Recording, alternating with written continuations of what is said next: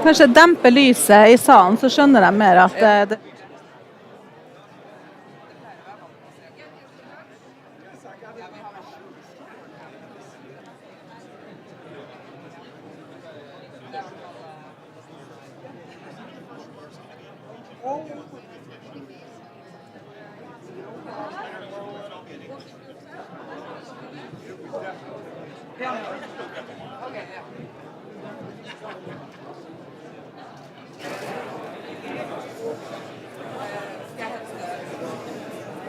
Ja.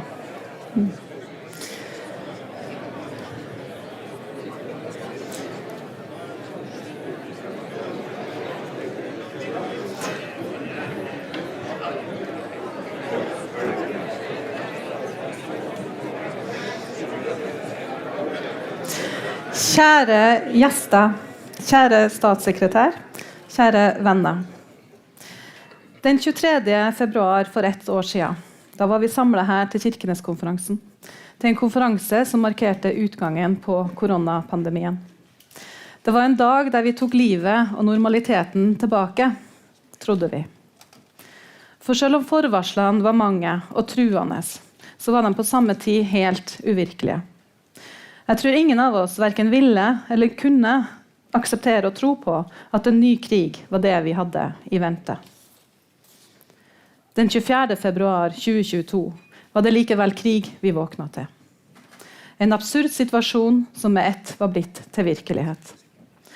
Russlands krig i Ukraina kom veldig nært her i Kirkenes fra første stund. Ordfører i Sør-Varanger, Lena Norum Bergeng, fordømte Putins krig fra denne scenen allerede klokka 9 om morgenen den 24. februar.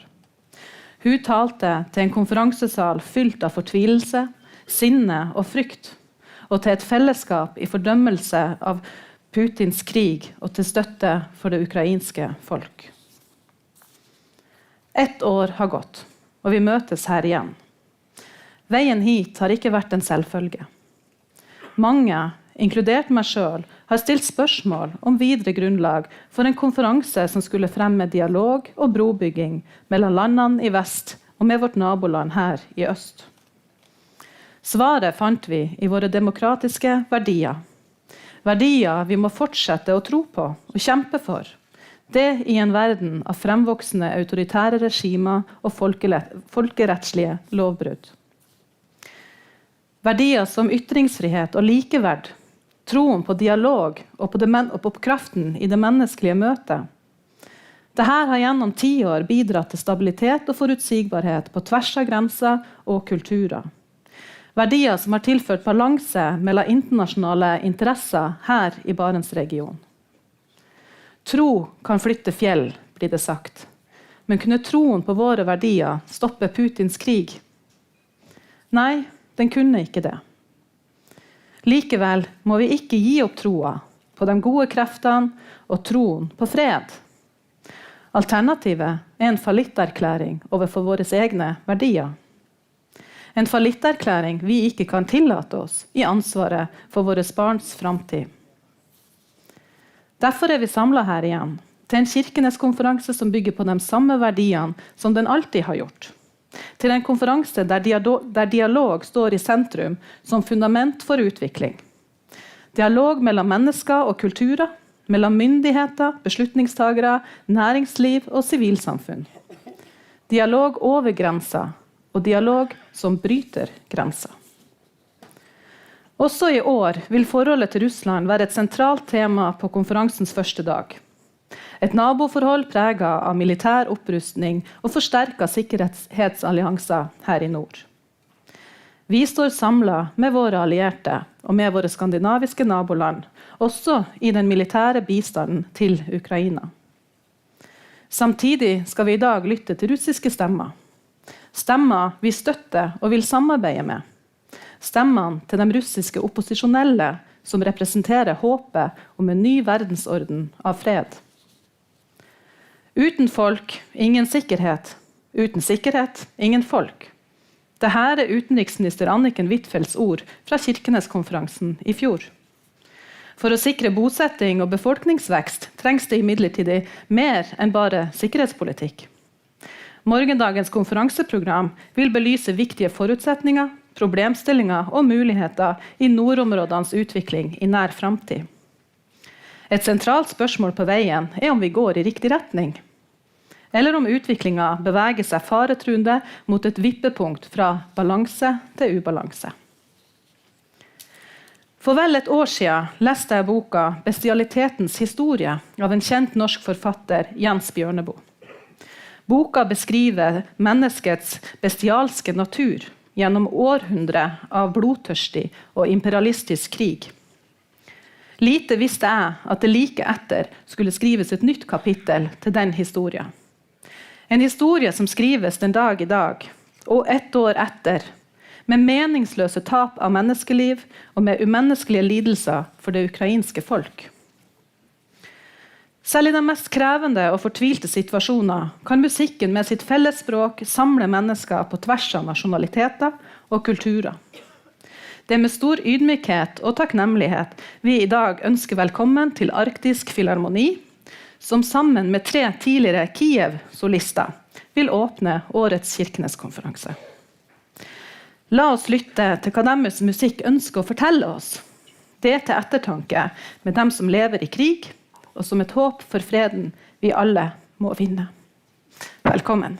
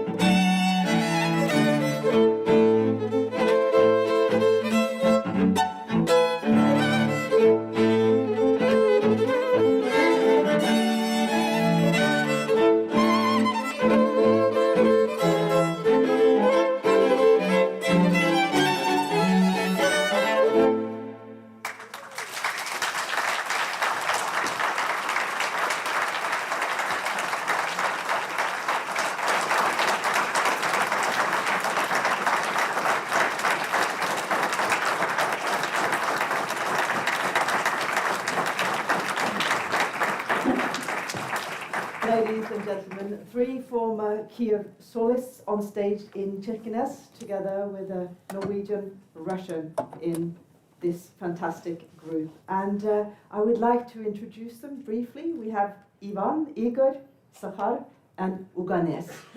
And Sahar, I have to ask you, because when the war broke out last year, you were in Norway. What happened? First of all, I want to say thank you, Norway. Thank you, all Norwegians, for help all Ukrainians. They are here. Thank you for your hospitality, for your humanitarian, military, and mental support. We feel safe here. We can feel your helpness so much. You are so kind people, really. Thank you very much. And we have opportunity here to introduce our culture here. It's very important for us in so bad times.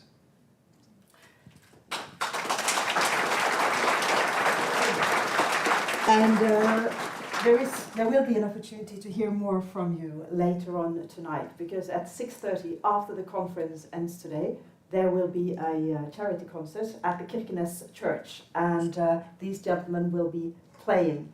But I have to also ask you, Uganes, you were living in Norway when the war broke out, and you are Norwegian and Russian. What is it like to be on stage playing with your Ukrainian friends here as the war is raging? It was very, very nice to have them here, and I was very glad to have so many good colleagues. For me, I feel the same people, Russian and Ukrainian, and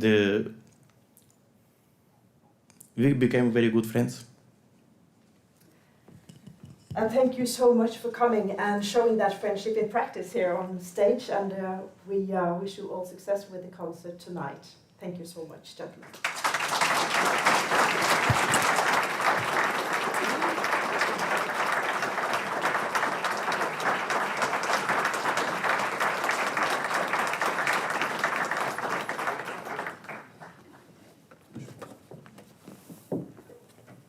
And now we're going to switch into Norwegian. Og på andre dag av Kirkeneskonferansen i fjor, som vi hørte, så gikk ordføreren på scenen her og fordømte krigen på det sterkeste. Et år senere så har krigen i Ukraina endret livet til millioner av mennesker, og det har også endret liv her i Kirkenes og i Finnmark. Men ordføreren er tilbake. Og som Guro sa, fallitterklæring og gi oss, så her skal ordfører Lena Norum Bergeng åpne ny konferanse. Ta henne godt imot.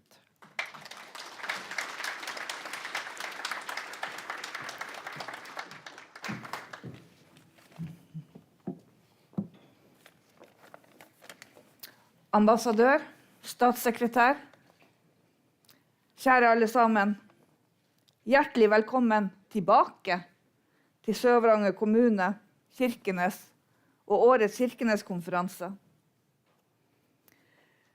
Siden Kirkeneskonferansen for første gang ble arrangert i 2008, har konferansen blitt et av de viktigste møtestedene for utviklingen av samarbeid i nord.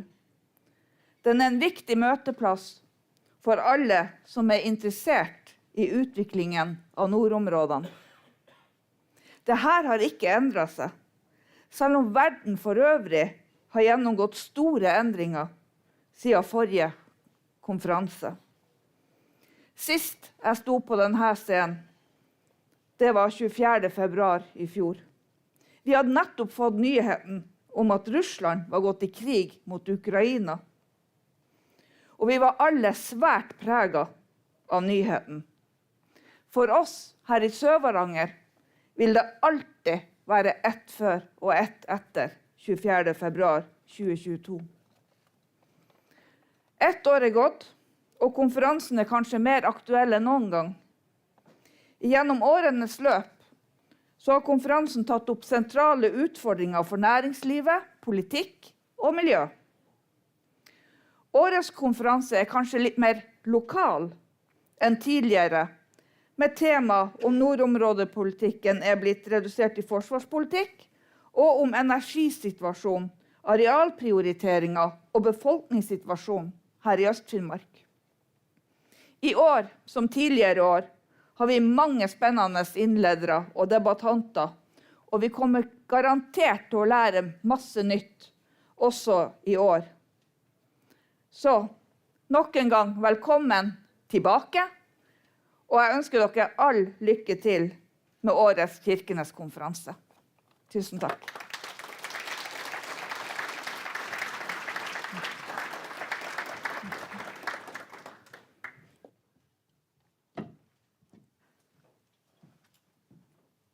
Krigen har samlet Europa. Den har også gjort Norge til Europas største leverandør av gass, og fått noen til å snakke om oss som krigsprofitør. Hvordan ser verden i dag ut, sett fra norsk utenriksdepartement? Det skal vi høre om nå fra statssekretæren, som tidlig fikk et tett forhold til Kirkenes. Ta godt imot han, Eivind Vad Petersson.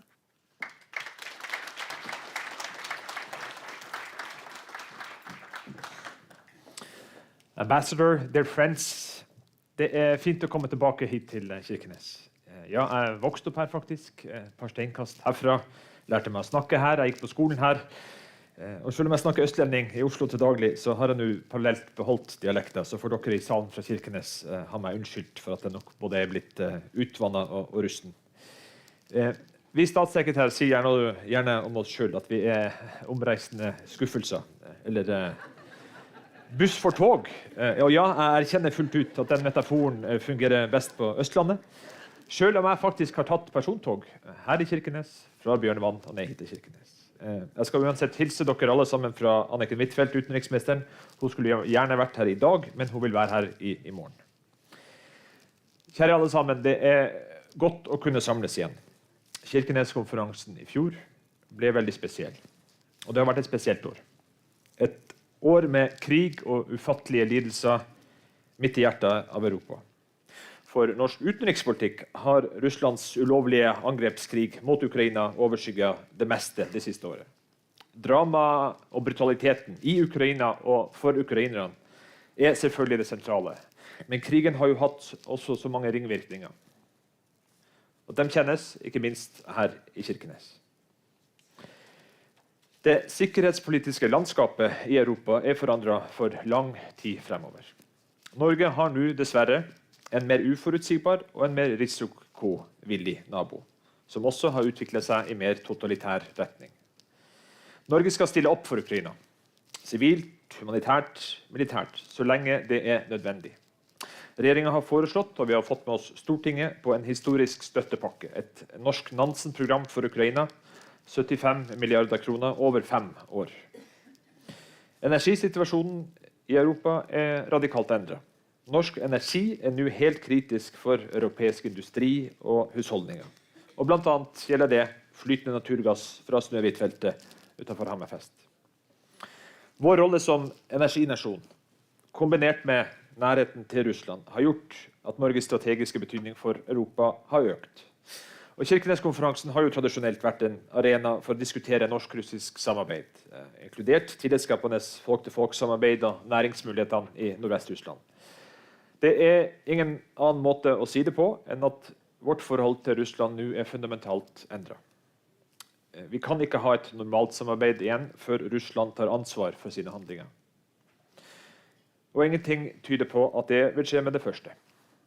Vi må legge til grunn at krigen vil kunne vare lenge. Men vi kan heller ikke velge bort vår egen geografi. Som naboland er det i vår interesse å opprettholde nødvendig myndighetskontakt om kritiske samfunnsfunksjoner, også for å unngå misforståelse.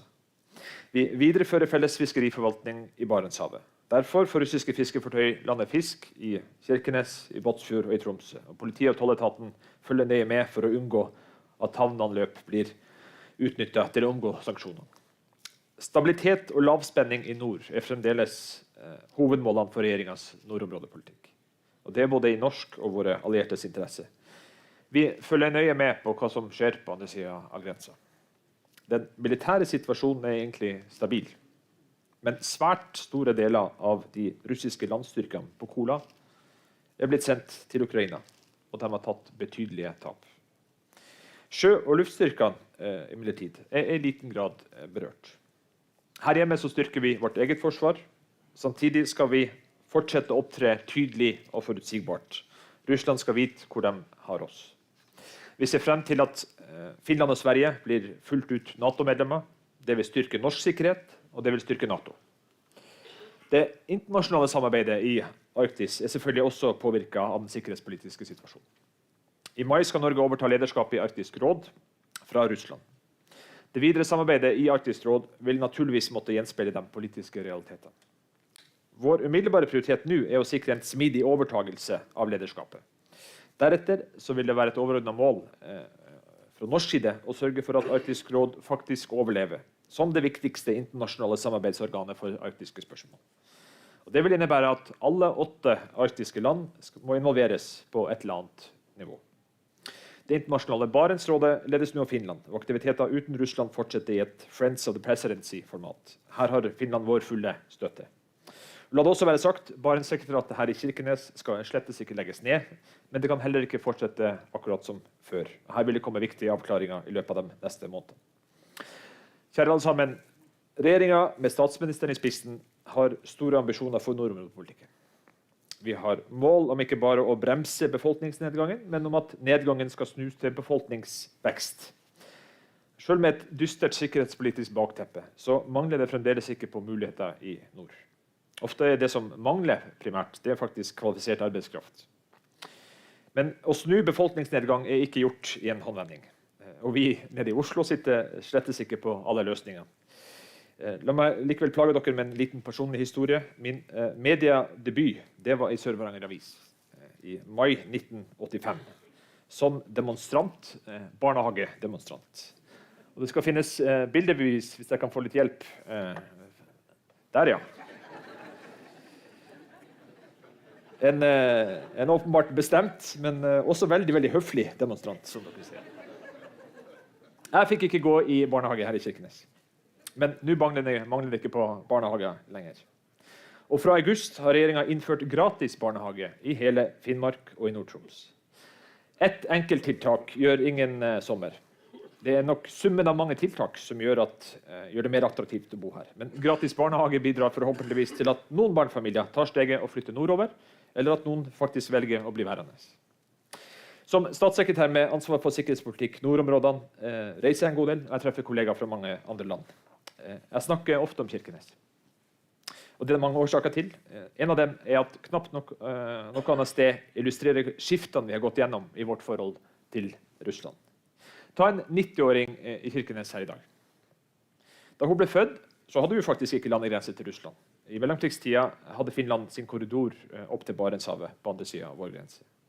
Men så kom krigen, Nazi-Tyskland okkuperte Norge, og i drøyt 3 år var Kirkenes en del av den brutale østfronten. Jeg husker godt hvordan vi lærte på skolen her i Kirkenes at nest etter Malta, øya i Middelhavet, så var det ikke noe annet sted som opplevde mer omfattende bombing enn akkurat Kirkenes.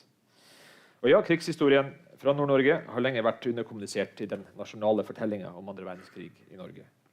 Høsten 1944 ble Kirkenes frigjort av den røde armé, med ukrainske soldater i sentrale roller, og etter noen måneder trakk sovjetstyrkene seg tilbake. Så gikk det ikke mange år før jernteppet senket seg over Europa. Under den kalde krigen så var jo grensa noen få kilometer herfra verdens eneste landegrense mellom NATO og Sovjet-Russland. Jeg husker det gjorde inntrykk på meg på 1980-tallet at om vi bare for opp til Storskog, så var det fremdeles strengt forbudt i det hele tatt å ta bilder i retning grensa og Sovjet. Men så kom også glasnost, perestrojka, Berlinmuren falt, Sovjet ble til Russland. Og for 30 år siden Kirkeneserklæringa om Barentssamarbeid, med Thorvald Stoltenberg i spissen.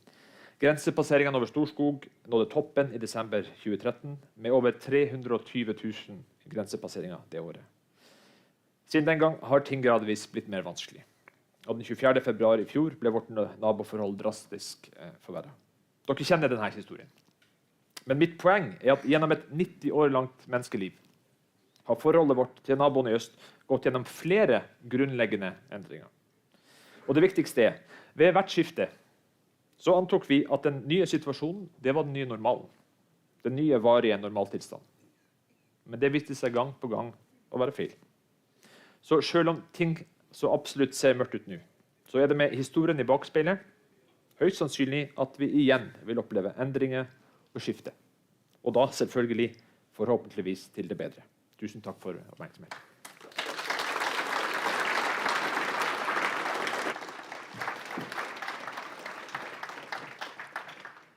Tusen takk til statssekretæren, som også tidlig tok ansvar for utvikling av samfunnet her oppe. Sametinget sier regjering, det er Sametingsrådet. Og vi skal høre fra et medlem av rådet.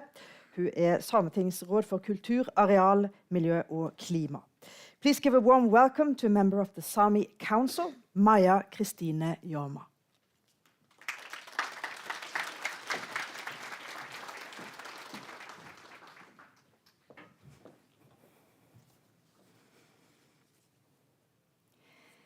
Börje Bjeje Gaigstones. Good afternoon, everybody.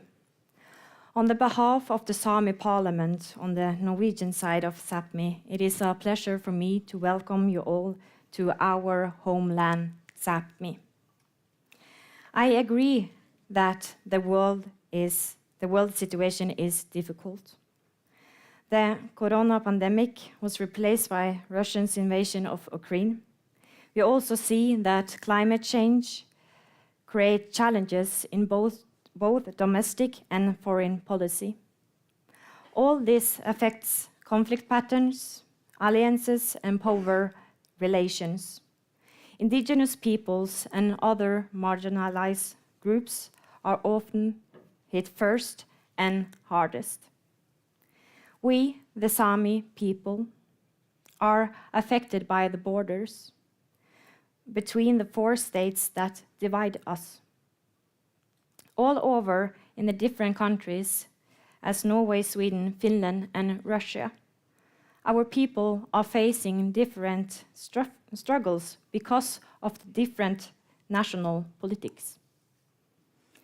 Unfortunately, Sami cooperation with the Russian side are in pause mode because of the war and the lack of trust between the Sami people across the borders. We worry about and think about our sisters and brothers every day, and we hope that the war will end soon. The war also contributes Europe into an energy crisis. This speeds up the green shift. That means that so-called green energy projects are realized and planned on a large scale in indigenous areas in Sápmi.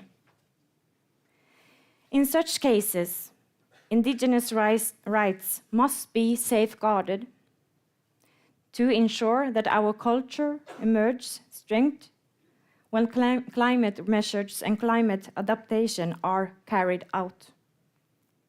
For that, funding is needed that benefits indigenous people. Let's face it, in the Arctic, the climate change goes much faster than projected for other world regions.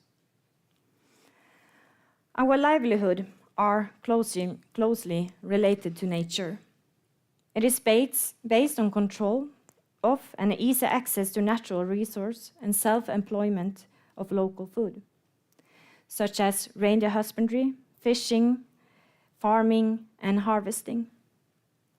This is not only a business practice, but also important as cornerstones for Sami culture, language, and traditions, a Sami way of life. Sadly, our practices are facing a double climate burden. The cumulative effects of new land use and climate change have already increased vulnerability and reduced the adaptive capacity of way of living to the extent that its long-term sustainability is threatened. Maintaining and improving the solution space to adapt is crucial for reducing existing impacts and projected risks of climate and land use change. I think that so-called green solutions often feels like a new colonization in many indigenous peoples' land. It is, in fact, that indigenous peoples have suffered from historic injustices as a result of colonization and disposition of their land, territories, and resources. And this is what we experience right now. In the name of the green shift, we see that the states give permits to companies to build new industry in our areas without our free, prior, and informed consent. This is a huge threat to our livelihood. We also see from the debate about wind power developments, electrification of gas power plant, the building of power lines, and proposed mining projects. We experience this all over Sápmi. The consequences and the cost may be difficult for you to understand. You may not have the knowledge, but you could respect it and take the Sami society's concerns seriously. It is necessary that the right and just measures are taken to prevent this from happening. The concept of climate justice is crucial. If it fails, our livelihoods will be further marginalized and may be displaced. This brings me up to the last day's development in the Fosen case. The Supreme Court of Norway had a historical judgment in 2021 where the licenses for wind power development on Fosen was ruled invalid. The constructions amounts to a violation of the reindeer herders' right to enjoy their culture under Article 27 of the International Covenant of Civil and Political Rights. Today, it is 506 days ago and since the ruling in the Supreme Court. We see that our youth are taking the fight in Oslo. They demand justice and faith for the future. I am hoping the conflicts ends as soon as possible and that the state stop ongoing violation of human rights and takes measure to reparation. This is not only important for this case, but for our future and the Sami trust in the state.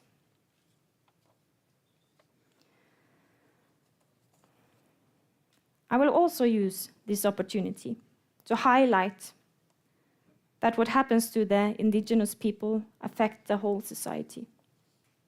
I have mentioned the situation in Russia and silencing of the Sami people. I will also mention the struggle with mining and other so-called industries, green industries.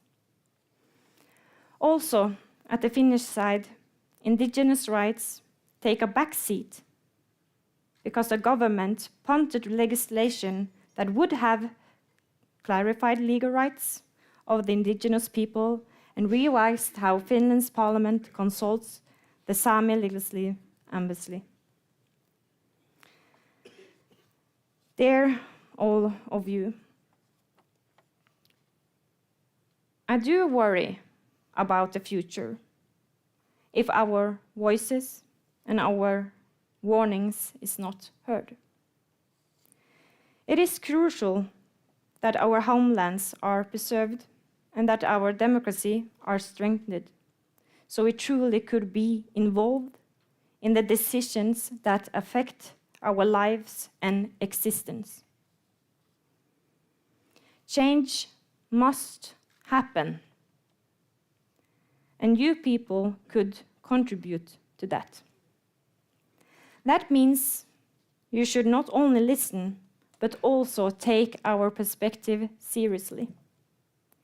We want to contribute to face these challenges we are facing. We are here, and we still want to be here in the future.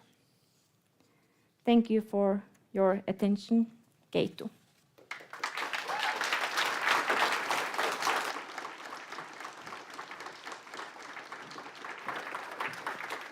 Tusen takk, Maja Kristine Jorma. En direkte følge av krigen i Ukraina er at Finland har søkt NATO-medlemskap. Og vi skal høre fra Finland nå, og utenriksminister Pekka Haavisto.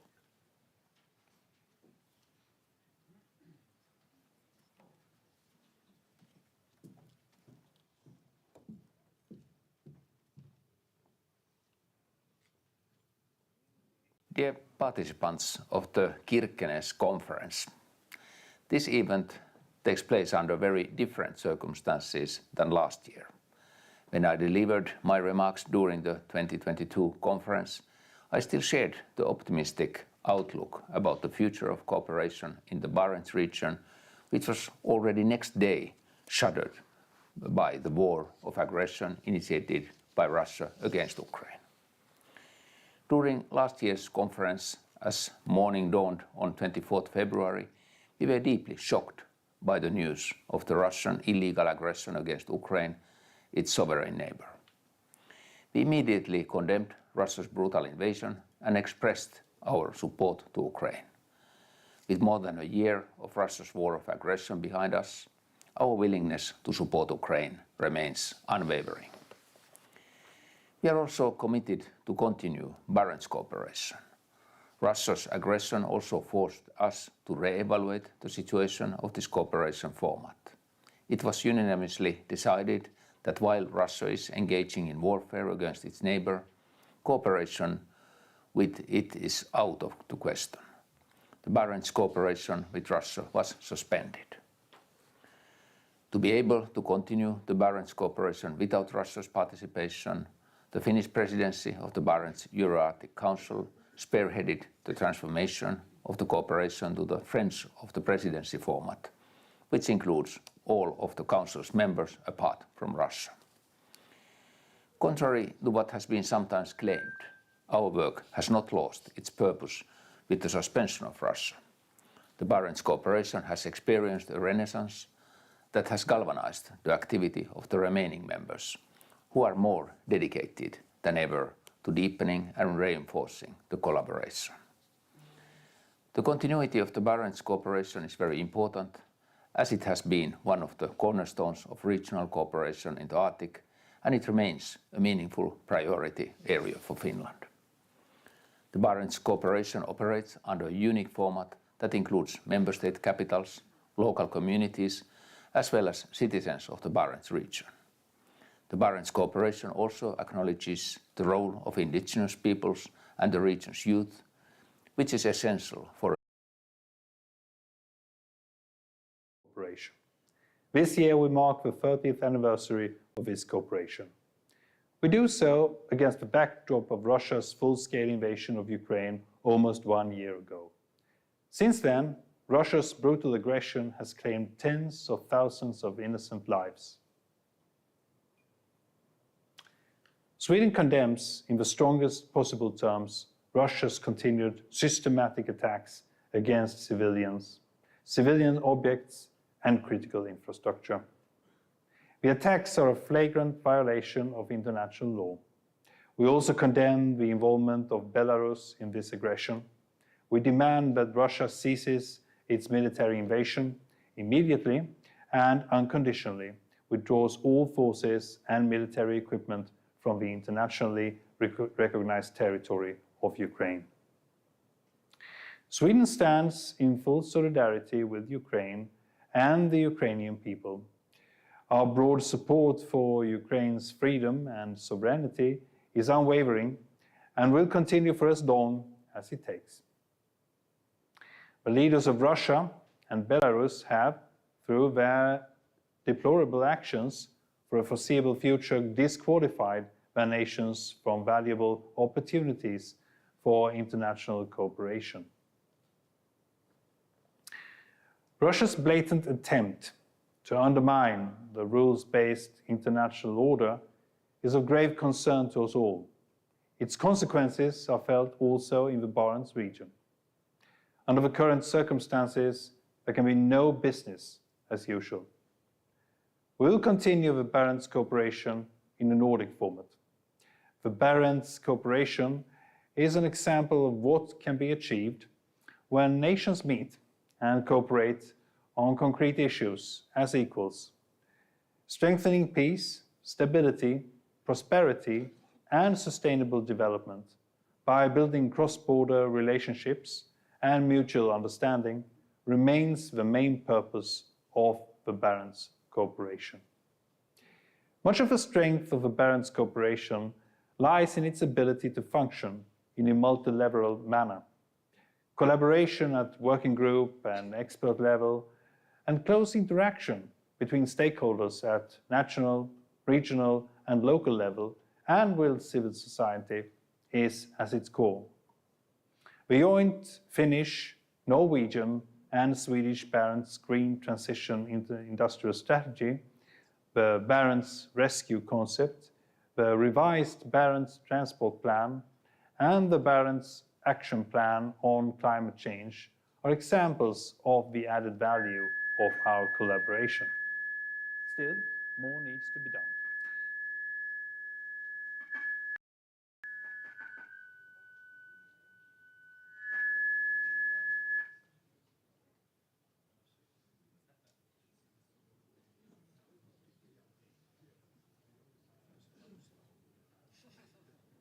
For women and men, civil protection, security of supply, health, and social issues. Reliable cross-border infrastructure is also necessary to make the Barents region attractive to live and work in. I see 3 areas where there is a particular need and indeed an opportunity to strengthen our cooperation. Firstly, the environment. Climate change is one of the greatest challenges of our time. It has seriously affected the Barents region with severe consequences for ecosystems, societies, communities, and the livelihood of indigenous peoples. The recently adopted Nordic Green Transition Industrial Strategy, together with the Action Plan on Climate Change, are important contributions to speeding up the environmentally friendly transition of our region. Secondly, people-to-people cooperation, not least between the young people in our region. It builds long-term relationship, increases understanding, and makes our lives richer. The youth platform developed by the Council of the Baltic Sea States, the CBSS, is a valuable contribution to this end, and we encourage young people from the Barents region to take part in this work. Thirdly, civil protection. Going back. Putin's unprovoked invasion of Ukraine a year and 7 days ago reminds me of another event in world history. On April 9th, 1940, Hitler launched an unprovoked invasion of Norway 82 years ago. According to the United States State Department Assistant Secretary of European and Eurasian Affairs, Karen Dunfield, quote, "The war in Ukraine is a war that was not provoked, a war that resulted from a decision of one man, Vladimir Putin, who wants to erase Ukraine from the map." This raises complicated questions of what should NATO allies' relations with Russia be after the real-life drama of Ukraine is finally over. These are questions for Norway and the United States right here in the Arctic. This is a very personal issue for me because my wife's family fled the Nazis from their comfortable life in Berlin. In 1945, my father-in-law, the noted international businessman Fred Fallick, was living in New York and had to deal with these same issues as you will here in Finnmark, when your neighbor to the east finally withdraws from Ukraine. Right now, until Putin is defeated, the Biden administration's policy toward Russia is very clear, crystal clear, and I want to make it very clear to all of you. I quote from Derek Chollet, the senior State Department counselor in charge of all America's Arctic strategy. He said the following: "Russia's unprovoked war of aggression against Ukraine has upended decades of cooperation and collaboration among the 8 Arctic states. Russia has the most territory and population north of the Arctic Circle. It is an important Arctic nation. But Moscow's decision to invade this neighbor, an independent and sovereign state, makes cooperation virtually impossible in the foreseeable future." Standing here, just miles from the Russian border, in a region that has brought forth a wave of cooperation following the end of the Cold War, I should be more optimistic about the return to improved relations with Russia. But I am not, any more than I imagine Norway would have improved relations with Germany if Hitler had remained in power. Right now, it is hard to see how we can get back to real dialogue based on mutual trust, especially since our Vice President, Kamala Harris, so vividly outlined a few weeks ago at the Munich conference the war crimes being committed today in Ukraine by Moscow troops and mercenaries. Russia's aggression in Ukraine is fundamentally and ultimately violated the trust of the West, which had built in Europe. The US and Norway must continue to stand with Ukraine in the defense of freedom and democracy. The United States has provided tens of billions of dollars of security assistance, humanitarian aid, and economic aid to Ukraine. I was so proud to be in person at your parliament in Norway to witness in person your prime minister and your parliament as they proposed a new 5-year multi-billion-dollar commitment in both humanitarian and military aid to President Zelensky. This is a challenging period. I never thought we would witness a threat to the rules based on international order in Western Europe since the end of World War II. Moscow's actions have set new precedents in European soil, undermining all international principles vital to peace and security. Putin has unified NATO and has brought Finland and Sweden, hopefully soon, into NATO. These principles extend beyond Ukraine. These principles extend beyond Europe. These rules are underpinning global stability. A very case was made about this by my late friend Madeleine Albright, who warned in her many books about what would happen with Putin in the future. Madeline and I traveled the world on behalf of the National Democratic Institute, watching good rules of governance trying to flourish in the darkest corners of the globe. Now, it's right here in Norway's neighborhood. In my opinion, democracy is the only responsible way to resolve this crisis. We must do it with diplomacy. Nevertheless, your Chief of Defense, General Erik Kristoffersen, is prepared for any contingencies. The Arctic is an incredibly well-governed region. A strong rules-based international order lies under the security and stability of the Arctic.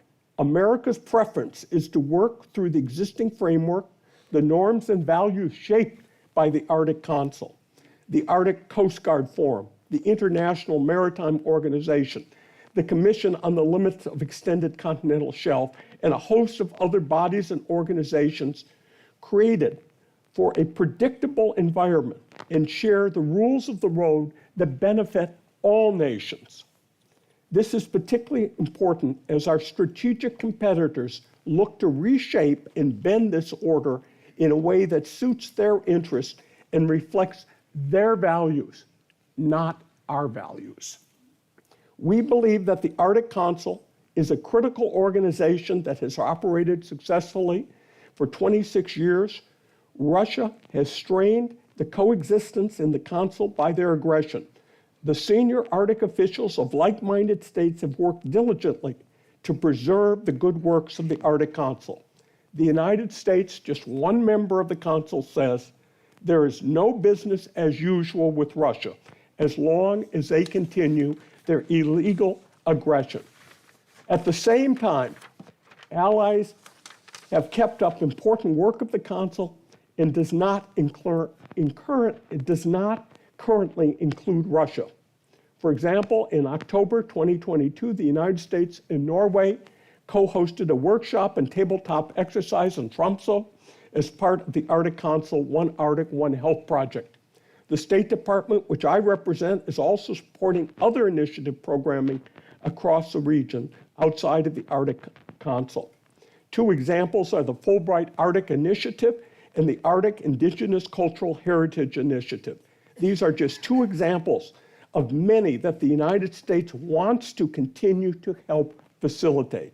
The U.S. government also strengthens the number of people who are currently working on Arctic issues. Here at our embassy in Oslo, we have dramatically increased these efforts, as well in Washington, D.C. The Biden administration has just nominated Dr. Mike Swanfranca, the current chair of the U.S. Arctic Research Commission, as our first ambassador at large to the Arctic region.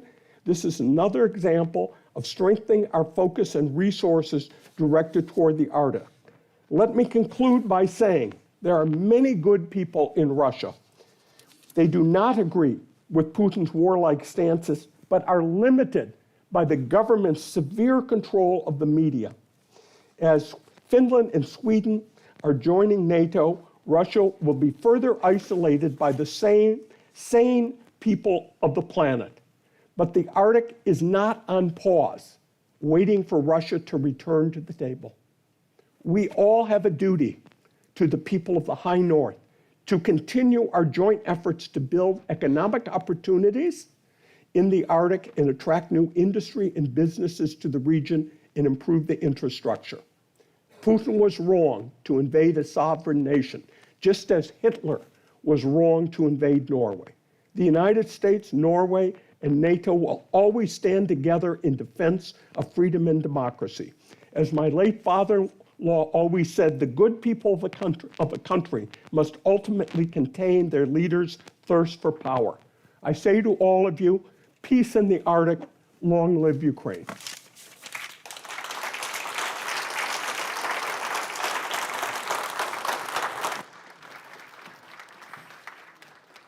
Clear message there from the US Ambassador, Mark Nathanson. Thank you very much, sir.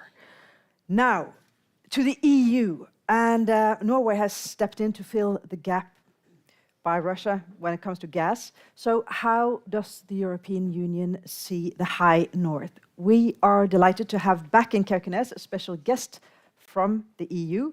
She is the Deputy Director for Eastern Europe and Central Asia and Head of Division for Russia in the European External Action Service. Please give a warm welcome back to Audrone Perkauskiene.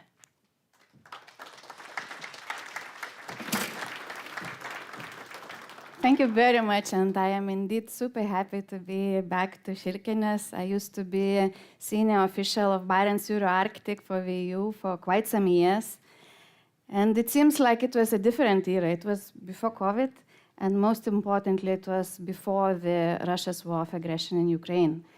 And I fully agree with Ambassador Nathanson. Indeed, Russia's invasion was a watershed moment in Europe's history and started the gravest period since the Second World War. It constitutes the most significant and direct threat to both European and global security. And therefore, we also fundamentally altered our perception of and our approach towards Russia. And I will try today to briefly explain to you how we see Russia now during this very, very complicated time. Before the full scale of invasion of Ukraine by Russia, the EU's policy was based on 5 guiding principles, endorsed in 2016, already after Crimea. And let me recall you that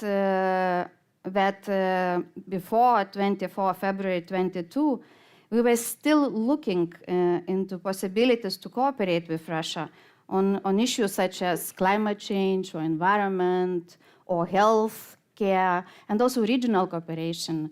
Minister of Sweden mentioned Council of Baltic Sea States, Barents Euro-Arctic, also Black Sea, and also, of course, the Arctic.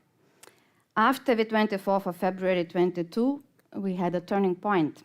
And today, more than a year into Russia's war of aggression in Ukraine, we have a 3-vector strategy. And it's quite simple, I would say. Support Ukraine, pressure Russia, and reach out to the world. First, on our support to Ukraine. The EU has been with Ukraine from day one. And we have mobilized more than 67 billion euros for Ukraine and its people. We have mobilized all the tools at our disposal at an unprecedented scale, and broken a taboo, immediately mobilizing lethal military assistance to a country at war.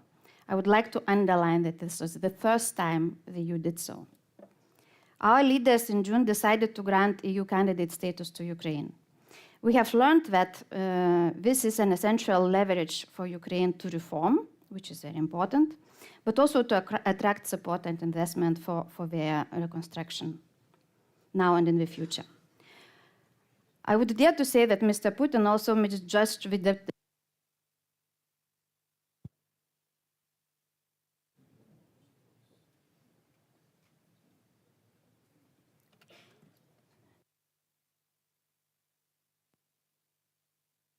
About Mr. Putin's misjudgment. Oh. You don't hold it. Okay. So.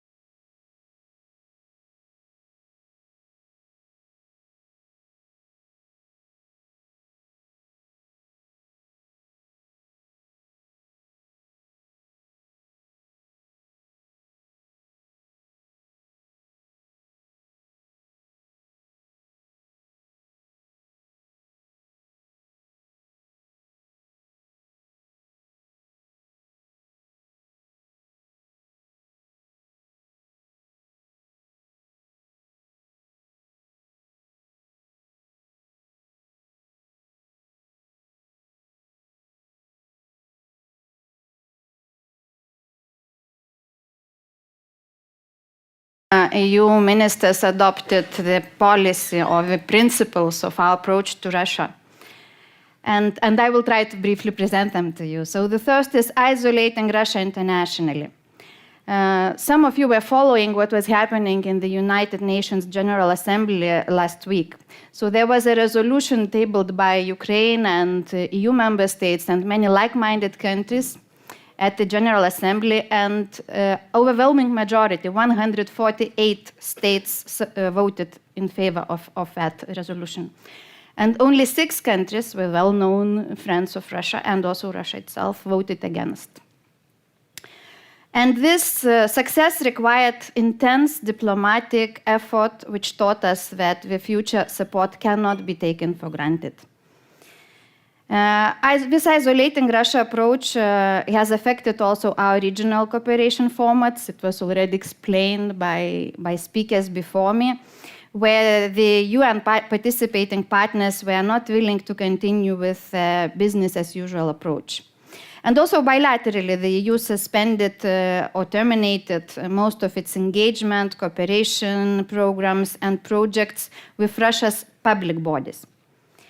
Second principle would be pressuring Russia, and you may know that today Russia is the most sanctioned country in the world. And our sanctions are unprecedented and are imposing a high cost on Russia.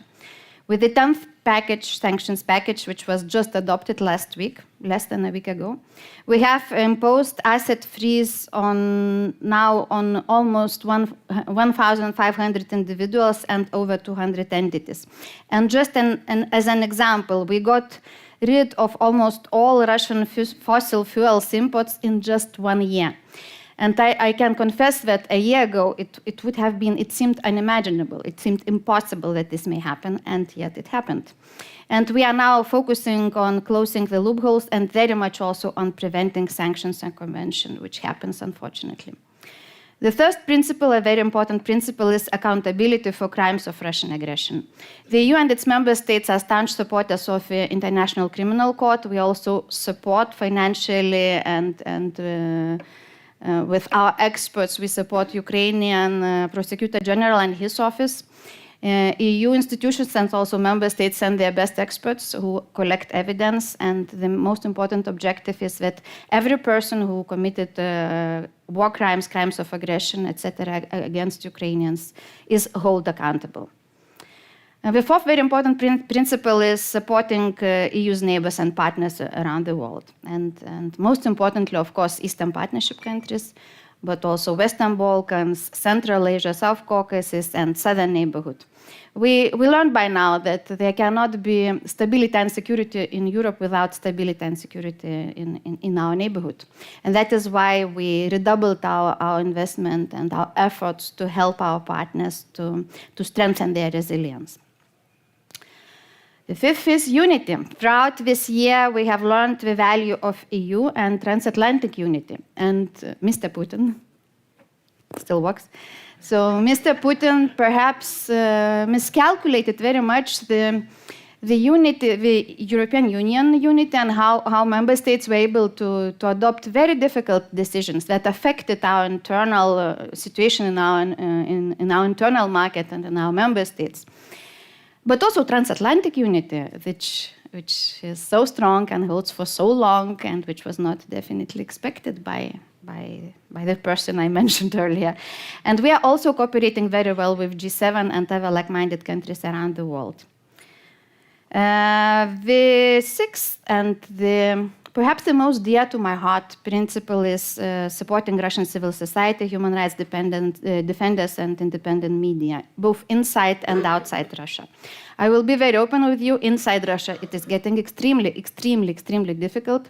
But since a big number of media representatives, human rights defenders, civil society activists fled Russia, we are also trying to help them outside Russia.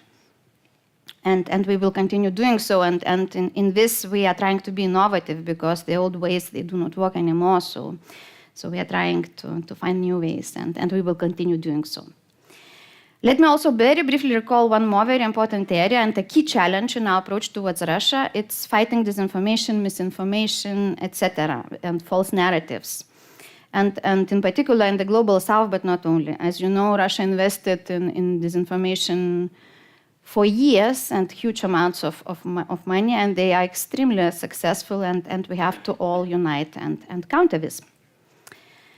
Now, looking ahead, we should be prepared for the long haul. I have no optimism here.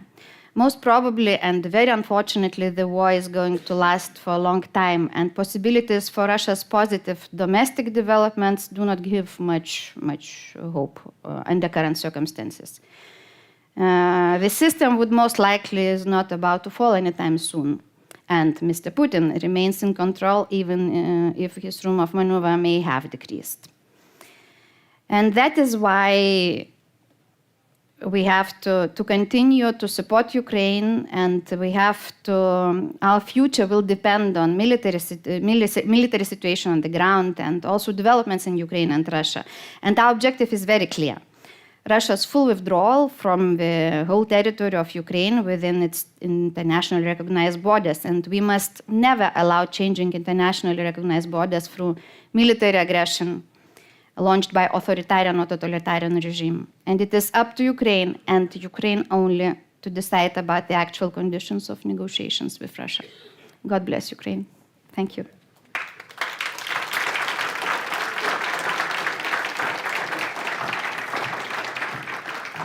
Thank you so much. And just a question before you leave us now. You mentioned the candidate status for Ukraine, who very much wants EU membership. What is the biggest challenge that remains? I would say granting Ukraine candidate status is yet again a thing which would have been unmanageable a year ago. And this is a huge achievement for Ukraine, and they very much deserve it.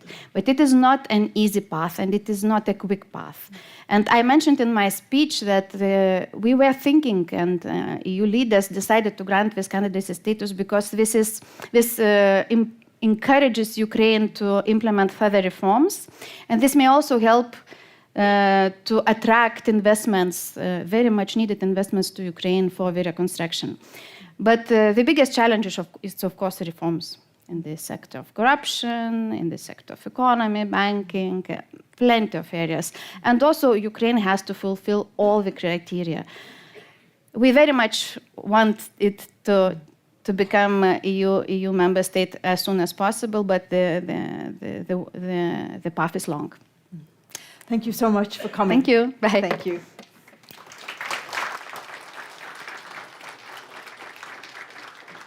And now we're going to turn to the cooperation side here in the Arctic. We've heard several speakers touch on it so far. Two institutions at the core, they have chosen different paths when it comes to Russia, the official body for cooperation between governments in the Barents region, the Barents Euro-Arctic Council, where Finland now holds the presidency. And we have with us Jari Vilén. Please give him a warm welcome. Yeah.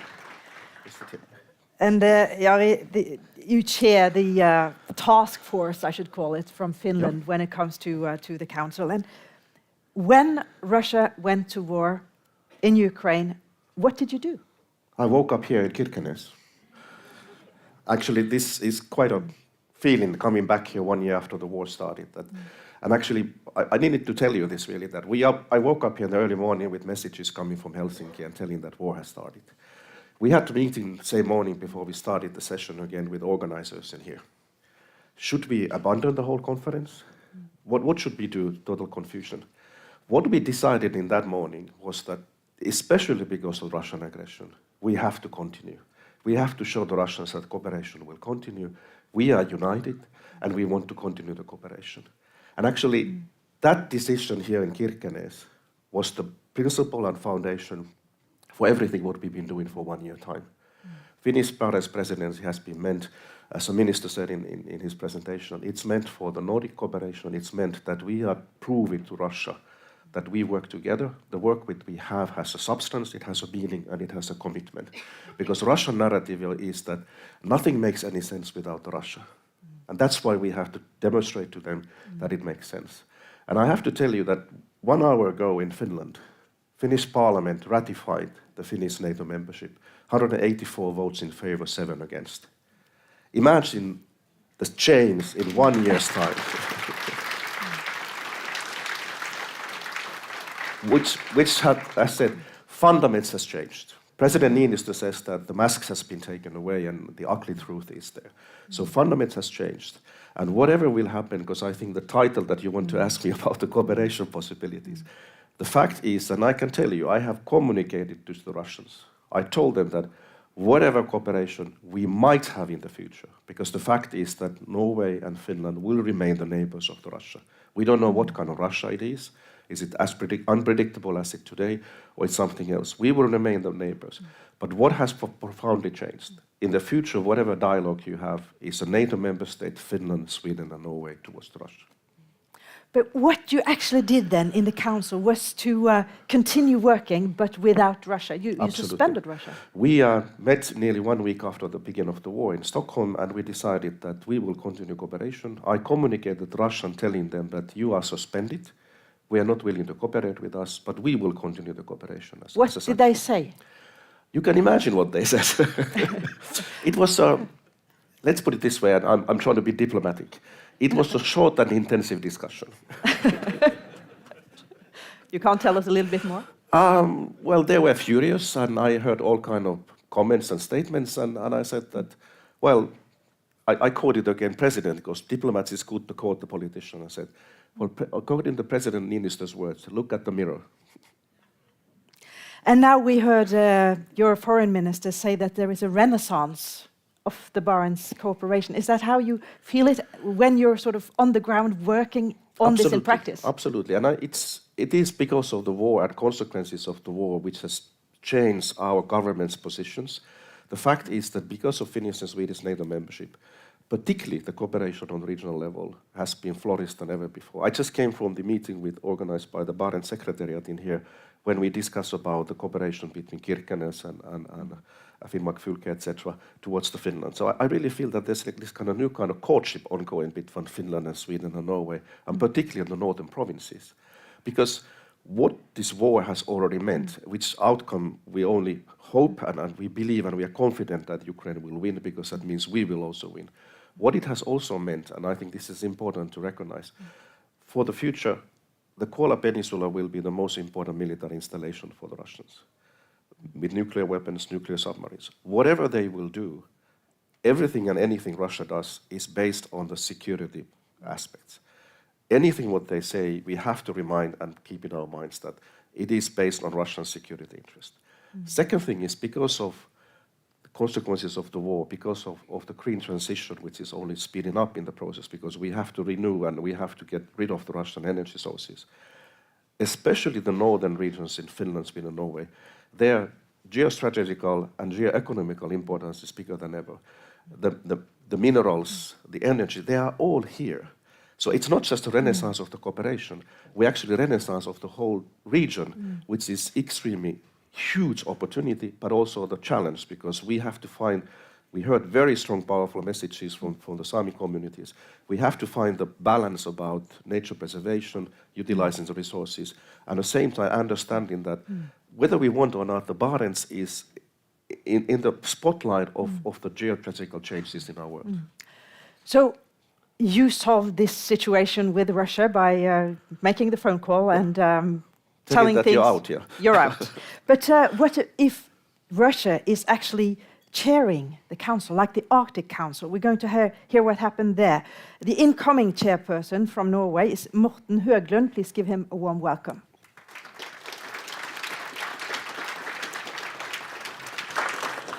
Morten, you heard now the Finnish way of doing things. Yes.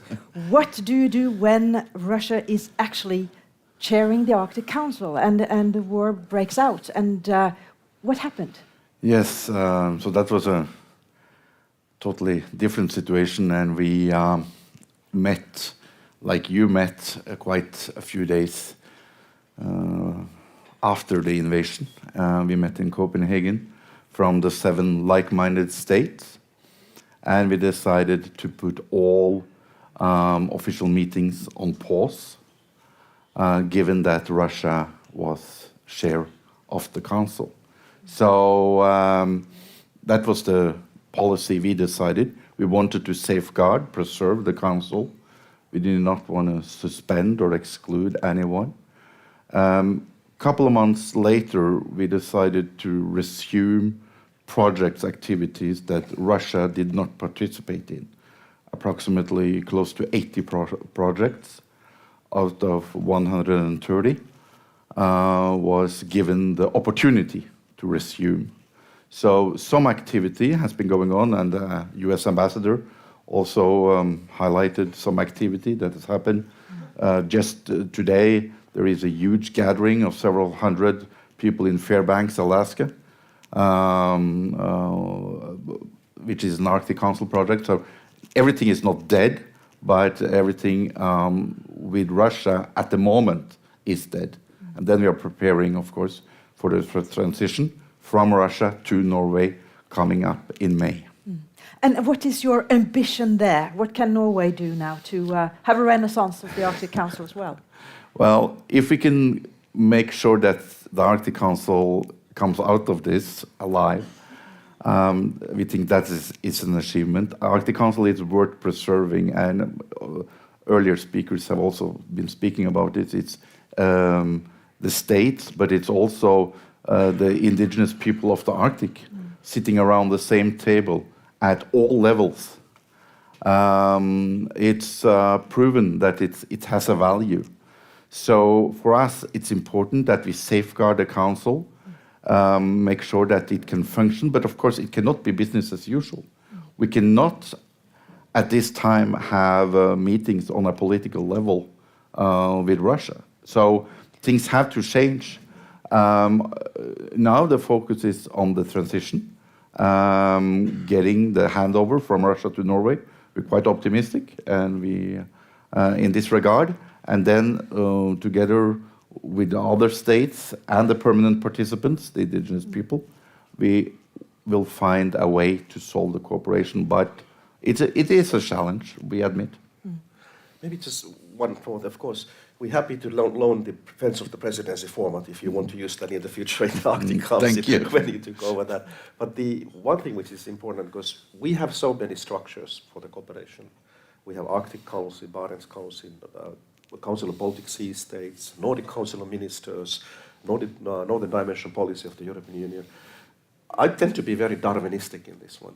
As the minister said, we decided to preserve the structures because the structures has been, for example, in Barents for 30 years. And they have a certain value also for the future. Maybe we cannot use them in 10 years, 15 years, but we wanted to keep the structures, but find the practical way going forward.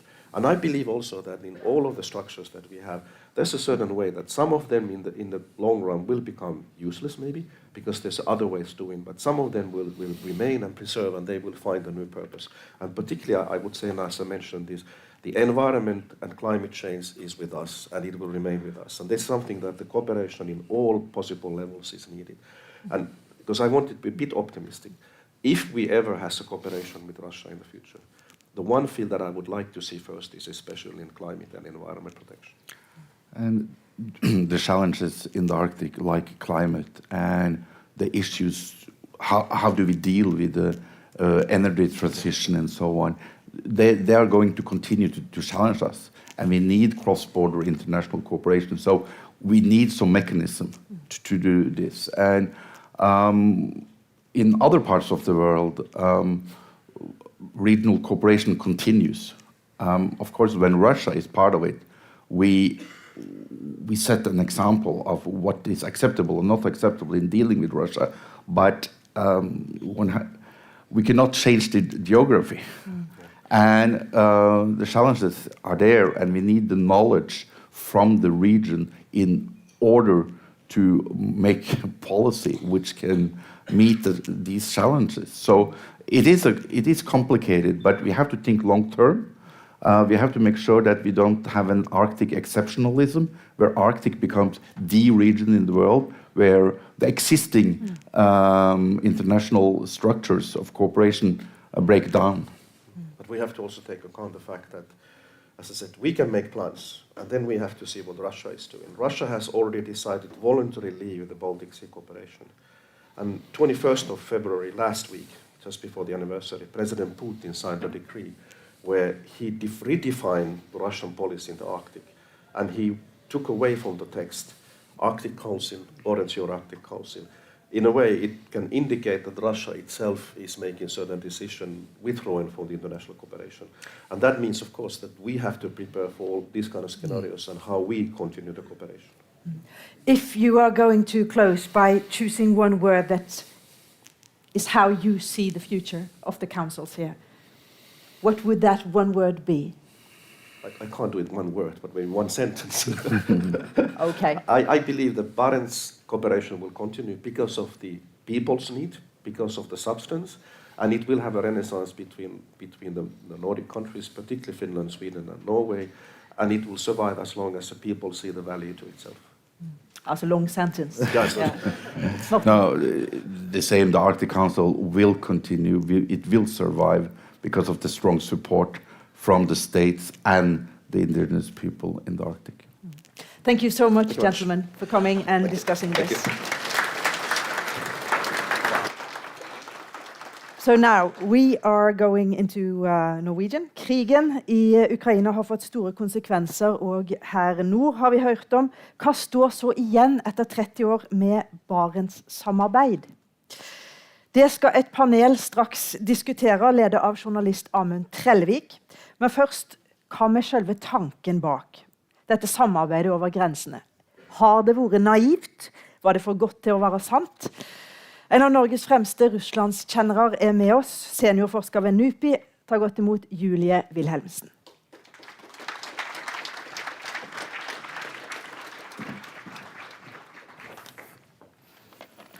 Tusen takk. Og jeg står her egentlig veldig ydmyk for å introdusere dette panelet om erfaringer fra 30 år med Barents-samarbeid. Fordi erfaringene det ikke jeg som har, men de som kommer til å sitte I panelet.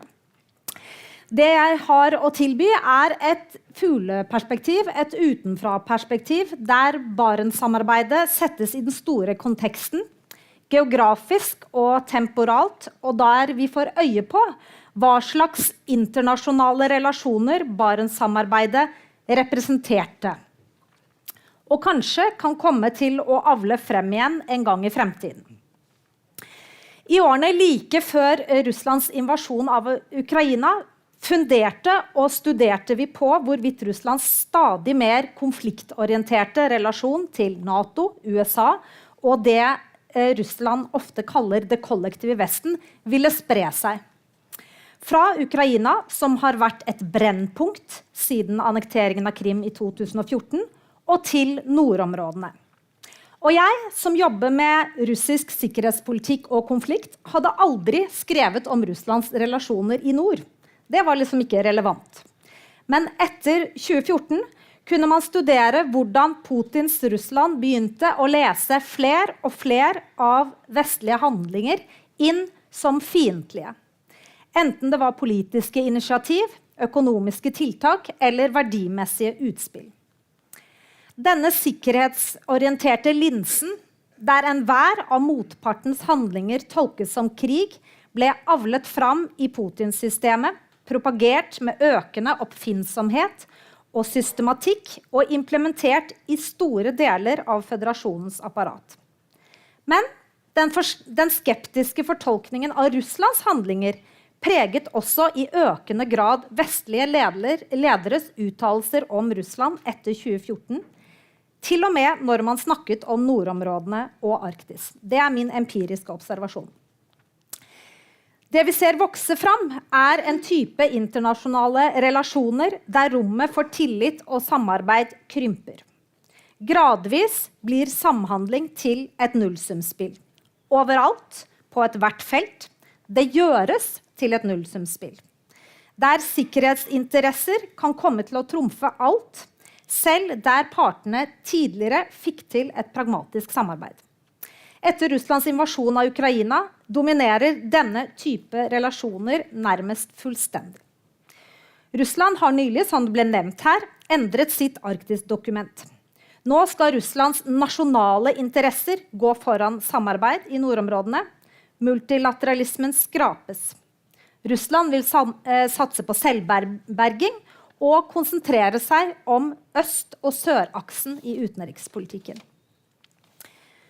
Og det tyske Zeitenwende et begrep som passer utviklingen også på vestlig side.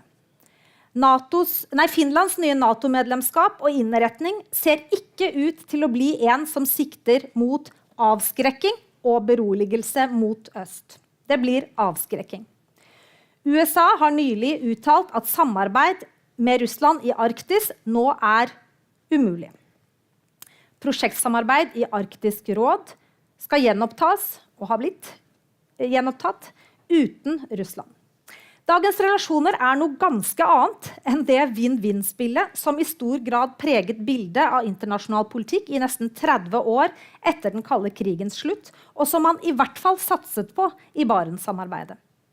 Barentssamarbeidet ble muliggjort av endrede strukturelle betingelser i verdenspolitikken, nemlig bortfallet av den kalde krigen og en globalisert rivalisering mellom Sovjetunionen og USA. Men det ble også muliggjort av statslederes visjonære tenkning og mot til å ha tillit og begynne samarbeid. I 1987 lanserte Gorbatsjov i Murmansk-talen ideen om en ny utenrikspolitisk tilnærming i Arktis, for å hindre at området igjen skulle bli en arena for potensiell krig og militarisering. Det skulle snarere bli en arena for fred og samarbeid.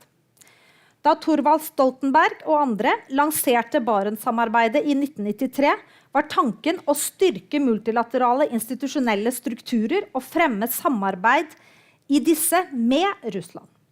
Man trodde og satset på forandringskreftene som lå i samhandling innenfor forpliktende internasjonale strukturer. Man tonet bevisst ned sikkerhetsinteressenes betydning og løftet opp aktivitet på tvers av grensene på det økonomiske, kulturelle, miljø, helse- og utdanningsmessige felt for å skape sikkerhet. Sikkerhet skulle vokse ut av samarbeid. I dette rommet, skapt av nye strukturelle betingelser og visjonære politiske ledere, vokste det fram et formidabelt samarbeid på mange felt. Det oppstod et substatlig diplomati. Folk i nord ble på et vis drivere av en spesiell type samarbeidende utenrikspolitikk. Og dette var en regional suksesshistorie og også en nasjonal suksesshistorie. Delelinjeavtalen fra 2010 vokste ut av denne type samarbeidende utenrikspolitikk. Dette en suksesshistorie hvis tid nå foreløpig synes å være forbi. Først og fremst fordi Putins Russland avler relasjoner preget av mistillit, kompromissløshet og konfrontasjon. Og fordi det Russland det går an å ha tillit til og samarbeide med, nå undertrykkes og misbrukes i regimets forkvaklede politikk. Men også fordi stormaktsrivaliseringen brer om seg. Det strukturerer stadig flere geografiske områder og saksfelt. Rommet for regionale samarbeidsinitiativ på tvers av den nye øst-vest-grensen har blitt ørlite. Og de visjonære statslederne, hvis de finnes, har en tung jobb med å holde rommet oppe på vestsiden og ingen drahjelp fra østsiden. Den nye frakoblingen, som et veldig mye brukt ord i diskursen, den nye frakoblingen vi vitne til nå, kanskje nødvendig. Og den vil sannsynligvis vare. Det jeg helt enig med de talerne som har vært her oppe frem til nå. Men jeg vil si til slutt, dette kan ikke bli en fremtidig ønsket tilstand. Faren for å undergrave egne interesser, gode verdier, fremtidig Barentssamarbeid stor hvis frakobling blir visjonen for relasjoner i Barentsområdet og med Russland på veldig lang sikt. For det første tror jeg at man nødt til å få til et samarbeid selv i denne krisesituasjonen vi i, selv i krigstiden, på konkrete saksfelt Folk må reddes opp av havet. Det må man samarbeide for å få til. Fiskeriet bør gå sin gang, og man må ha et samarbeid rundt det, selv om det lite. For å ta 2 eksempler. Miljøutfordringen også nevnt. Det viktig for alle, for alles interesser.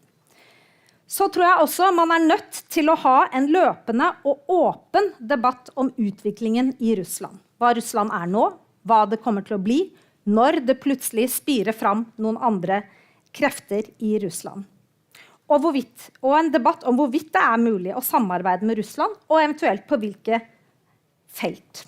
For den øredøvende enigheten som jeg synes vi ser vokse fram i dag, ikke nyttig. Vi har diskusjon om Russland fordi vi burde ha det, ikke fordi vi Putins løpegutter.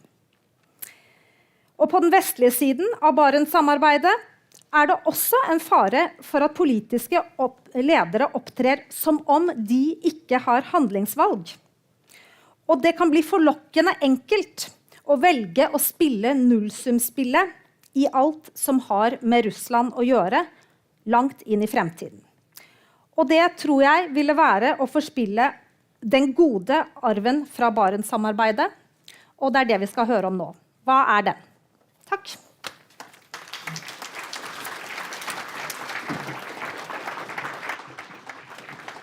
Tusen takk til Julie Wilhelmsen, og da skal vi ha inn vår debattleder Amund Trellevik, som journalist med spesialfelt på Russland. Ta godt imot Amund.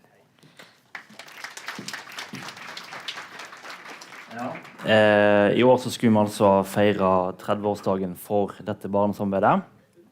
Altså denne Kirkeneserklæringen som ble signert i 1993, som har dannet grunnlaget for det som senere blir kalt folk-til-folk-samarbeidet. Altså det at vanlige folk har kontakt på tvers av landegrensene i nord. Denne 30-årsfesten ble utsatt da, kanskje på ubestemt tid, kanskje festen avlyst. Men det som skjedde for 1 år siden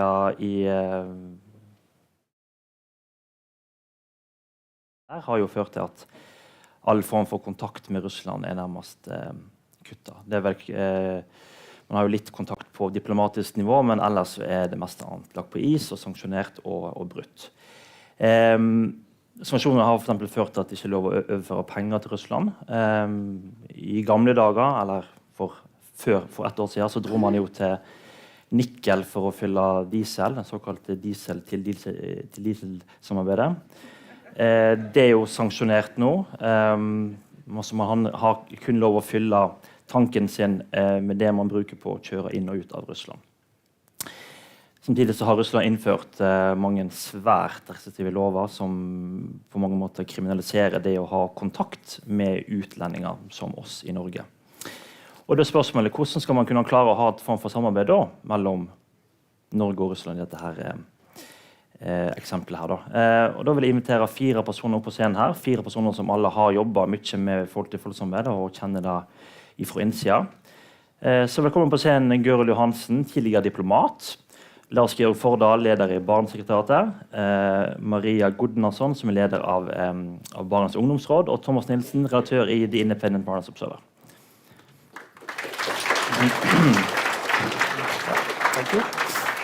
Jeg kan stå litt sånn her. Kirkenes jo kjent for omstillingspakker, Lars Georg.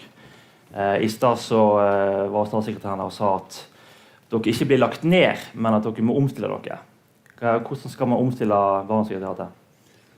Ja, det jo sånn at vi har faktisk brukt regionale problemer og utfordringer i nord som utgangspunkt for samarbeid med Russland i ganske mange år.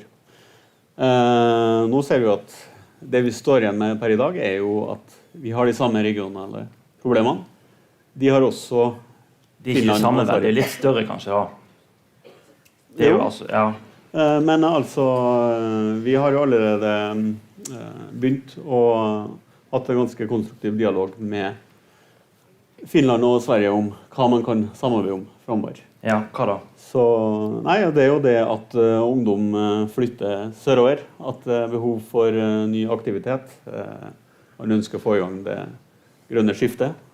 Og så det jo det at Russland har endret seg, jo I hvert fall et stort sikkerhetsproblem som både vi og også Finland har, så bare der det masse elendighet. Det et behov for å se på I fellesskap. Så det allerede dialog for å gjøre ting konkret sammen. Ok, så mer på sikkerhet og militære da. Det jo nesten flere militærfolk her enn folk I idrett I dag. Ja, men for eksempel så har jo vi en havn I Kirkenes. Før den konferansen her så hadde vi et møte med rundt 40 norske og finske bedrifter og representanter som snakket om hvordan kan Finland ta I bruk havna I Kirkenes, for eksempel.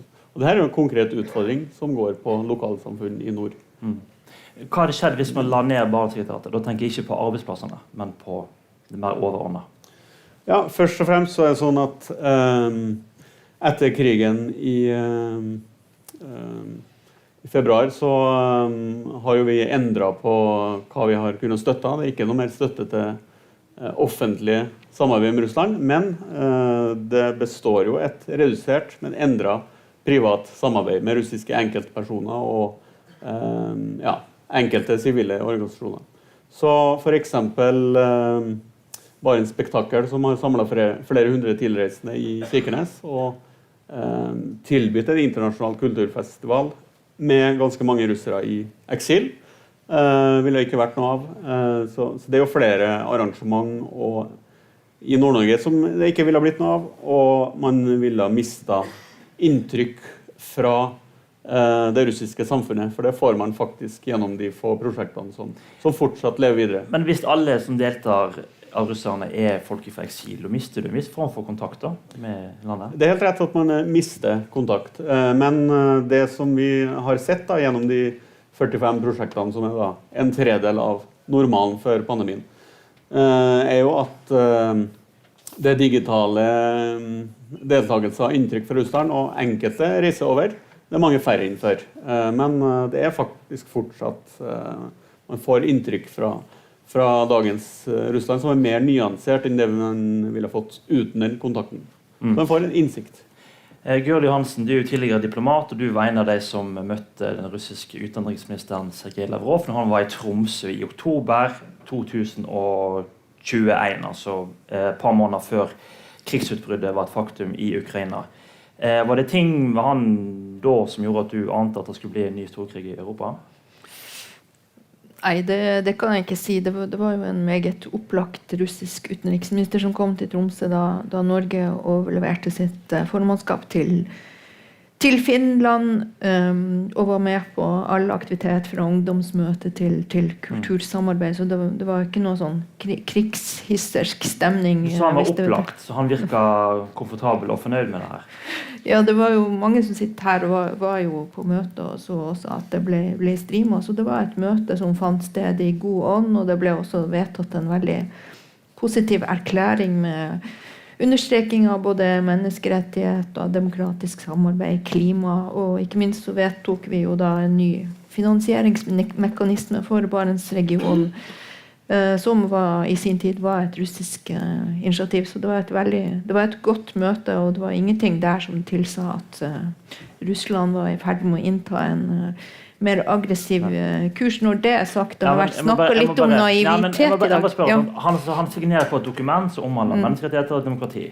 Så går det 3 måneder, så står han på TV og forsvarer invasjonen I Ukraina. Hvordan kan det skje? Jeg har lyst til å si at det var jo ingen av norske myndigheter, diplomatiet, som gikk blåøyd inn I det møtet og tenkte at her møter vi en sann demokrat. I all den tiden jeg har vært utstasjonert I Russland og jobbet med Barentssamarbeid, så har jeg ikke vært naiv, eller det har vært sterk bekymring for utviklingen I Russland, både I Ukraina. Jeg var personlig utstasjonert I Murmansk I 2014 og følte på den kalde brisen som kom da. Så det var ikke sånn at man trodde at man satt og snakket med en demokrat. Det var det ikke. Nei. Hva har kommet ut av det som har skjedd det siste året, altså bilateralt Norge og Russland? Etter krigsutbruddet. Eller hvordan forholdet I dag? Nei, det jo et forhold som tidligere har vært preget av pragmatisk samarbeid, men ikke naivitet. Men det Norge jo tydelig på sin linje overfor Russland i dag, som statssekretæren også sa tidligere i dag. Så det jo et kjølig forhold. Ja. Kan Barentssamarbeidet bli på kort sikt aktuelt igjen? På kort sikt personlig? Nei, det tror jeg ikke. Thomas Nielsen, du redaktør i The Independent Barents Observer. Du en av veldig få i salen her som har lenket deg fast til en smeltovn i Nikkel. Det var vel starten på din karriere som russlandsreisende, og fulgt landet tett, sier da. Hva Barentssamarbeidet for deg i dag? Altså, den lille lenkeaksjonen i Nikkel var et par år etter at jeg begynte å reise rundt på Kolahalvøya. Nei, altså Barentssamarbeidet, det var en god, utstrakt hånd til et nytt Russland i en demokratisk retning.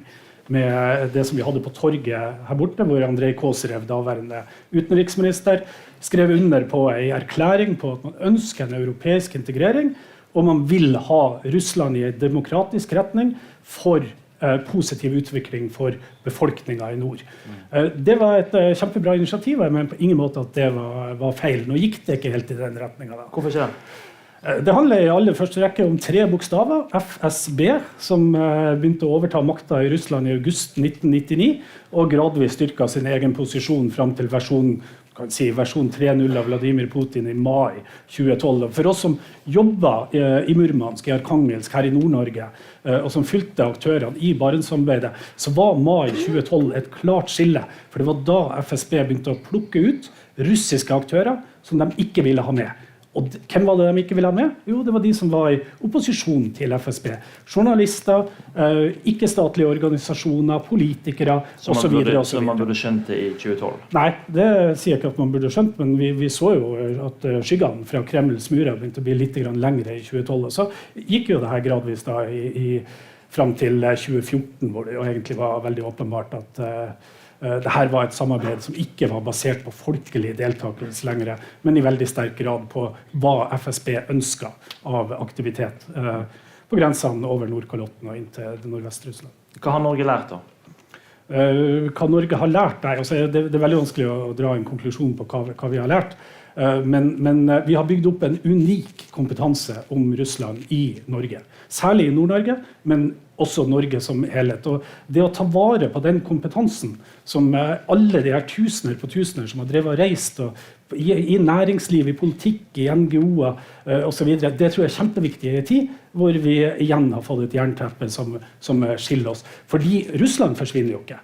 Og det å ha denne kompetansen, det at man vet hvordan ting funker på smelteovnene i Montsjegorsk, hvordan man vet hvordan LGBT-samfunnet i Arkangelsk jobber undergrunn i dag, det gir oss en litt bedre grunnlag for å forstå hva som skjer i Russland. Jeg tror aldri vi kommer til å forstå hva som skjer på innsida, men det gir oss et litt bedre grunnlag. Og det tror jeg er kjempeviktig i dag, at vi tar vare på, og at man bygger videre opp under den kompetansen som finnes på denne grensen. Det finnes utrolig mye godt resultat av Barentssamarbeidet på kunnskap. Ja, jeg skjønner. Vi skal gå litt videre. Darja, du født i Russland, du har studert i Norge og bor i Danmark nå.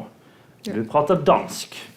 Ja, so bear with me. Jeg ikke fulddansen, det bare dansk. Ja, men det går bra. Norsk er på en måte dansk, selv om vi ikke vil innrømme det. På hva måte har dette ungdomssamarbeidet vært viktig, tenker du? Du jo leder av dette Barents ungdomsråd i dag. Ja, så jeg tror, at jeg skal bare kigge litt i fortid. Og vi samledes lang i 2007, og vi var bare 4 mennesker fra 4 forskjellige lande, som vil gerne arbejde sammen, fordi vi har spændende projektideer og spændende netværk, og så vi vil gerne bruge ressourcer, som vi har i Barents. Og siden da vi blev valgt, der bliver en organisation i Barents geografisk samarbejde, og beskæftiger os med et bredt vigtigt af spørgsmål fra økonomisk udvikling og karriereudvikling til energi og miljø og menneskerettigheder og sociale spørgsmål. Men altså, hvis vi også tænker på, hvordan det virker som praktisk, hvis du kigger på vores arkiv og vores projekter, du kan finde mindst 1 projekt i hvert område, vi har arbejdet med. Og vi har samlet omkring 30.000 unge mennesker fra hele Bayerns. Og vi har givet dem lige muligheder for at komme på scenen og også sidde sammen med beslutningsledere. Og jeg tror, at det vigtigste fra hvad vi har gjort nu, at vi har lært folk at tænke kritisk, og så bringe dem sammen, og bruge alle deres stereotyper, som vi har haft om hinanden. Ok, så det du sier det at de russerne som har vært med i projektene, har lært seg kritisk tenkning, og er kanskje det som er ute og demonstrerer? Jeg tror alle sammen, faktisk. Ja, alle sammen. Og man kan jo selvfølgelig gå så langt i vejen til det, men jeg tror på, at vi deler en masse af samme værdier, og vores arbejde, vores ungdomsarbejde, skaber fredens infrastruktur for Bayerns. Når når du sitter i Danmark og ser på hva ditt land holder på med i Ukraina, hva tenker du da? Ja, så jeg vågnede 24. februar sammen på det samme konference her i Kirkenes, og for at tænke og at handle med det og at tænke igen, det lavede mig en faktisk dysfunktionel person, fordi det gør ondt. Men jeg vil gerne se nogen, som jeg har observeret baseret på alle den der kilder, mediekilder, som jeg bare sidder derhjemme og doomscroller, og også fra alle de folk, jeg har mødt. Det er super vigtigt at forstå, at folk i Rusland kan ikke bare kaste sig mod regimet. Selvom det er sådan ud, at så vil gerne have alle sammen, som sidder her på det samme rum med mig, at forstå, at systemet pressede folk, og det pressede dem ned i fattigdom i årsvis. Og så nu det er super nemt for staten for at købe deres meninger, og også idéer, som vi hører om, at for eksempel at mere end 80% af russere støtter krigen, men det er ikke sandt. Men du skal selvfølgelig høre lidt mere om det i anden del af dagen. Ja, okay. Men til gengæld staten prøver at bytte folks stabilitet med deres meninger, og det er nogen, som vi tror er super forkert. Lars Georg, du fortalte meg at det er enda mer naivt å forsøke å isolere Russland enn å forsøke å legge ned eller å stenge grensene. Hva mener du da? Nei, altså, det er mange som snakker om at samarbeid er naivt, men vi er jo uansett hva vi synes om politikken i Russland, og uansett hvor enige eller uenige vi er, så er vi er naboer med det landet, og det vi ser som Darja forteller er jo at de få prosjektene som fortsatt støttes, ungdomssamarbeidet, det støttes fortsatt. Det bidrar jo til at man kan gi noen litt håp om ungdomspåvirkning, eller at de ser hvordan det fungerer i andre land. Og for eksempel dagens konferanse er jo et resultat av at det er mange nettverk i Kirkenes og Nord-Norge på grunn av at man i 30 år har snakket sammen, blitt kjent. Og så er det jo sånn at det er utrolig vanskelig, det er nesten umulig, men det finnes et bittelite mulighetsrom, og det har vi alle en felles interesse av å prøve å gjøre det beste ut av, både for oss og de som skal vokse opp i vårt naboland, kanskje i neste generasjon. Kjenner du på et ansvar rent sikkerhetsmessig ved å fortsette å støtte russiske privatpersoner i Russland med prosjekt, når du vet at Putin har innført lov og sier at det kan være kriminelt å ha kontakt med utlandet? Vi har jo endret det vi støtter i løpet av fjoråret, både på grunn av sanksjoner, men også fordi at nye lover i Russland har gjort det risikabelt å motta støtte fra Norge. Så vi støtter ingenting i Russland lenger, for eksempel. Vi gir heller ikke støtte til at nordmenn drar over til Russland, så lenge UD har reiseråd mot det. Så vi tilpasser jo hele tiden det vi gjør, og det er vi nødt til. Men det vi har sett etter å telt opp fjoråret er at ok, alt er redusert, men det vi sitter igjen med et knippe enkeltpersoner, entusiaster og noen former for digital kontakt og enkelte som reiser over. Ja. Thomas?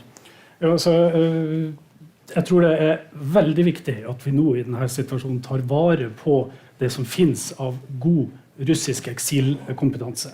Vi prøver å gjøre det her i Kirkenes med å etablere et samarbeid med Universitetet i Tromsø på kunnskapsbygging, på eksiljournalister og eksilforskere. Jeg registrerer at både statssekretæren fra Norsk UD og svenske utenriksministeren står her og snakker om at Barentssamarbeidet skal fortsette. Det viktig.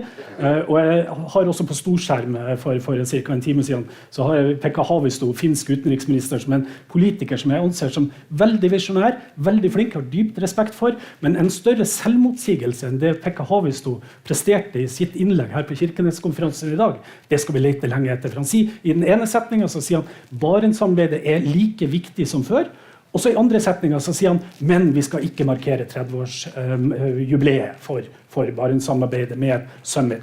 Tenk hvis han hadde snudd den setningen og vært like visjonær som de politikerne som møttes her i Kirkenes for 30 år siden, og så har han sagt, jo, det akkurat det vi skal gjøre. Vi skal ha et Barents Summit 2023, 30-årsjubileum. Vi skal ha statsministerne. Der skal den finske, norske, svenske statsministeren sitte på scenen. Og så inviterer vi Mikhail Kasjanov, han som var her på 10-årsjubileet, russisk statsminister, som i dag opposisjonspolitiker i eksil, eller Andrej Kozyrev, han som signerte Kirkenesprotokollen.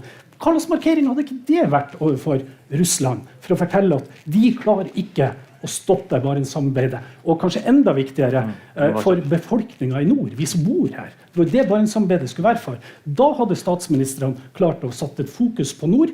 Det klarer de ikke ved å kansellere hele greia. Jeg savner bare et summit 2023. Ok, men det tipset er vel gitt kanskje nå til Sal og statssekretæren. Gøril, du var diplomat på en norsk stasjon i Russland som nå er stengt, Murmansk. Hvor tid tenker du at den åpner igjen? Nei, det har jeg ikke lyst til å spekulere i. Det, som det har blitt sagt tidligere fra norske myndigheter, så er jo det man vil, når man vil vurdere hvordan utviklingen er. Og jeg vil også gjenta det som Jari Vilén sa, finsk CSO til russerne, look in the mirror. Altså det mye handler om hvordan Russland vil oppføre seg i tiden fremover.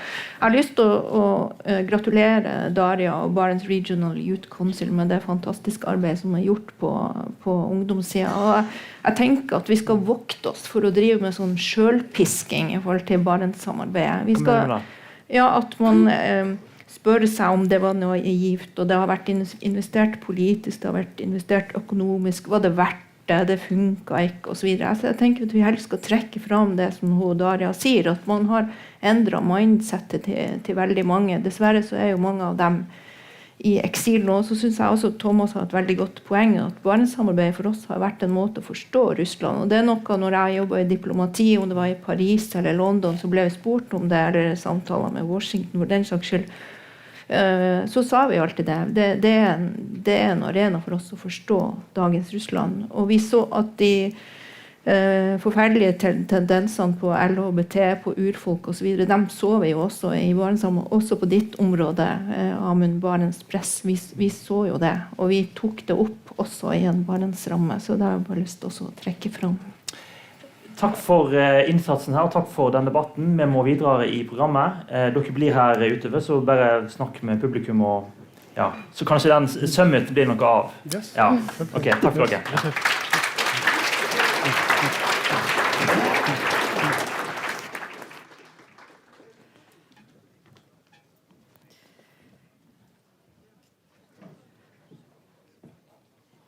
Da skal vi straks møte 3 generaler som forbereder seg på mer samarbeid.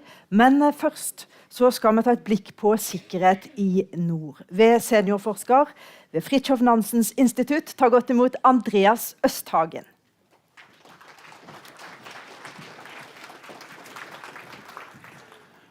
Tusen takk, Siri Lill-Mannes. Jeg skal ta det her på engelsk, jeg blir bedt om det.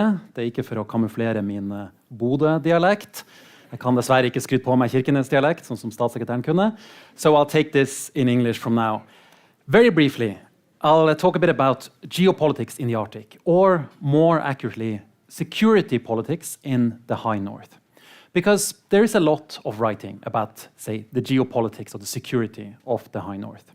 But it is not China, first of all, that is driving security concerns in our high north. Maybe obvious, you think, but sometimes when you listen to the US talk about the Arctic, they talk a lot about China, not only about air balloons in the Arctic, but actually about security concerns from China in the Arctic. But that's not the main concern here we are right now. Second, it is not resources that are driving high north security concerns. Although sometimes you see media headlines from CNN, BBC talking about a scramble for Arctic resources, that is not the main reason for tension in our high north. And finally, it is also not ice melting or climate change that is driving security concerns in our high north. Although the Arctic is, and the high north also is, one of the parts of the world where we are experiencing climate change the most. But that's not the main driver, right? And I think it's obvious so far in this conference that we all know the main driver of security in the high north is Russia.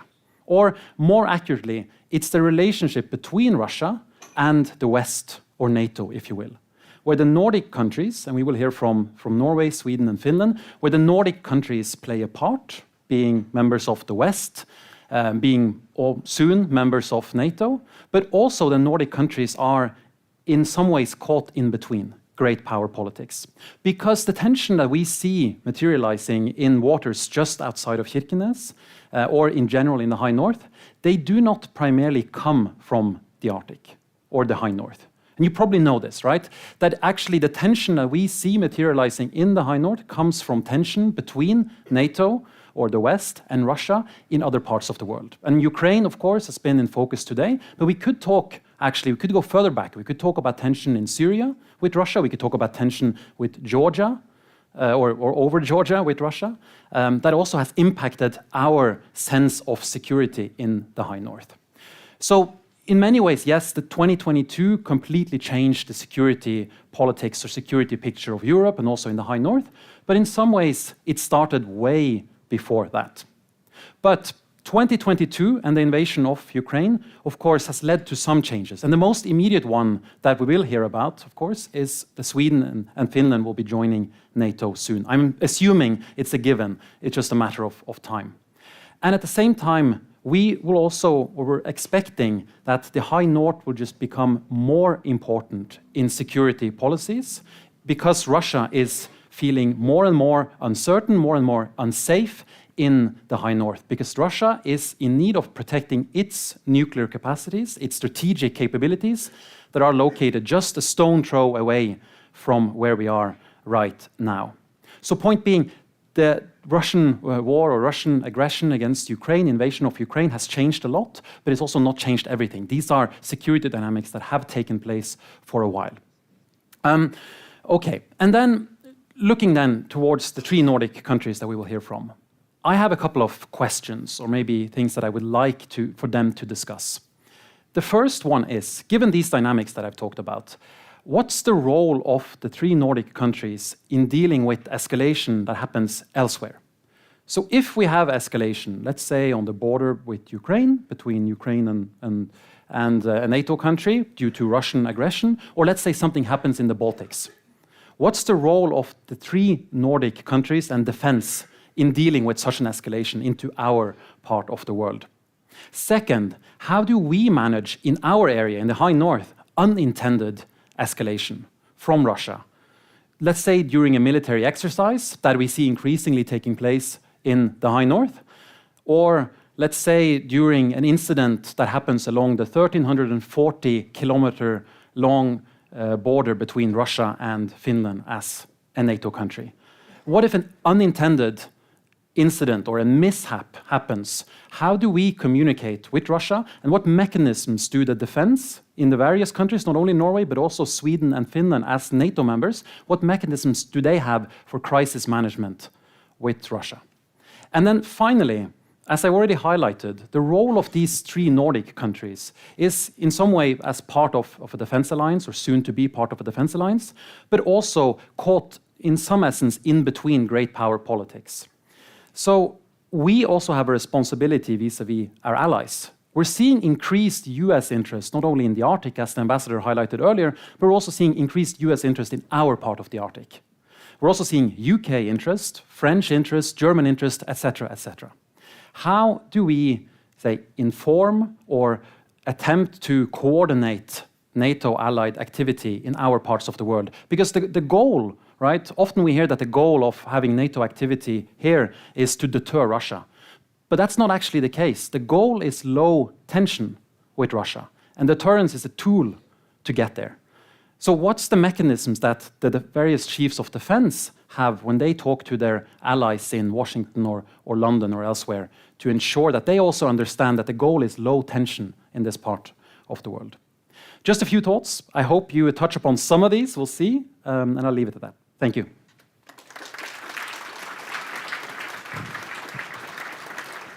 Thank you so much, Andreas. And for a long time, Norway has been NATO in the north. So what's going to happen now when we have more countries in the alliance?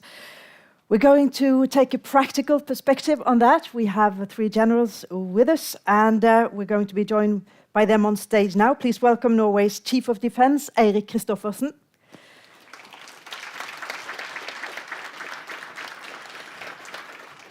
And then we have the current NATO membership here, and we're going to add on the incoming members. We have with us Sweden's Chief of Defense, Mikael Bydén. And we also have with us from Finland the Chief of Defense Command, Vesa Virtanen. Please give him a warm welcome.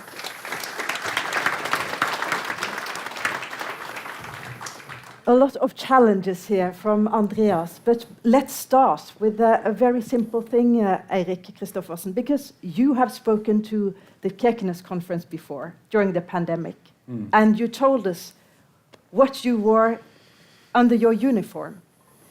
You wore a pin from a Russian commander in the Northern Fleet. What do you do with that now? That's a good question, Cyril, but it's easy to answer. I still wear that pin. So on the 75th anniversary for the liberation of Finnmark, I met the commander of the Northern Fleet and his deputy, and I got this pin on my tie so I can keep the tie on the uniform, and I still use it to remind me that Russia is still there. So even if we have a war in Ukraine, and we have no military-to-military cooperation with Russia since 2014. We still have a neighbor that we always have to remember that is to the east of us. And with Finland and Sweden now joining NATO, that border between the Scandinavian peninsula and Russia is just going to add with all those kilometers that Andreas talked about. And that's also why security becomes even better for all of us when Sweden and Finland joins NATO. So I wear that pin. I don't know if you knew this before you entered the cooperation, but... No. Mikael Bydén, Sweden entering NATO. What is it that Sweden can put into the alliance that is going to make it stronger? First of all, it's territory. But it's not only about territory. It's a modern defense force, well equipped, well trained. We have officers that are very well educated. We know the region. We know how to not only survive up in environments like this, we can fight in an environment like this. So we add quite a bit. We add to NATO deterrence. This is a language I now try to learn. We never deterred anyone during my career before, but now we will definitely add to this with our national defense capability, because there it starts.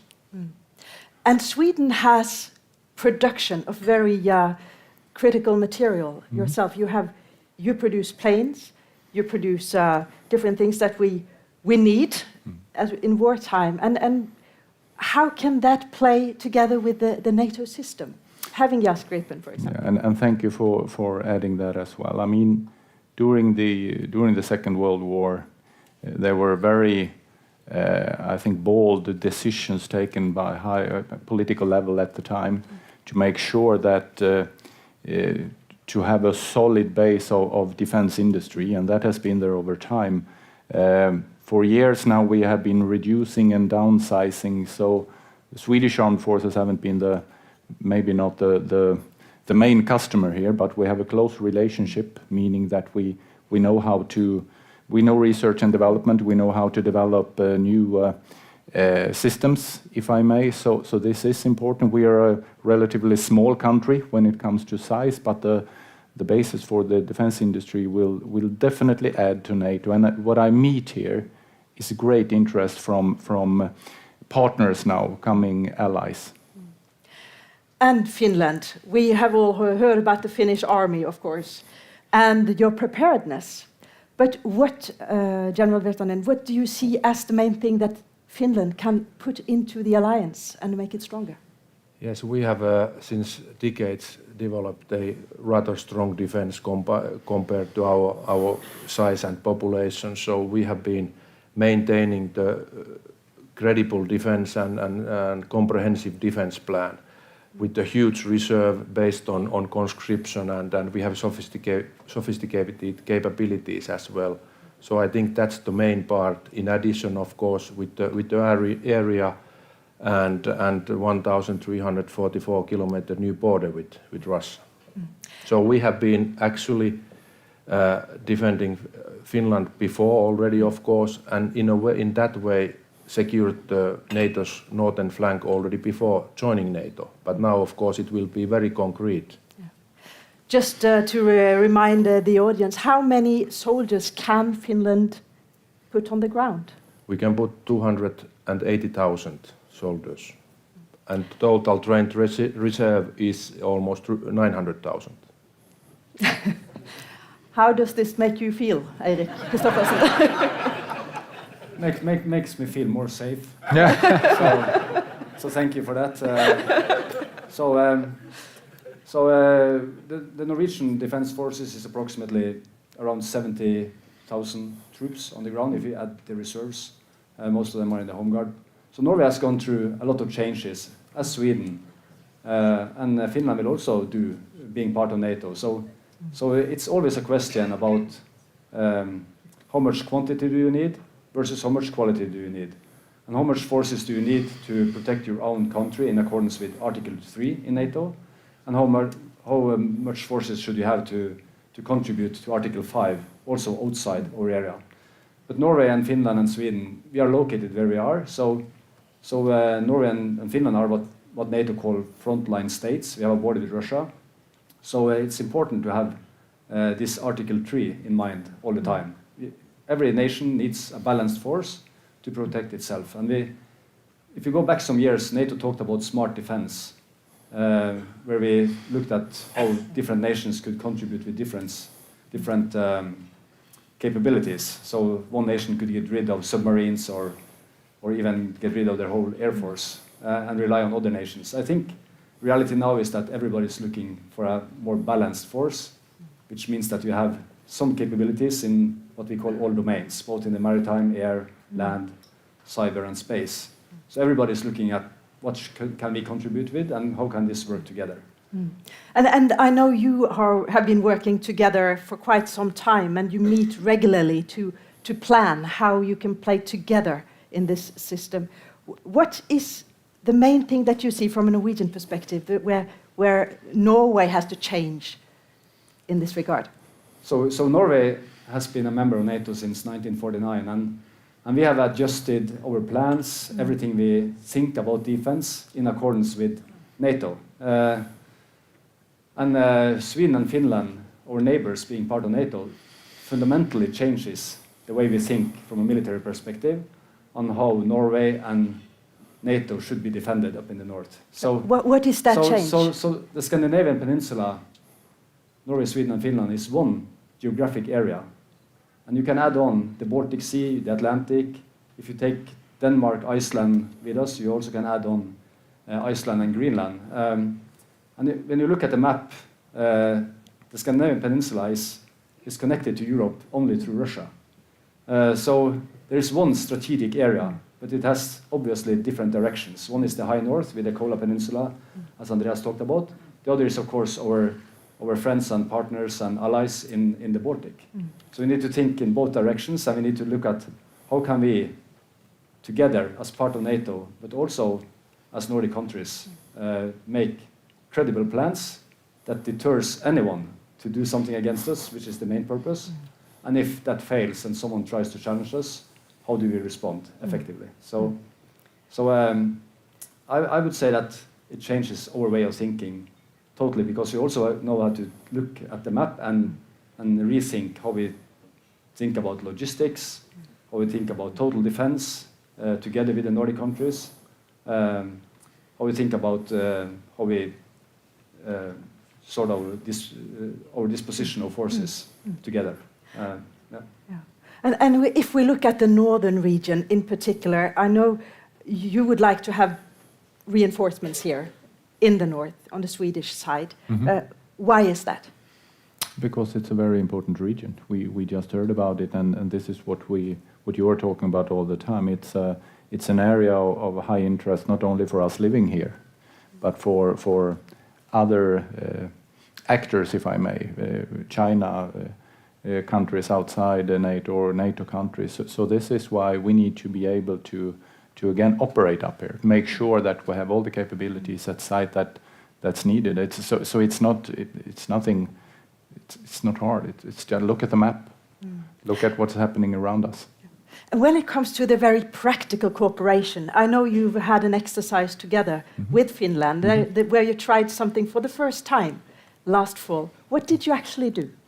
So what we did, and General Wiltaren will support me here. We started out at each country with a SNAP exercise. I mean, it was not a planned exercise with the robust units. It was more like a brigade size part from our side, starting in mid-country and up north. And what we did, we passed borders with wartime units over, and we handed over our command to the Finnish part. And you need to continue here. Yes. Okay. Thank you so much. So it was a very good exercise because we in a way showed that we can work together, and it was very valuable exercises. And we soldiers, we are practical people, so we solved all the problems there at the customs and borders. There are all kinds of papers you have to fill, but when we said that we are doing it, so we did it. Yeah. So it was a good exercise, and we learned a lot. Not a problem to take over command of the Swedes. No, they are very nice. Thank you very much. Could this have worked with Norway? Yeah, and that's so we have done this for many years. Yeah. So if you look at operations outside our immediate area, like in the Balkans, in Afghanistan, we've been working together under different command relationships, and we have practiced this with our air forces, what we call cross-border training. We can do that tomorrow if we want. We have made all these arrangements so we can actually fly in each other's territories and use each other's training grounds. But we can drive that even further now. So the politicians have stated that the Nordic region should be the most integrated region in a few years, which means we want to integrate our forces. And that's been the idea behind our cooperation since Sweden and Finland applied for NATO membership, is that we need to integrate even more. We need to make sure that we can do exactly what Sweden and Finland did, work very close together and solve all the different bureaucratic problems by using each other's territory or airspace to exercise and train and operate together. And of course, it has been something Norwegians have talked about for many years, how to receive reinforcements from abroad if needed. And with the Norwegian coastline and with your location, how is this going to play together? Will we need more logistics? Well, from our part, yes. One thing that we now are looking very much into would be what's called the host nation support. We can't only, being a coming ally here, it's not only to send invitation cards, say please come and help us, because there are a lot of things that need to be done. What I looked very careful at would be a big exercise called Cold Response in 2018, because there was a lot of lessons learned from there. I mean, it's all parts of society needs to be involved. That's one thing. So it's about total defense, everything being able to receive reinforcements, the major harbors, major airports, and when they're there, we need to make sure that everything is there for them to be operational immediately. So this is a lot of things, and we have a lot to learn here. And also another thing I would like to add from my nation, we are right now in a mental transition. We need to understand what this is all about. Being a member, we're not only a partner anymore to support or give something as a unit. We will be NATO. What does it mean? And the good thing right now is we meet continuously, and there are so many things to learn here. Is there a difference in mindset between a NATO country and an incoming NATO country? So NATO is 30 nations with 30 different cultures, 30 different leadership. So it's 30 different nations, and Sweden and Finland and Norway and Denmark and Iceland, to take the Nordic countries, we are very similar when it comes to culture and thinking. And because we have exercised and worked together on operations abroad, I think the integration from a military perspective of Sweden and Finland into NATO will go very, very fast. The politicians just need to make the decision. I know it's two countries left. It's Hungary and Turkey.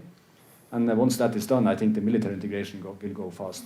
But of course, Finland and Sweden needs to learn about all the things we have learned since 1949. They need to man positions in NATO. They need to adjust their plans according to NATO plans. There's a lot of work to be done.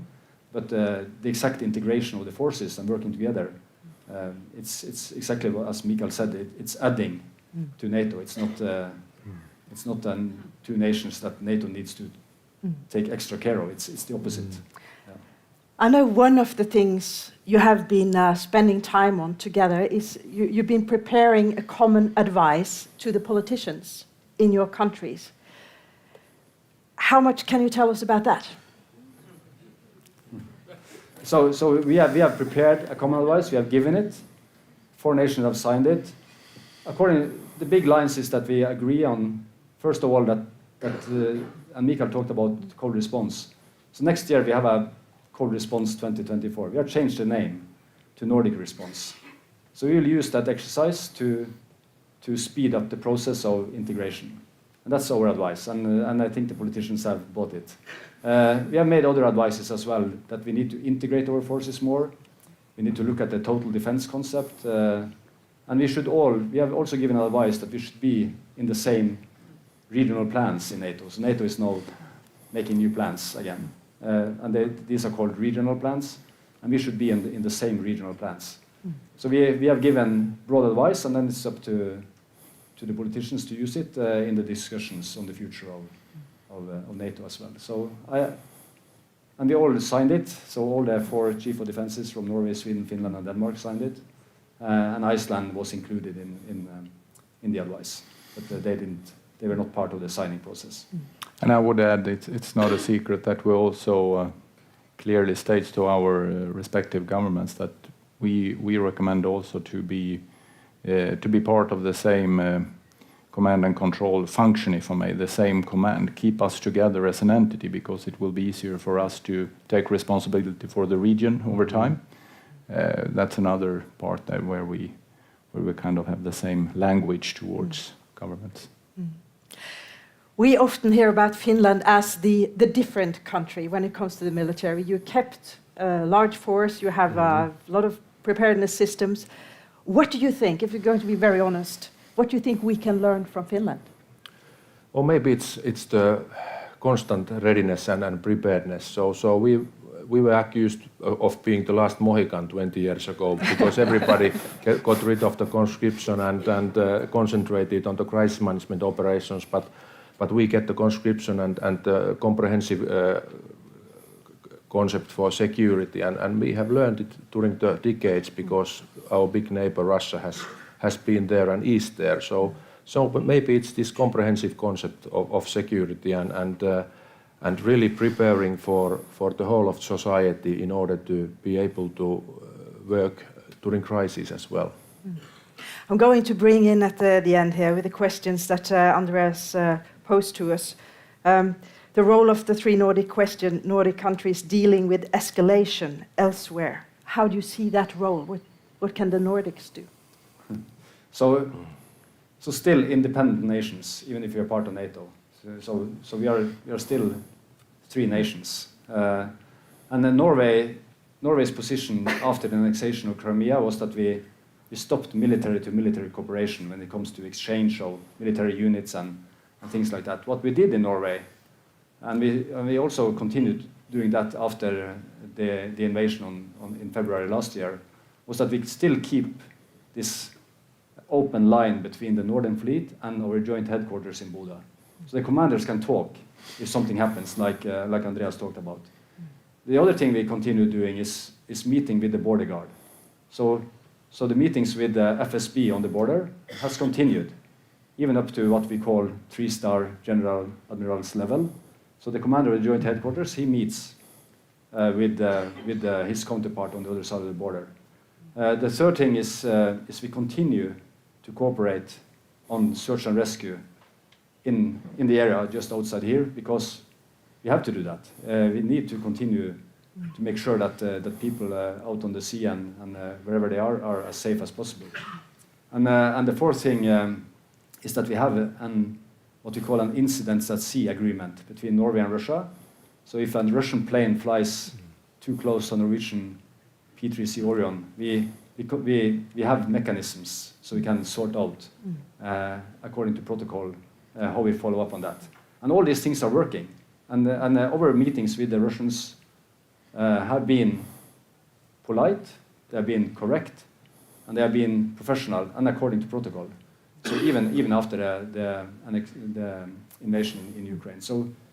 And the last thing we are doing from Norway's perspective is that we want Norwegian maritime surveillance planes, we want Norwegian soldiers, we want Norwegian ships to sail to be most presence up in the high north. So we keep allied exercises like the joint Viking exercise we have now far away from the Russian border.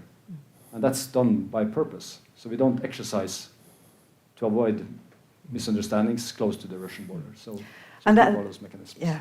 And that brings us into also a very interesting area, because if allied nations put pressure or want to go on their own further closer to the border, as we have seen examples of in Norway, what, Andreas asked, what's the mechanism that you can use to put to answer to pressure? I can't really challenge you on that before you are in NATO, but what is the mechanism we can actually use to keep the low tension? So we believe in international law and order. So we believe that you can sail your ship in international waters wherever you want.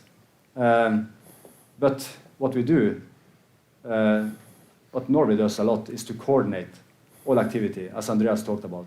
So if there is a British ship or an American ship or planes or French surveillance ships or whatever sailing up in the north, we try to coordinate it. So we have these mechanisms where we talk together with our allies to make sure that we know what's going on. And our joint headquarters up in Bodø plays a big role in that.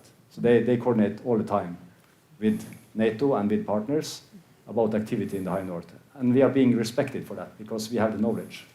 And we saw that during exercise Trident Juncture as well, where it was a big exercise and Russian ships were sailing out outside the waters of Norway. And our allies also understood that if you're going to interact with the Russian ships, let the Norwegians do it, because they are used to it.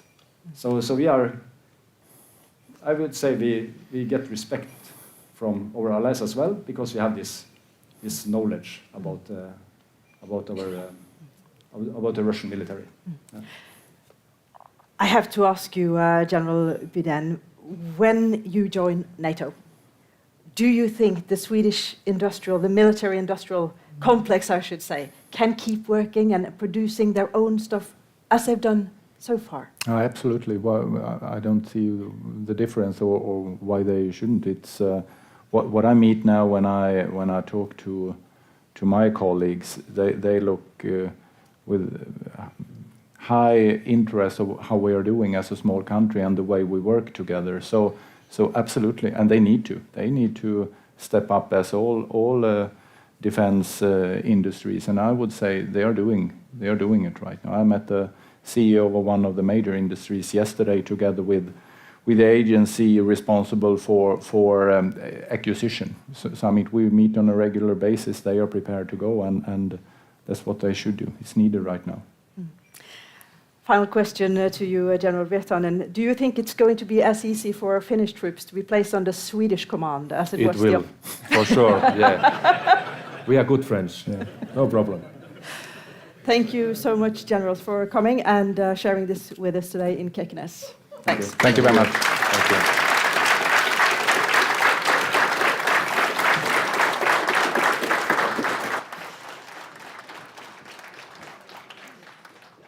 So now we have heard a lot about Russia. We've heard a lot about the weakening of Russia with soldiers being sent to Ukraine. Many will not come back. So what can we expect from the Russian military now?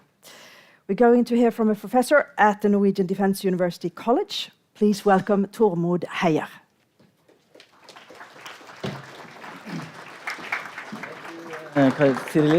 Yes, what can we expect from the Russians now? We've just heard about from the Nordic generals how they constantly now try to increase their military integration to gain as much effect out of the military as possible.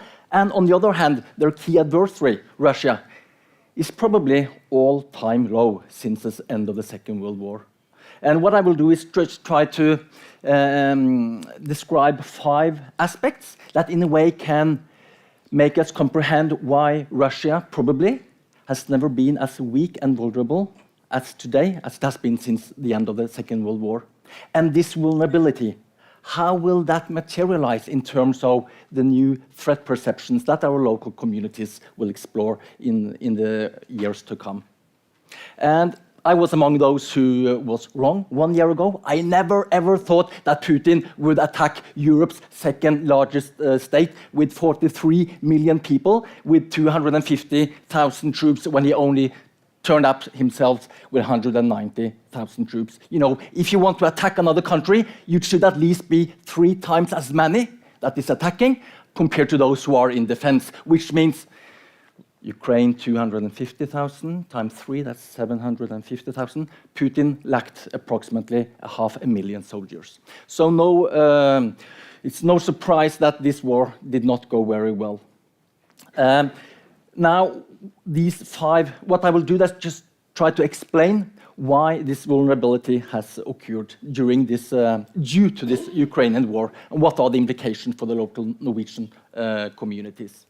First of all, due to this Ukraine war, Russia's main rival in international politics, the United States, is really back in Europe. But this time, with more weapons, more troops, and a much firmer leadership than any time since the end of the Cold War 30 years ago. Seen from a Norwegian or Nordic perspective, it's just great. From a Russian perspective, very, very bad. The second aspect is that Russia constantly has regarded NATO as some kind of a talking club with very little cohesion and lots of fragmentation. To be quite clear, due to the Ukraine war, the glue, the cohesion inside the alliance is really back, much stronger than ever since the end of the Cold War. And thirdly, Russia always depends upon buffer states in order to protect themselves against the American rival coming closer and closer to the Russian border. Now, due to the Ukraine war, many of these buffer states, Sweden and Finland, they have really just been afraid and been hiding into the United States and NATO security community. From a Norwegian perspective, it's just great. From a Russian perspective, really, really bad. And the fourth aspect, due to the Ukraine war, is that it's just one country in Europe that Russia really respects, and that is Germany, the world's 4th largest economy. But due to the Ukraine war, even Germany is now starting to fund up its military forces. And what the Russians might see in the years to come is a new great European military power not too far away from the Russian borders, together with Poland. From a Norwegian perspective, it's just great, but from a Russian perspective, really, really bad. And the 5th and last point I want to make regarding Russian vulnerability is by and large that Russia ended up in a European quagmire. In 1 year, they have lost 4 times as many troops as in 10 years in Afghanistan between 79 and 89. And throughout every day and every week, they are picking up troops from all the military districts throughout this world's largest country and putting it down to this theater in Ukraine. So these 5 aspects in total gives us an impression from a geostrategic perspective that Russia has never ever been as weak and as vulnerable as today. And then the question comes, what are the implications for Norway and the other local communities when we have this huge, big neighbor with such a weak and vulnerable sense? I think they will just follow the timeless, perennial logic that Sun Tzu, this Chinese philosopher and general, wrote about 2,500 years ago. And it goes like this. If you are weak, try to avoid the opponent's strong sides. Protect your own vulnerabilities and try instead to influence and impact the vulnerabilities of your opponent. You know, after all, Russia has a GDP at the size of Texas, a state in the United States. A military that is with a broken back. 90% of the land forces are occupied in Ukraine. So it's just nonsense to believe that Russia will pursue a military attack against any nation, at least in NATO or in the Nordic countries. On the contrary, it's very illogical. It's much more logic to believe that Russia will see for Western vulnerabilities within the civic communities, which means that it is not our armed forces that is our first line of defense. Our first line of defense, I believe, are the numerous small and vulnerable civic societies that are spread throughout our territories. These are the first line of defense. So in that perspective, it seems very weird to see that lots of funding now is going to build up lots of military forces when the actual threat is directed towards the civic communities. And how could it materialize in terms of cyber attack towards digital critical infrastructure that provides us our daily homes with electricity and water and telecommunication and ability to order medicines and commodities and food. Maybe in terms of psychological operations, for instance, drone activity above Melkøya, or Russian snap exercises outside our territorial borders, or even nuclear weapon test sites, like what happened 5 days before the Ukraine invasion on Novaya Zemlya last year. But it may also occur in terms of disinformation operations on the internet or on social media in order to create some kind of distrust, some kind of anxiety, fear, something that makes the local communities in a way start to question the confidence that we have in our local and in our national authorities. So in that sense, what is under attack is probably the social contract that we have between the citizens and the states, between the governed and the governing. And this, I believe, is a much more probable threat assessment rather than going around being afraid that there will come any Russian military attack toward Europe or Norway in a short time notice. The only bad thing is, of course, that when Russia is that weak and feels that kind of vulnerability, the way up to the nuclear forces are slightly shorter. And at least for those of us who live here in the high north, we are only 40 to 120 kilometers away from some of the world's most sophisticated nuclear weapons, which is namely Russia's most important foreign policy instrument, their 9 strategic submarines with their missiles just in the Kola Fjord on the other side of the border. But as long as we have the United States on our side, which possesses a credible deterrent, these two superpowers, in a way, keep themselves in this mutual assured destruction logic that we used to have during the Cold War, which allows us to continue to support Ukraine with weapons and money and allows us also to maintain the cohesion inside the Western security community. And it is this cohesion and this solidarity with Ukraine that I believe will be the most likely targeting, as seen from a Russian perspective, because they do not have any military capacity to try to influence or change Western policies in other ways. So with that words, Cyril, shall we start on for a discussion, or should we have a break first? We will go on because we had the break a bit early today, right, due to some sound problems. But Tormod, there is a question for you before you leave us. Okay. You seem not to be impressed and not afraid of the Russian army, says someone in the audience. What if they join forces with China with millions of soldiers? Yeah, if Russia goes together with China, I think we'll have another power game. But the probability that China and Russia will stick together, they are in a way not the best friends themselves. Any state, any superpower in international politics, they tend to pursue their own national interests. Sometimes they cooperate, but most often when their interests do not coincide, they do not cooperate. And I'm not quite sure if China is very happy about going to war together with Russia against the West. Thank you so much, Tormod, for coming and introducing the next panel, actually. Good, big applause for Tormod Heia.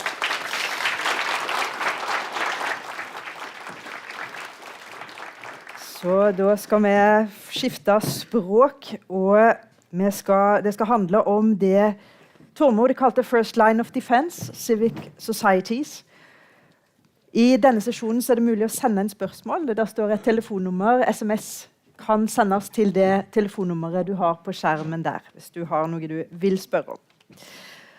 Så skal vi rigge oss til for et nytt panel, og spørsmålet hva følger får det for helt vanlige folk når sikkerhetssituasjonen blir mer spent, og spesielt her i nord. Her som folk stolt over å ha et godt forhold til sine naboer, og mange familier blandet og har russiske innslag. Hvordan skal vi finne balansen? Politiets sikkerhetstjeneste PST de sa i fjor i media at de følte skepsis blant en del folk i Finnmark mot å snakke med deg. Og det fikk mange i nord til å reagere. Hva mente egentlig PST? Ta godt imot assisterende sjef i PST, Hedvig Mo.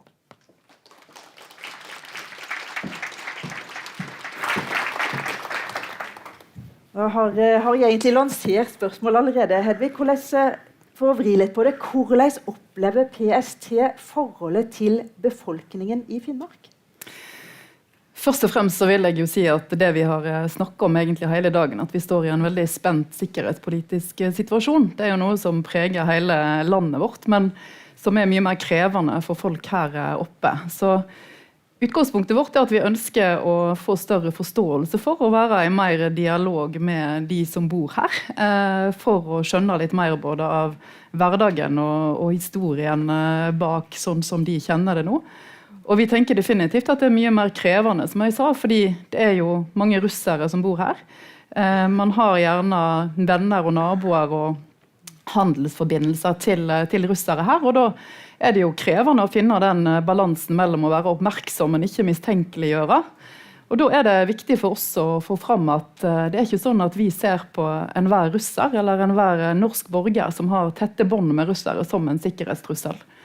Vi opptatt av det russiske myndigheter eventuelt gjør i Norge, virkemidler de bruker for å true Norges sikkerhet, ikke av hva den enkelte borgeren eller av Russland eller av Norge med tette bånd til russere gjør.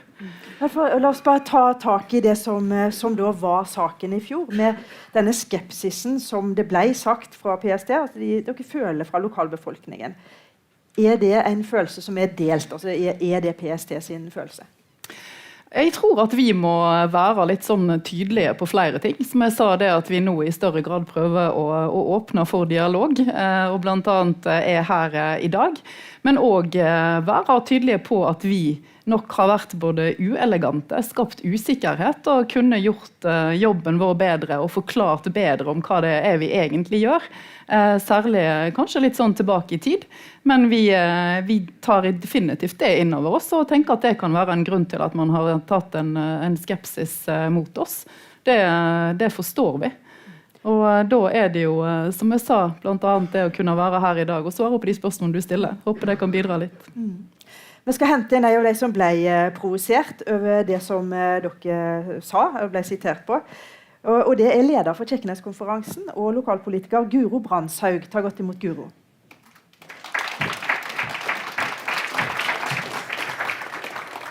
Og hva var det, Guro, som du synes var provoserende ved det at PST faktisk sier at en del av befolkningen skeptisk til å snakke med dem? Ja. Nei, jeg tror først og fremst at man opplevde det som en kritikk som man gjerne har også fått opplevd tidligere. At det en kritikk mot en befolkning i forhold til at vi får jo gjerne høre at vi naive og at vi ikke har vært lojale nok gode nordmenn. Sånn at det nok en opplevelse av en kritikk i den artikkelen som du viser til fra i fjor sommer. Og så det jo som du inne på, Hedvig, den historien som vi har bak oss, der det også gjennom Lund-kommisjonens rapport dokumentert ulovlig overvåking av innbyggere her i området. Så klart, den historien har man jo også med seg. Men så har jeg lyst til å si at i går så ble det presentert nye forskningsfunn her i Kirkenes, der de sier at holdningene til Russland ikke annerledes her i nord enn i sør. Og da vil jo jeg driste meg til å tørre å påstå at jeg tror kanskje at heller kompetansen i forhold til hvordan vi forholder oss til Russland, altså realkompetansen, større her i nord enn sør. For vi forholder oss jo til en sikkerhetstrussel med et naboland som Russland i vår hverdag.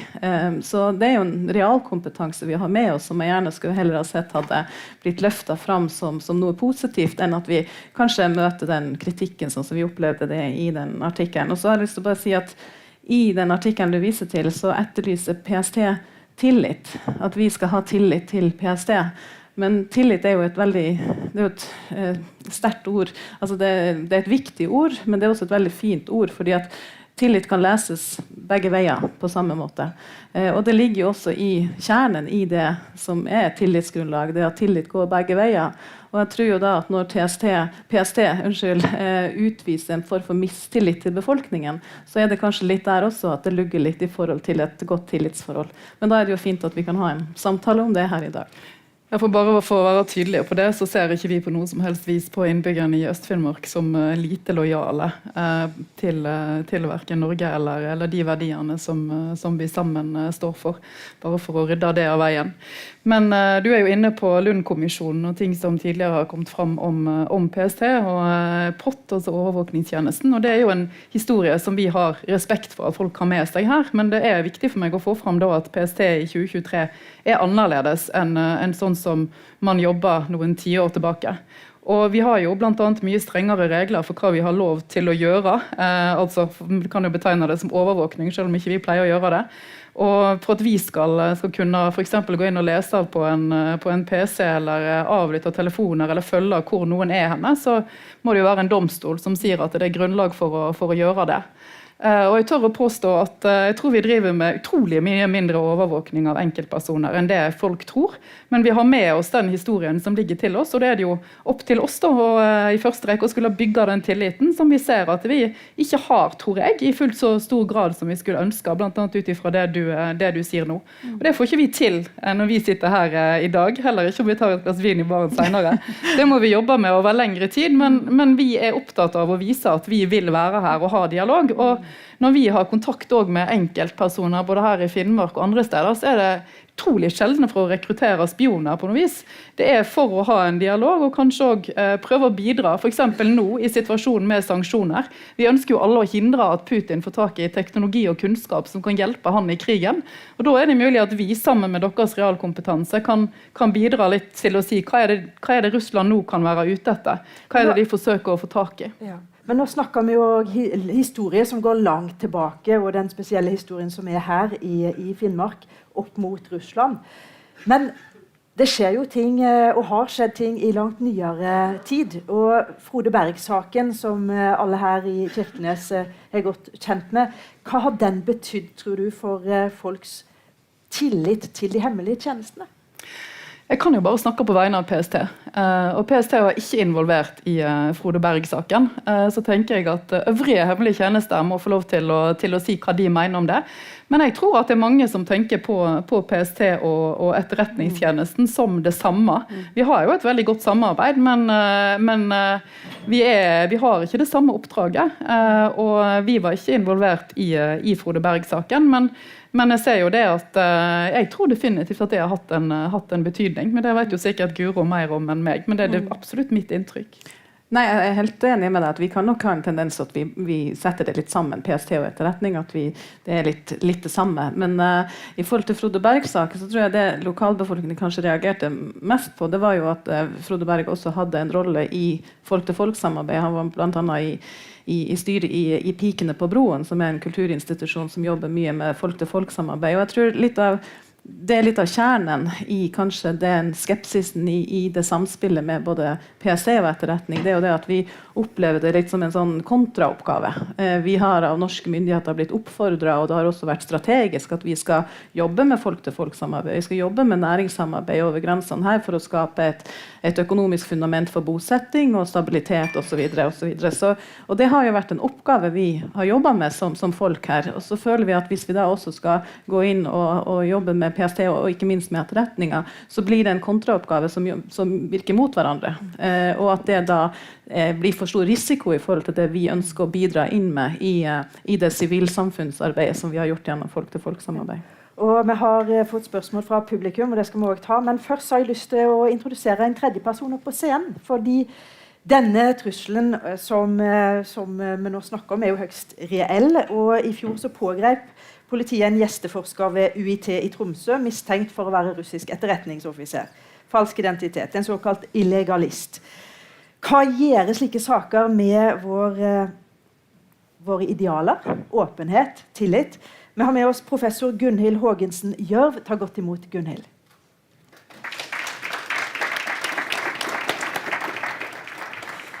Og Gunhild, denne saken den er du lei av å snakke om, det vet jeg. Men det å ha en gjesteforsker da, som blir avslørt som å ha noe helt annet i bagasjen, kanskje. Hva gjør det med universitetet og arbeid hos dere? Jeg vil si for det første det bekrefter det arbeidet vi gjør er viktig. Og av interesse til mange, ikke bare oss. Og at hvor viktig, og det går inn på det han Tormod snakket om, fordi det er det vi forsker på UiT, og som jeg skrev en kronikk om i går, er at faktisk de største truslene, skal vi si, skjer i det sivile domenet.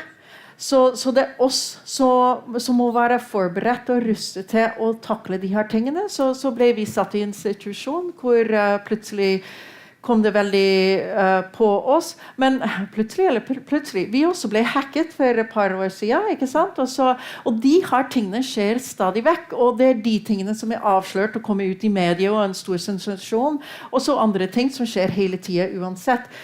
Saken er at vi ser at vi er en del av det her sikkerhetsbildet og diskuterer helt åpent, og det er noe jeg mener vi har lært, at vår åpenhet er veldig viktig.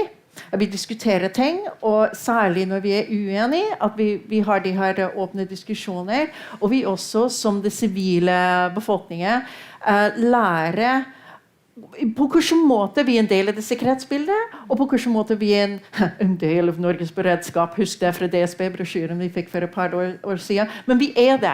Men jeg er ikke helt sikkert vi er fullstendig klar over på hvilken måte vi er det. Og det er noe som vi må diskutere mer om. Og det er det vi jobber med på universitetet. Og fra PSTs side, denne saken her, hvis noen er eventuelt så godt forberedt at de har brukt mange år på å bygge en falsk identitet, altså er det så vanskelig å avsløre at vi faktisk bare må begrense samarbeidet med forskere fra Russland?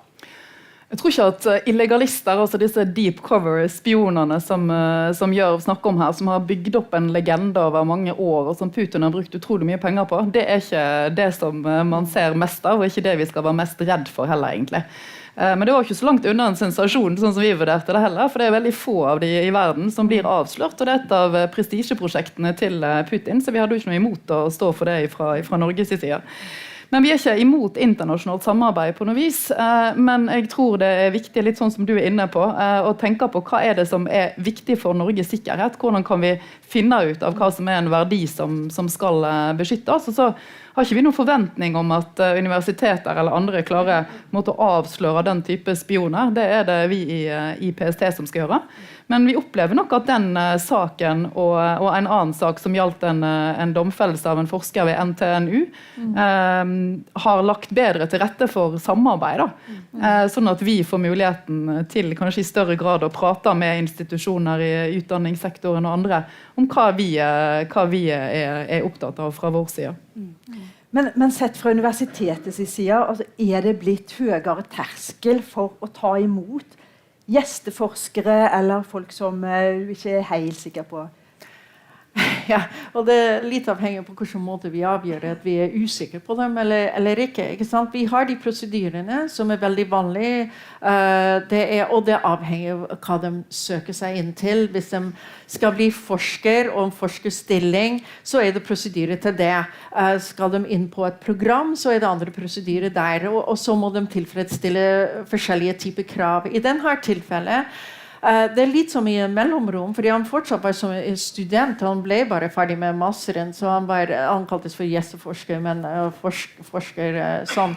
Og det ikke uvanlig heller, fordi vi her for å støtte studenter for å bygge opp sine akademiske portefølje for å komme seg videre uansett hva de har interesse for. Ikke sant? Det kan være PhD eller det kan være noe annet. Så der må vi tenke litt mer på de uformelle koblinger folk har, og det skjer hele tiden. Det ikke stoppet siden han ble oppdaget at det blir studenter som tar kontakt med akkurat det samme type hendelser. Men kjenner du at du blitt mer skeptisk? Ja da, det gjør jeg. Eller det her må vi jobbe med sammen med ledelse på universitetet. På hvilken måte håndterer vi det nå? Fordi at de mer som uformelle, og de havner ikke i de formelle systemene vi har. På hvilken måte, og vi fortsatt bruker det som karakter og referanser og sånne type ting, som igjen da vanlig. Men hvordan skal vi inkludere folk uten å bli utsatt for det her? Men som Hedvig har sagt, det ikke opp til oss for å finne ut om folk spioner eller ikke, eller det riktig identitet. Det har vi ikke kapasitet til, eller kunnskap til, så det skal vi ikke gjøre. Men fordi vi vil ikke avvise folk heller, ikke sant? Så det kan vi ikke gjøre. Så det litt av en balansegreie. Jeg tror akkurat nå litt mer forsiktig, men vi kommer ikke til å stoppe det her, fordi vi kan ikke. Vi må samarbeide. Ja. Og så kommer da PST med sin trusselvurdering, der dere peker ut konkret Russland som altså den største trusselen. Og hvordan skal en da forholde seg hvis samarbeid eller kontakt med russere en del av hverdagen?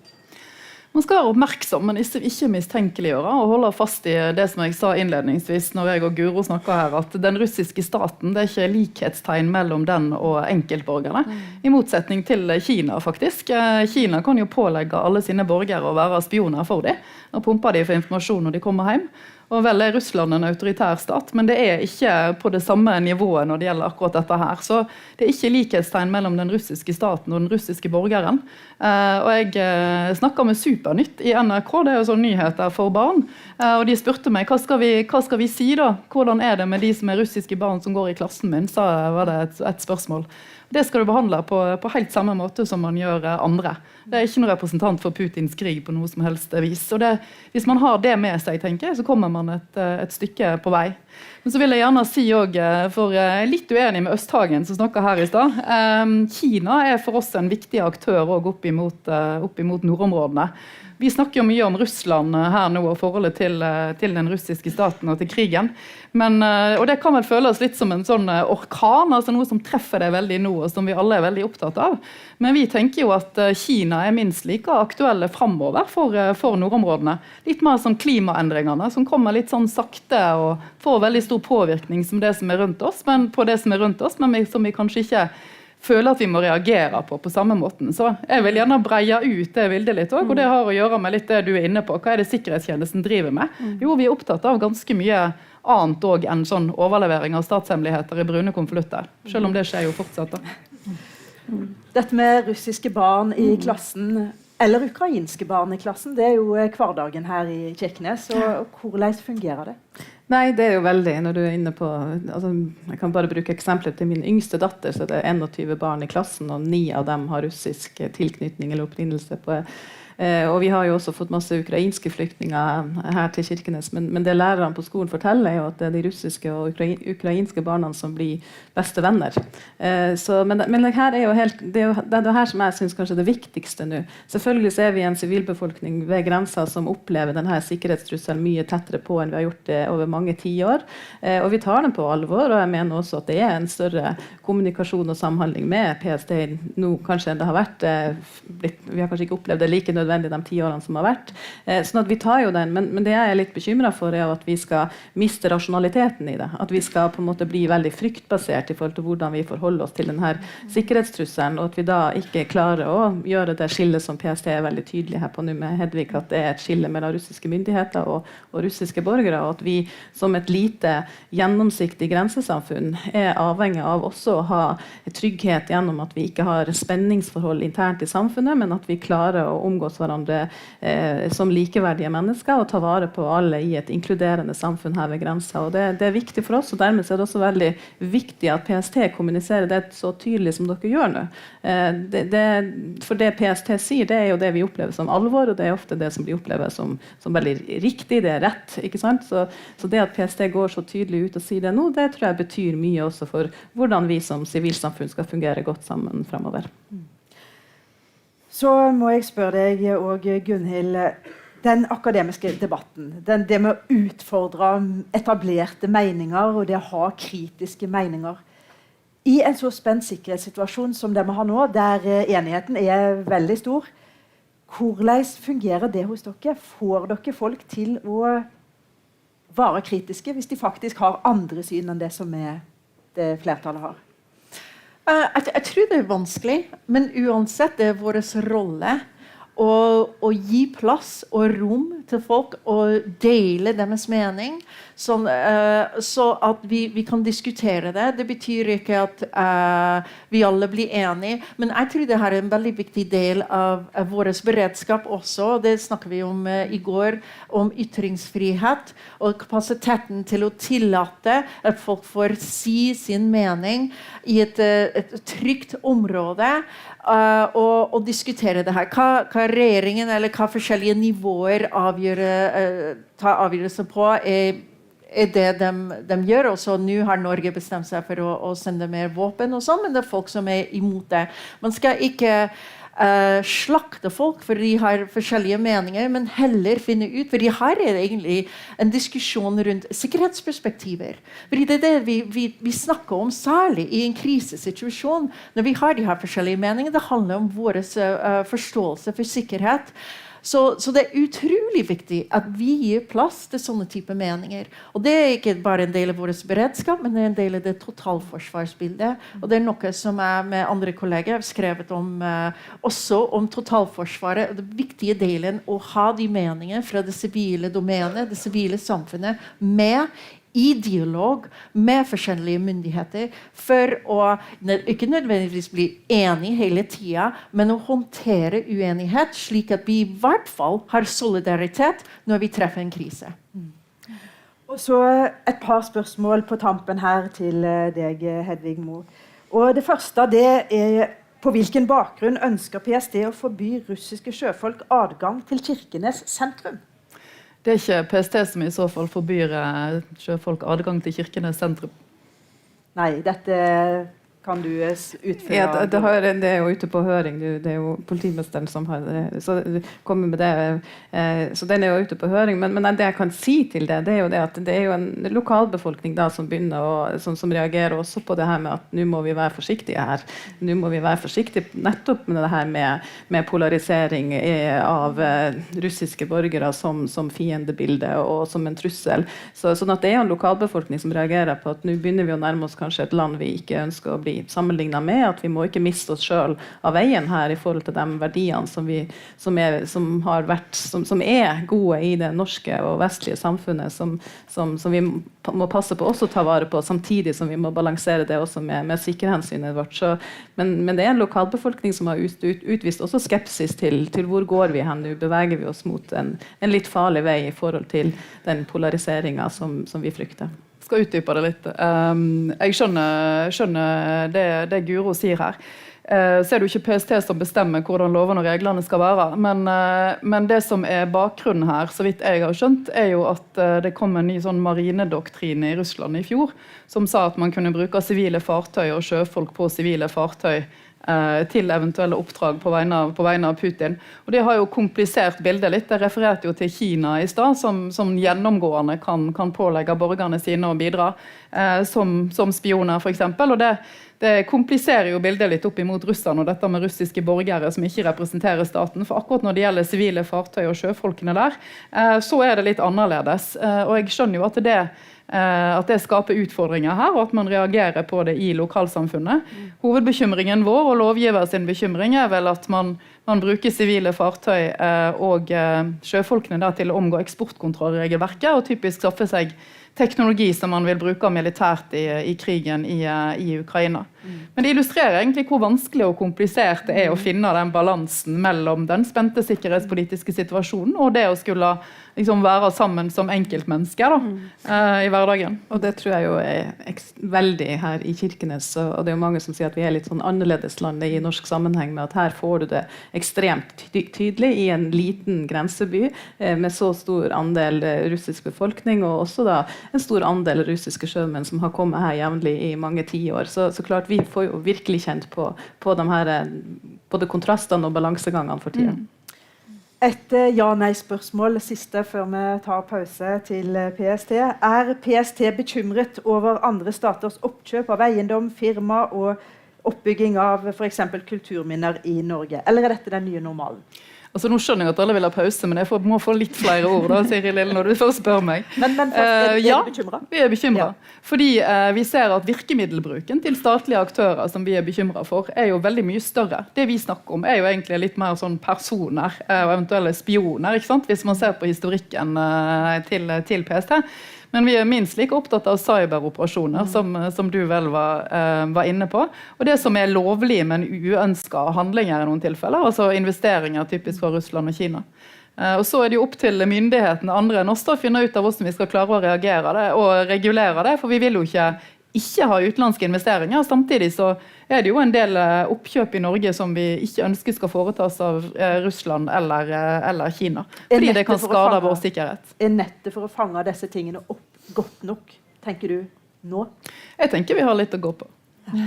Det er siste ordet i denne runden, så vi skal ta oss en pause, og så er vi tilbake 5:10. Takk for oppmerksomheten.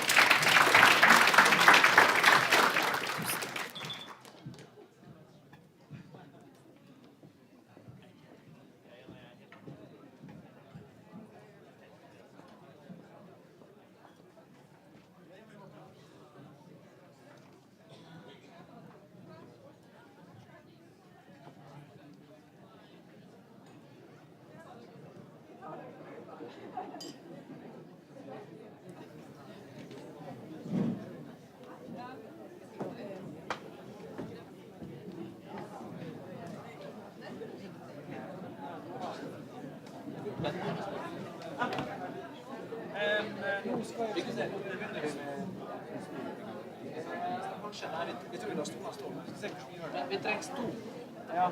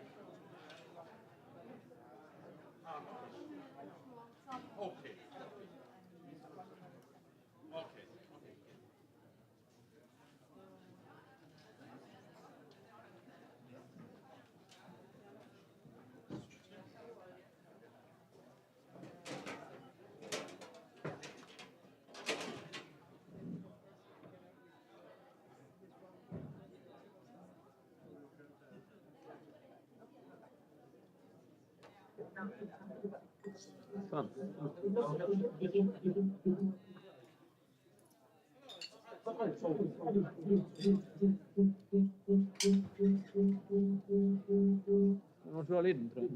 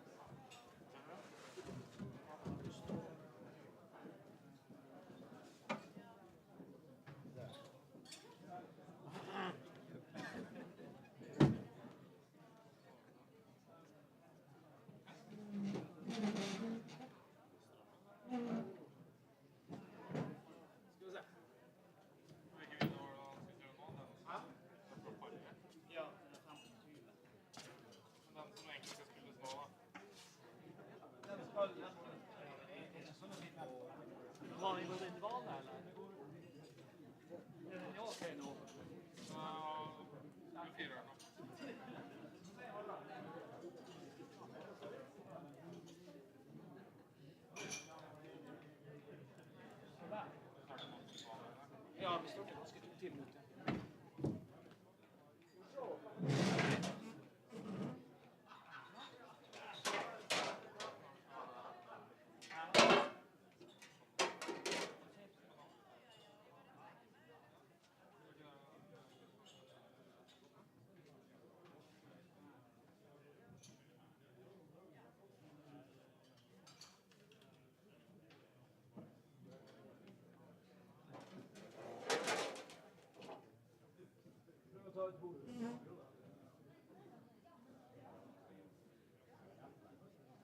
Det kan du godt gjøre.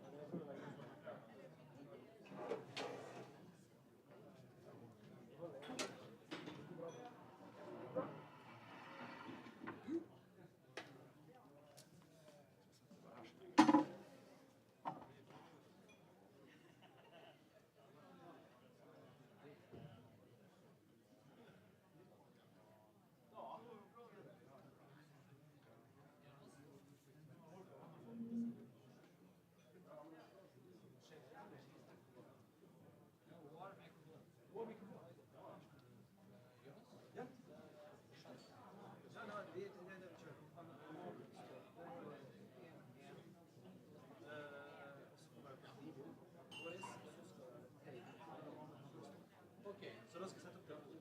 Ja, det gjør vi nå. Ja, amen. Da setter vi på. Det er så stort. Ja. Her er riktig.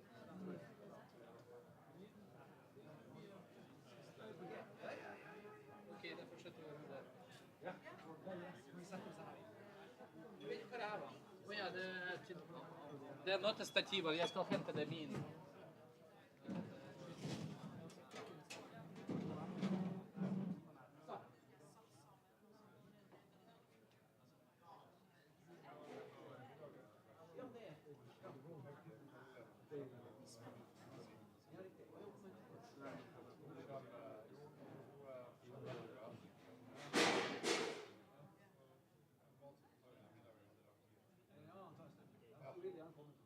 Ja, ok, men da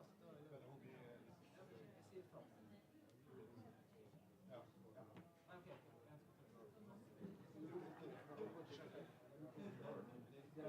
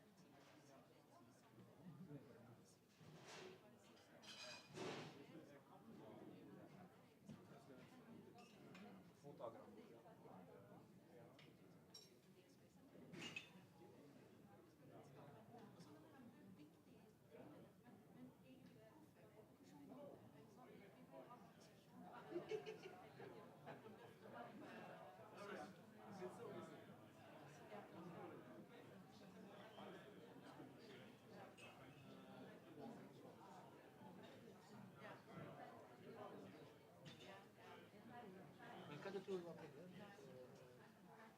Jeg vil huske om jeg hadde noen orkestre. Der sto noen. Ja, sikkert det. Ja.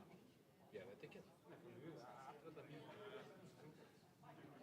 Egentlig, vet du hva, vi gir ikke så mye merke til det. Vi bruker når det er på når det trengs, av når det trengs ikke. Men det er masse folk som kommer fra de siste 2 dagene. Det var masse folk som kommer inn og rører med disse greiene veldig uforståelse. For eksempel disse gruppene på Kirkeneskonferansen på første dag.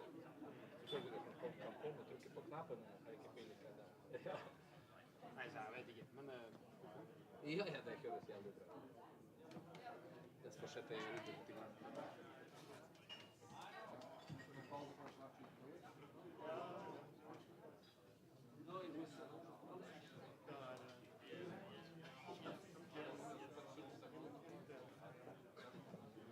Do the break before and then back into the seconds.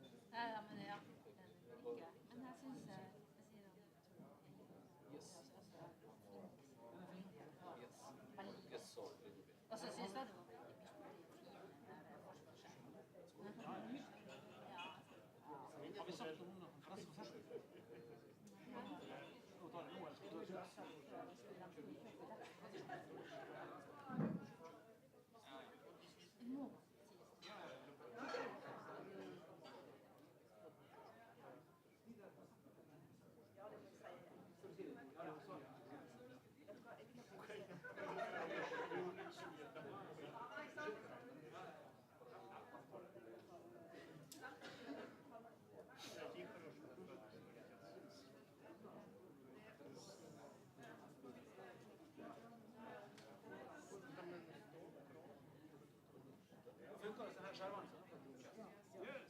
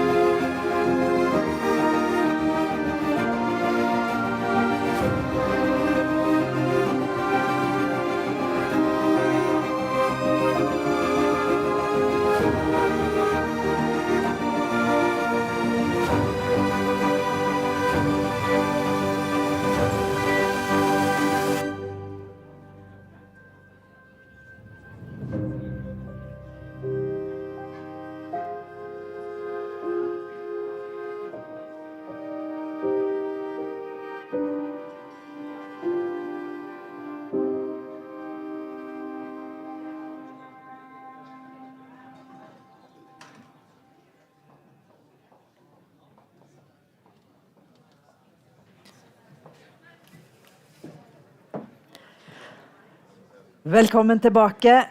Vi er klar til å starte en ny sesjon, så trekk inn og finn plassene. Og mens dere gjør det, så kan jeg si at den konserten som kommer senere med Kiev-solistene og Arctic Philharmonic i Kirkenes kirke, den er der et begrenset antall billetter til, som dere kan få kjøpt i resepsjonen eller i registreringen her ute. De som ønsker å få med seg den konserten, som er 6:30. Og det er en veldedighetskonsert. Alle inntekter derifra går til Norsk Folkehjelp. Now, many of us have asked ourselves during the past year, where is the Russian opposition to Putin? There is one exception, though. The main opposition leader, we all know where he is. He is in jail. Alexei Navalny, he survived poisoning. He went back to Russia and was immediately put in jail. But his colleagues are very active, and they work at the Alexei Navalny Anti-Corruption Foundation. The chief of staff from the foundation is with us. It's an honor to introduce Leonid Volkov.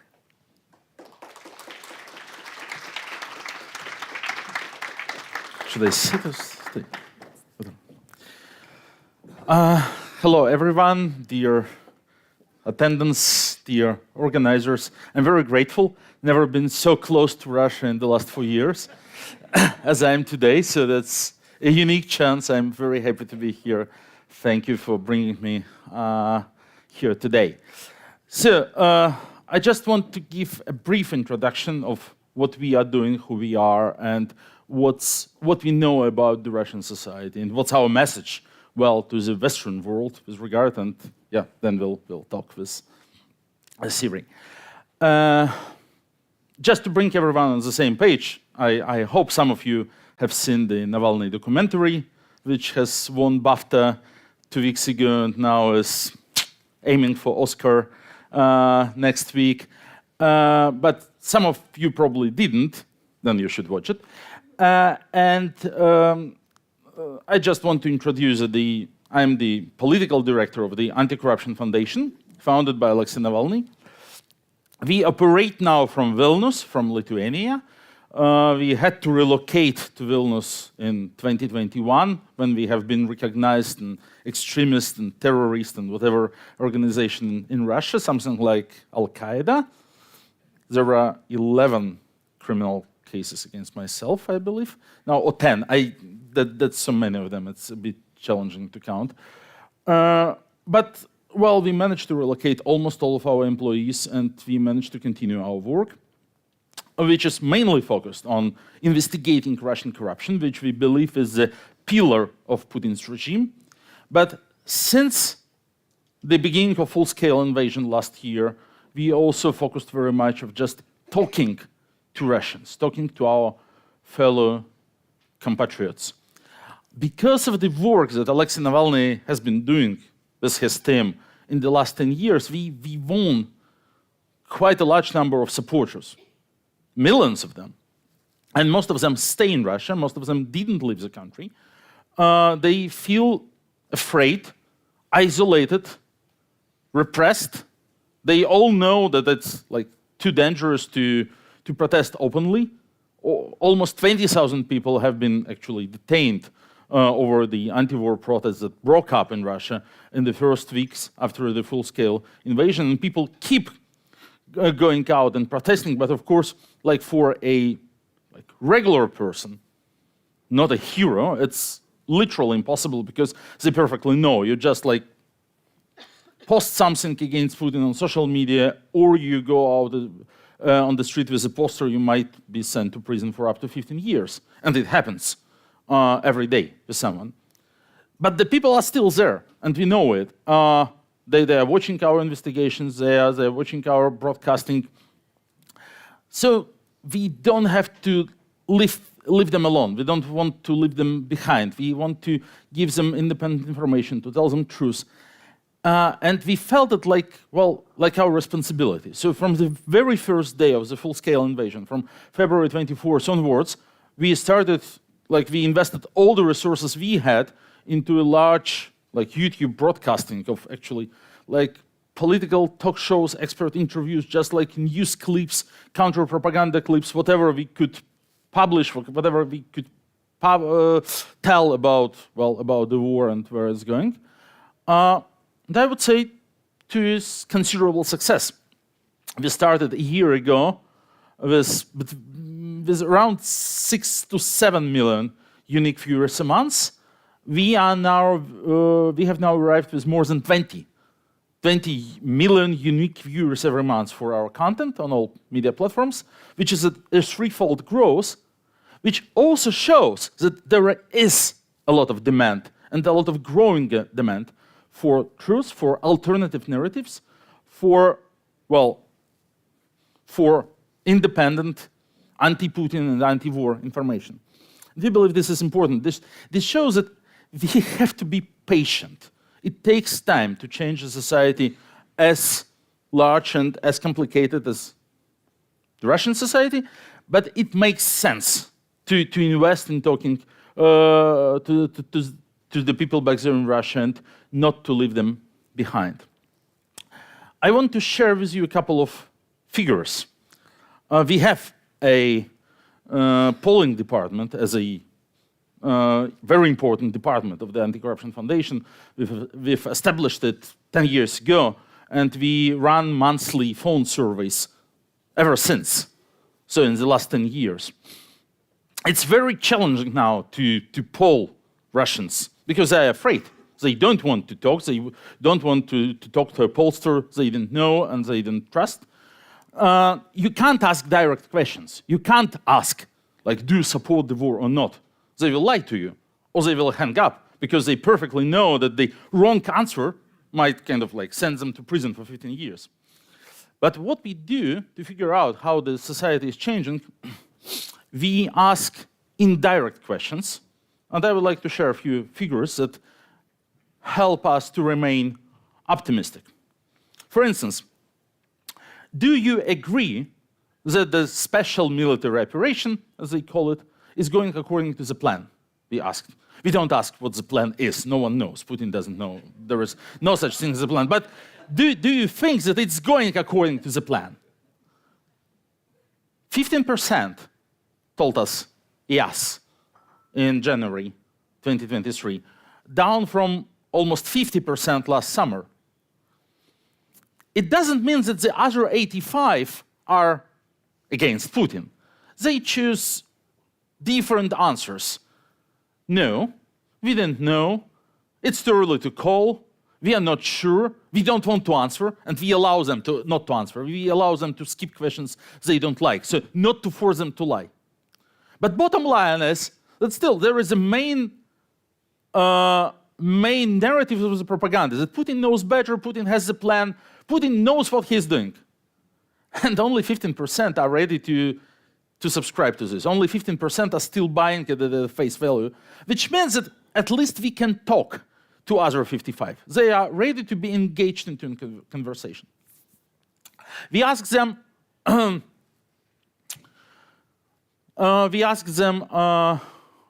should there be additional income in Russian state budget? How this should be used?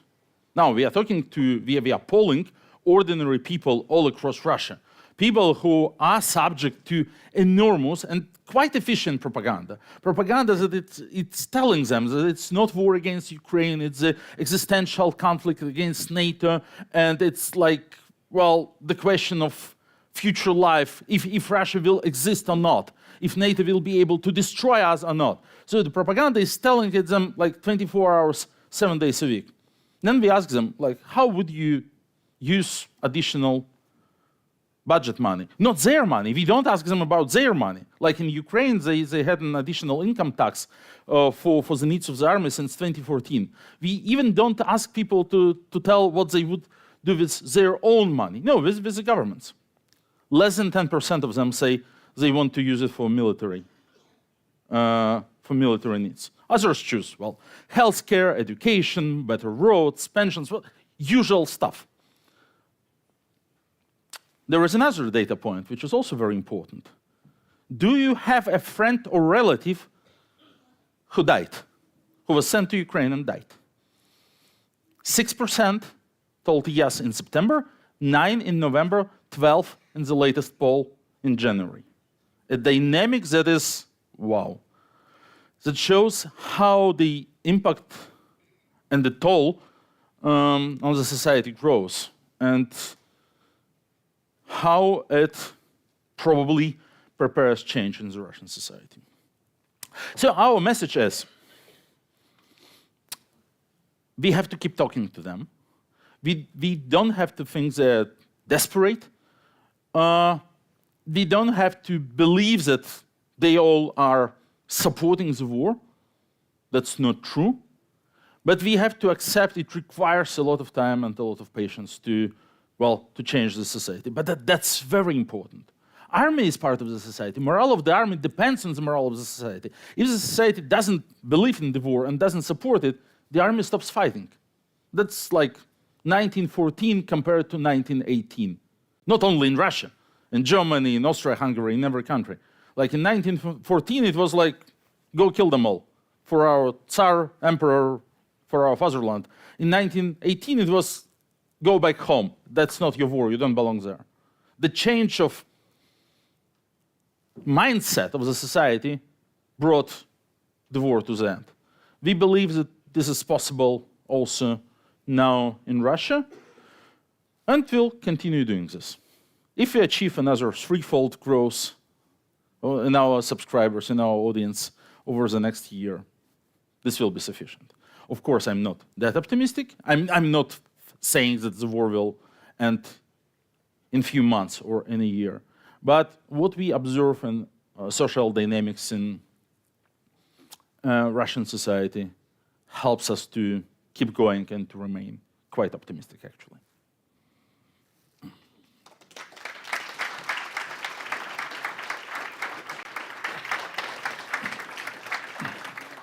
Thank you so much, Leonid. And if we're going to go straight to when Russia attacked Ukraine, I remember Navalny from jail got out the message that this is for internal Russian reasons.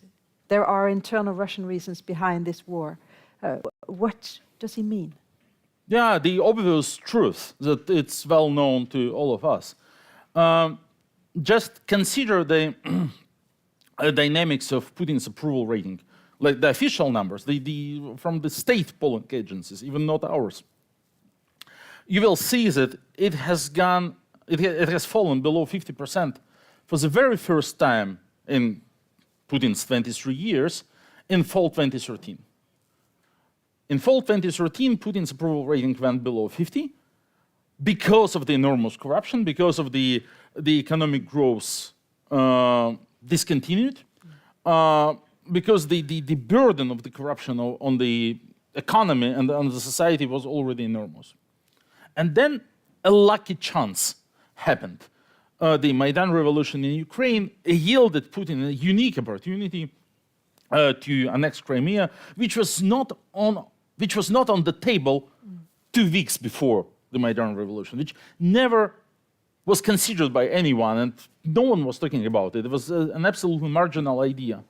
He saw this chance, he saw this opportunity, and yes, unfortunately, because almost no blood was shed, because he managed to market this annexation of Crimea with his propaganda as a very efficient and very useful and very good move and so on. Unfortunately, his approval rating skyrocketed, which yielded him and his friends an enormous opportunity to continue stealing money to unbelievable extent. They all became billionaires and so on, while the economy kept falling down year after year. 10 years. This year we'll have 10 years of decrease of average household income. 10 years in a row, like enormous devastation but are of you economy. saying then? And this had an effect. So this Crimea effect, this Crimea consensus faded away when people realized that, things are not going better. And for the second time, Putin's approval rating went below 50% in fall 2021.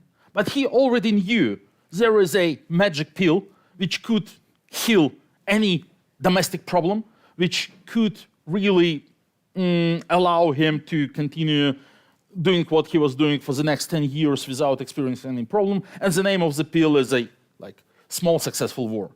He miscalculated. He did not only a crime, but also a grave mistake. But in his logic, in his system of coordinate, what he did was entirely rational. So you're actually saying that the war in Ukraine now is actually about Putin's approval rating? It's about his and his inner circle, his friends' ability to continue running Russia the way they were used to run Russia. And there is a lot of speculation about how solid is the leadership in the Kremlin now. From your position, representing the main opposition leader, how do you see that? How stable is it? The elite is depressed. The elite is unhappy. Well, because they've lost everything. Their lifestyle is ruined. They've lost billions. They can't go skiing in Courchevel anymore. They can't educate their children in London anymore, and so on. That's a huge problem. And they don't know what's the exit strategy. Putin doesn't give them answers. Putin didn't deliver his State of the Union speech in 2022 at all. It's his constitutional obligation, by the way. Not that Putin cares about constitution, but it was very remarkable that he just decided to skip it. And when he did it last week, he did say nothing, like absolutely nothing. And there is a question in the air. It's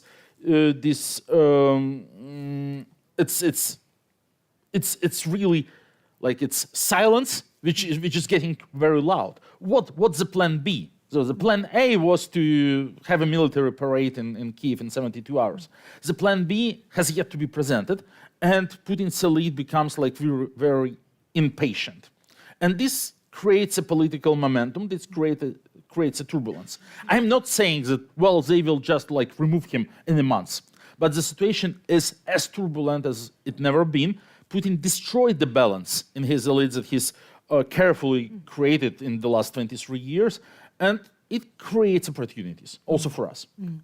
And when we think about Alexei Navalny himself in jail now, the situation as you see it? Well, his condition is quite terrible. He spends his time in a solitary confinement in a very small, shitty cell, like 2.5 by 3 meters large, with very limited contacts to the outer world. He's been deprived of the client attorney privilege. He can't exchange any documents. He can only talk to his lawyers in the presence of someone else, and that's the only way how he communicates to the outer world and delivers his messages. But, well, mentally, he remains strong. The thing is, they try to break him mentally, psychologically. They will never succeed. It's not possible. But doing this on this way, they could, of course, very much endanger his health. And that's what makes us very concerned. And, well, there is no such thing as a insurance or protection for Alexei in the condition in which he is now. But if there is something like a protection, it's staying in the spotlight, not getting forgotten, being in the center of international attention, of course. And many will wonder, why is he still alive? Because they obviously could have killed him, which they failed to do the first time. But when they tried to kill him 2.5 years ago, Putin didn't order to shoot him in his forehead. Putin did order to poison him with a poison that leaves no trace. And that was the idea, that was the plan. The plane lands, there is a dead body, and every doctor would just say it was a heart attack. And kind of like now when the world knows that Navalny is in Putin's custody and the world knows who is responsible, well, it's a different situation. But if we forget about Alexei, then indeed his life will be very much endangered. And many of us remember, of course, people like Anna Politkovskaya, who was first poisoned and then was shot. But in jail, can we take it that actually he is safer right he now. isn't. I mean, he is not safe, definitely. He is in a terrible condition and his health is endangered.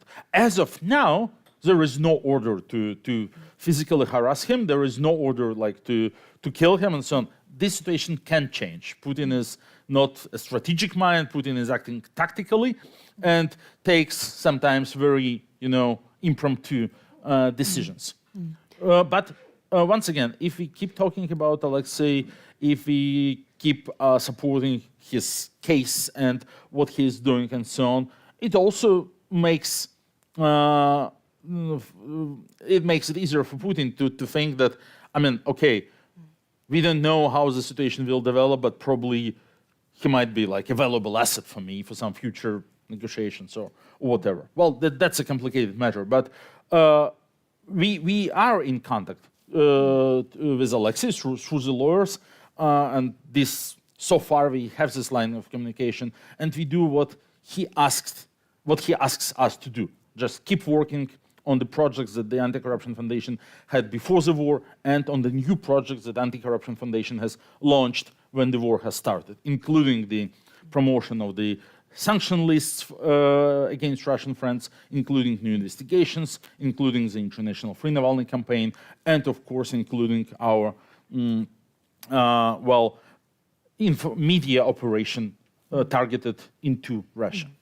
And of course, you have delivered some sensational material on television, including when Navalny is getting a confession from his would-be killer, and we're getting the full story there. What is next?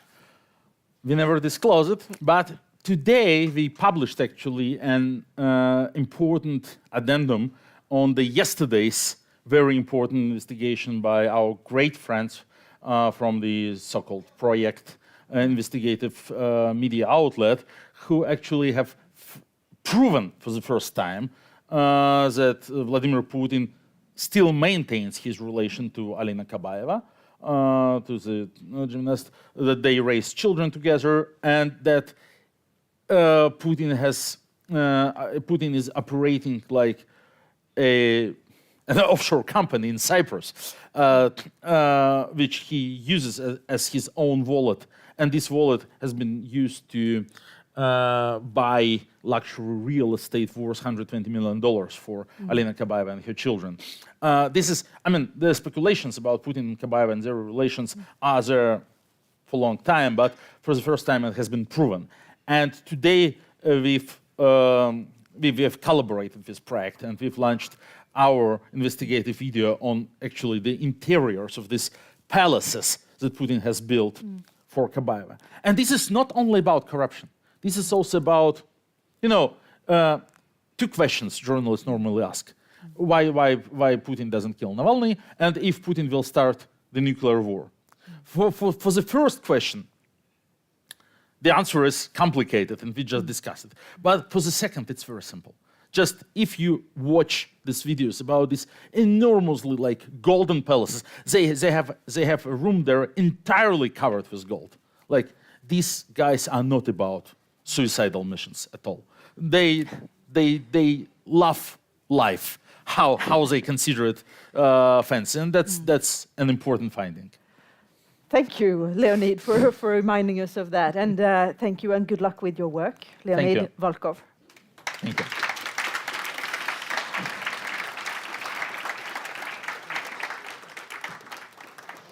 Og da er spørsmålet hva det gjør med mennesker å bo i et totalitært samfunn. Det er et slikt samfunn vi ser konturen av i Russland nå. Og hva gjør du da for å få til en dialog? Leder for Senter for fredsstudier ved UiT er med oss. Ta godt imot henne, Marcella Douglas Aranibar.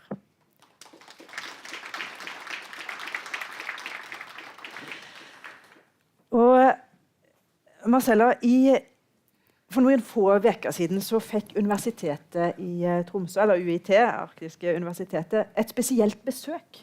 3 russiske studenter. Hva var det som skjedde? Ja, vi fikk besøk på universitetet av 3 russiske studenter som representerte en studentorganisasjon, opprinnelig studentavis fra universitetet i Moskva. Og de kom fordi at de hadde fått en pris, studentenes fredspris. Dette var unge studenter da, som i dag var i eksil, tre stykker. Og det gjorde inntrykk å høre historiene deres. Spesielt den ene som bodde i Tyskland, og kunne fortelle hvordan hun hadde ingen kontakt med sine egne foreldre i dag. Og hennes historie var ikke unik. Det var mange unge som hadde det på den måten. Fordi at man hadde ulikt syn på det som skjedde i Ukraina. Og det gjør inntrykk å høre, sant? Dine foreldre, dine nærmeste. Og det er jo det krig, totalitære samfunn bidrar til, å skape en splittelse. Og hva var det disse 3 studentene da hadde engasjert seg med? Altså de hadde vært med i en organisasjon. Er det nok til at foreldrene tar avstand? Det er et mer komplekst bakteppe her. Totalitære samfunn gjør jo at man ikke lenger kan tenke fritt. Du har ikke lov til å si det du egentlig mener. Til og med ordene du bruker styrt. Og her har vi 2 ulike generasjoner da. Vi har en foreldregenerasjon, og så har vi de unge som har hatt mulighet til å reise mer og fått andre narrativer, som har gjennom sosiale medier også fått andre input. Mens foreldrene er ikke i den situasjonen og har kanskje ikke de samme erfaringene. Og svarer du altså med å slå hånda av sine egne barn? Ja, og man må også se bakteppet av totalitære samfunn. For det de bidrar til, sånn som det ble nevnt godt tidligere i dag, nå nettopp, er jo til å skape frykt. Frykt for, i dette tilfellet, for barna sine. Det å være journalist, det å være, altså, som kritisk journalist, det er ikke mulig lenger. Du gjengir det myndighetene sier, det Putins regime sier. Når du ikke har mulighet lenger til å samarbeide med for eksempel universitet, fordi at du er i fare for 15 års fengsel, så forstår vi at det er en frykt da. Men det er jo også fordi at man også kan ha ulik syn på det som skjer. Og du har tatt doktorgraden på akkurat dette temaet, med hva det gjør med et menneske å vokse opp i et totalitært regime. Og du kom selv til Norge som flyktning fra Chile. Hvis du skal dra fram en ting som du tenker folk bør forstå om hva den opplevelsen gjør med et menneske, hva er det? Ja, jeg kan jo først si at jeg var et barn da, så jeg har jo ikke erfaringen som mine foreldre har. Jeg har mer teoretisk utgangspunkt. Men det er jo det som er Hannah Arendt, en tysk filosof, som har skrevet mye bra om dette. Hun har beskrevet hvordan det totalitære det er noe som isolerer deg. Sant? Som menneske så er du født med tanker, du skal tenke, uttrykke det fritt, og det er ikke mulig i et sånt samfunn. Du får servert andre narrativer, en veldig egenartet da, som gjør at det er det som er det rette. Sant? Og det har ingenting med virkeligheten rundt deg. Sånn at du blir på sett og vis fremmedgjort fra deg selv. Ja. Og når dere skal forske på dette, hvordan få i gang en dialog mellom folk som egentlig da ikke vil snakke sammen, som disse foreldrene som ikke vil snakke med sine barn? Hvordan gjør en det? Ja, godt spørsmål. Jeg tenker jo at vi må jo ha 2 tanker i hodet samtidig.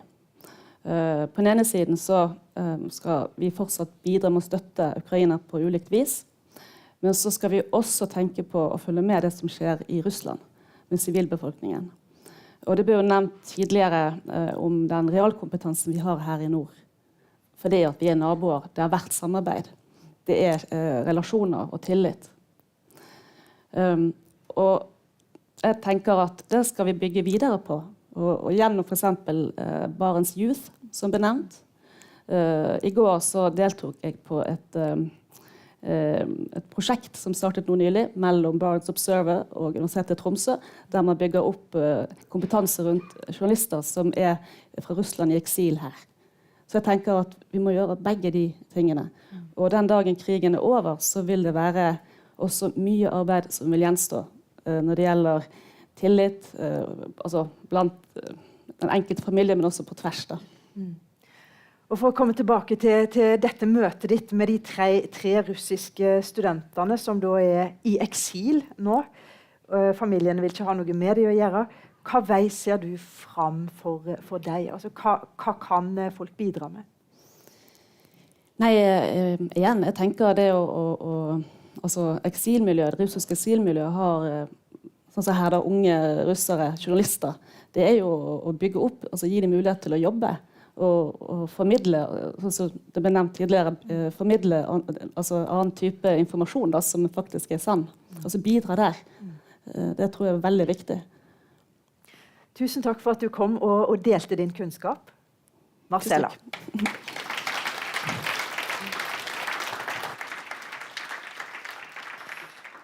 And now we are going into English again, and we're going to talk to a former diplomat from Russia.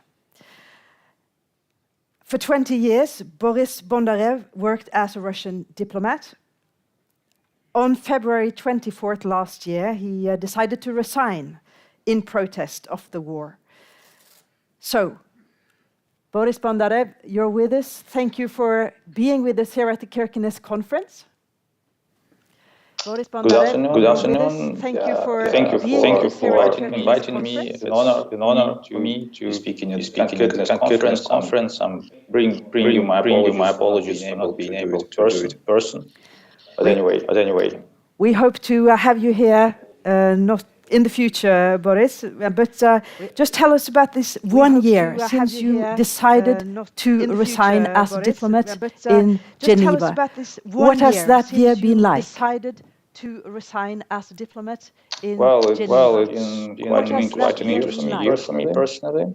Of course, 1 year ago, I couldn't imagine that this 2023 year would be so different for me and my family. But what's done is done.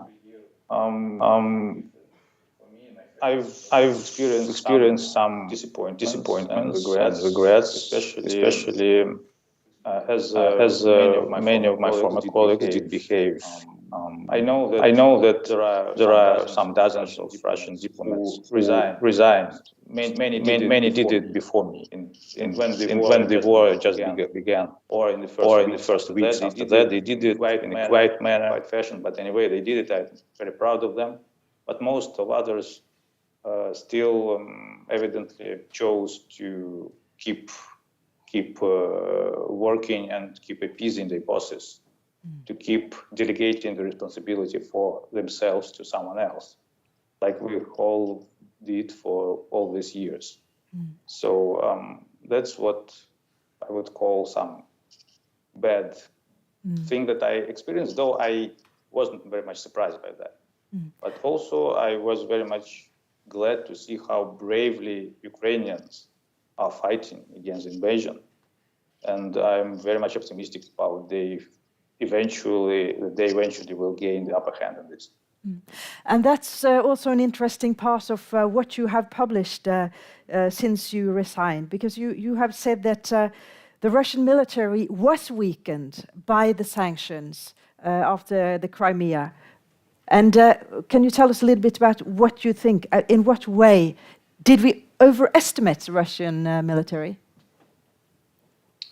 I would say, to be precise, my point was that the sanctions imposed in 2014 did weaken the military potential of the Russian Federation, mostly the military industry of the Russian Federation, because the military industry is very much dependent, even today, very much dependent on critical and crucial components imported from the Western countries, from Europe, from the United States, from Canada, from South Korea, from Taiwan and all. And now all of them have been very much decreased, the import of this. And there have been created a lot of obstacles. So it did, in my point of view, did weaken the potential of Russian armed forces as the sole user, and the user of the Russian military industrial complex. Yes. And you said many of your colleagues, some of your colleagues that have resigned have done so quietly while you decided to be open about why you stepped down. And what has that cost you, being open about the protesting against the war?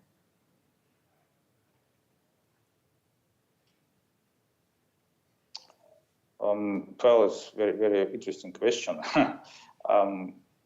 I think, well, first of all, I did it public because unlike those my colleagues who did it quietly, as you say, most of them, they resigned being in Moscow.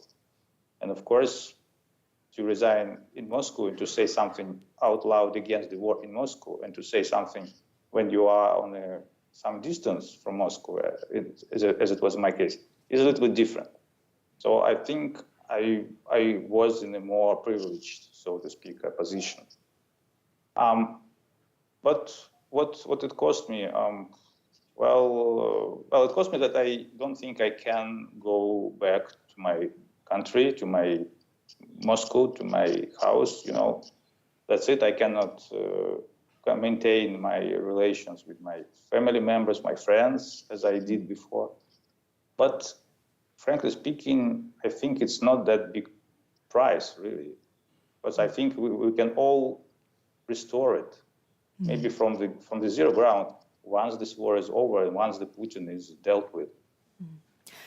And when you now look at Russia from abroad, what do you see? What future do you see for Putin's Russia? Putin's Russia has no future. It will either fall down in a quite short historical perspective because it has no potential for to grow, or it may last longer and becomes more and more encapsulated and turn into some kind of a giant North Korea. But even that would not last for decades. And we shouldn't call it a future. It would be just a very long process of degradation and decay and eventually dying. And what Putin is, as he says, is mostly concerned about some possible Russian degradation, Russian being dismembered and dismantled, Russian collapse. That he's doing, what he's doing is just this very process. He started this process, and he is the main threat to Russian territorial integrity. So I think with Putin, Russia has no future. Without him, there is still a chance to build a more decent future than we can think now. You have a long background in the diplomatic services, and how do you interpret the tough language that former colleagues are now using, like Lavrov? Well, I believe they're using this tough language because they don't have any other instruments to use. Whatever they had at their disposal is not working now. It's not efficient. They have only threats. They have only blackmail, nuclear blackmail, other kinds of blackmail like energy blackmail, yeah? And that's it. And for the recent years, Russian diplomacy gained very unique language. It's language of brutal force. It's language of someone who doesn't care to speak to people, to talk to people, to persuade them, to convince them in your truth. No, you're just so confident because you have nuclear weapons and you are like great power, so everybody must obey. They must submit to you and must do whatever you tell them to do. That's because this very strange picture of the world, which exists in the heads of the Kremlin people, is just a pure reflection of how they see Russia. They see Russia as a pyramid, where there is one boss and his word is a law to all others. And the same way they see the Western world. Like they have one leader, it's the president, US president, and whatever he says, all other Western countries must do. That's why Russian diplomacy has always been aimed at the United States, for instance. Yes, when in Russia we say NATO, we mean United States, and vice versa. So, and today, Russian diplomacy suddenly found that they have no instruments, no tools to affect the situation abroad. They have only threats, they have only language of force. And unfortunately, they're still quite good at it. And as we are speaking now in Kirkenes with a community that is quite used to working with Russians just across the border, going forward, what is your advice? How should we deal with the situation? You mean strategically? For the people that live here, with the neighbors from Russia? Well, I believe that neighbors which live here in Russia, just across the border, they will not disappear. And whether Putin remains or he will be gone, those people will live there. They keep living, and they will be there next year, next decade. So I think that you should treat them. You should treat them as you have always done, as your neighbors, as people with whom you are interested in having good relations, friendly relations maybe. And I think it would be a mistake to see all Russians as Putin's accomplices, all Russians as warmongers, to see all Russians as active supporters of war, of all these atrocities and all, because they are not so. They are mostly conformists, yes. They may say that they support it, yes, but it's not the fact. And as Leonid Volkov just said a few minutes ago, the situation in Russia is changing even now, even as we speak. This support, public support to the war, is mostly declarative. Most people do not really support the war. They just support the way of their life. They don't want to be bothered with anything. They don't want to be bothered with the state, with the government. And the easiest and most safest way to them to secure their daily life is just to declare that they are loyal to Putin, they support him. But it has nothing to do with real support. It does mean that those people will be very much happy to march to the front line and to die there. No, I don't think so. And we will see it. So I think it's better to treat Russians as people who have to live through this very cruel dictatorship. Thank you so much for being with us. Boris, I hope to see you in Kirkenes the next time, live in person here on stage. Yeah. Thank you so much. Thank you very much. Thank you. Bye-bye.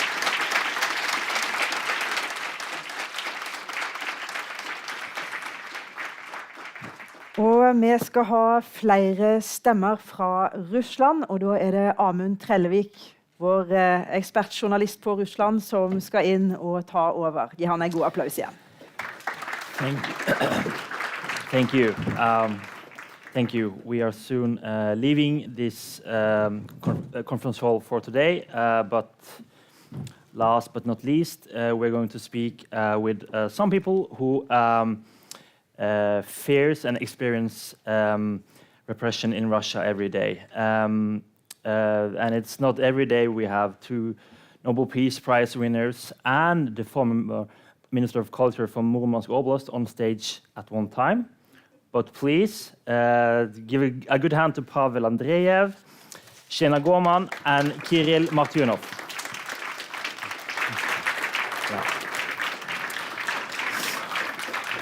And please have a seat. No, here, please.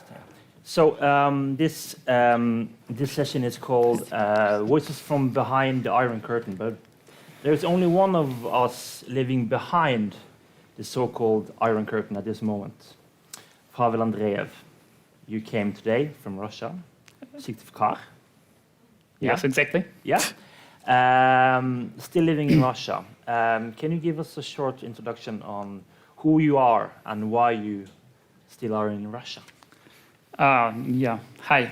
It's my pleasure to be in Kirkenes, because if you asked me to tell me something more about myself, for me, Kirkenes played a great role. It's a very important city for me, because in 2014, it was the first European city who invited me for public speaking. And you can imagine what was happening in this time. So I was watching the Olympic ceremony in Sochi in this stone hotel. And at that time, I cannot imagine how these days will be important for the future as we see now for 9 years. And for all these 9 years, we, with my government, I would say, were in just totally different directions. As for me, Kirkenes and that day was starting point to open Europe, to meet with incredible people around Europe, to take participants in different conferences and open Europe for me and open my city and what we were doing in the online journal 7x7, where I was running for as a director for more than 10 years, and also as the civic activist in the memorial movement, who is focused on history of repression inside of Russia. And we just were inviting lots of people to our cities. We visited lots of cities and in Europe, and we believed in this, civil society cooperation. And I still believe it, unfortunately. But my government they decided to shut down, all that cooperation with civil society around Europe. And now what we just came to this terrible point where we is now. But okay, but can you give us a short, like a briefing on how is life behind Iron Curtains today? Just that. Okay, then I will need to start from when I think that the very important point is number one. So now we don't have Iron Curtain, and it's like that. I think it's the wrong parallel. It's the same. It's like the wrong parallel to compare Putin's regime to Stalin's regime. This is totally different. And I think that this is the interesting thing that we can check it. The article on BBC, and I think it was published 2 days ago. That if you don't open the news channel, normal life of Russian citizens didn't change a lot. I would say it didn't change a lot. And now it's like that the daily life of I just don't want to say the normal people, but just people who are not. Reading, for example, Novaya Gazeta, on daily basis, it didn't change a lot. No. This, yeah. Okay. You stayed in Russia when your editorial staff left Russia.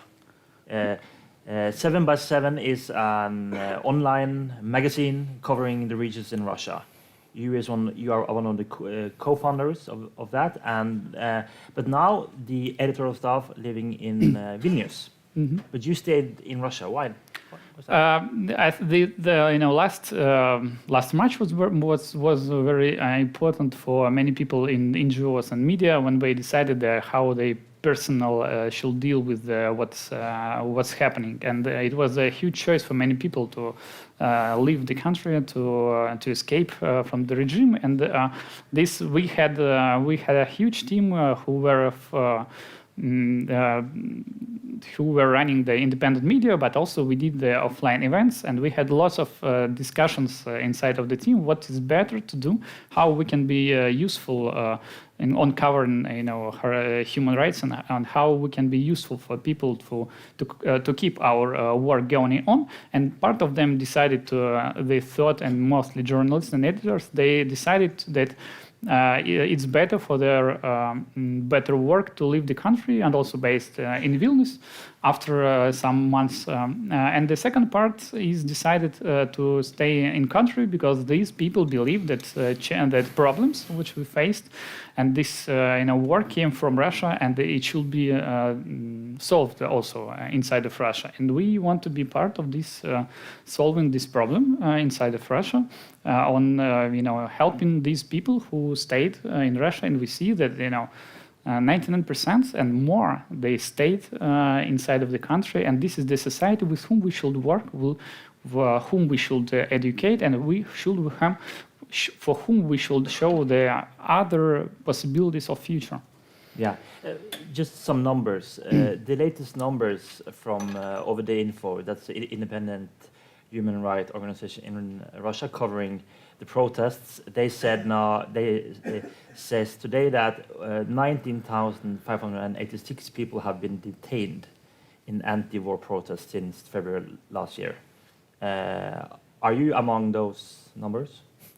Not last year, I would say. Yes, I have only one experience in be jailed. It was 2 days in 2011, when it was the huge wave of the protests against changing Medvedev to Putin again.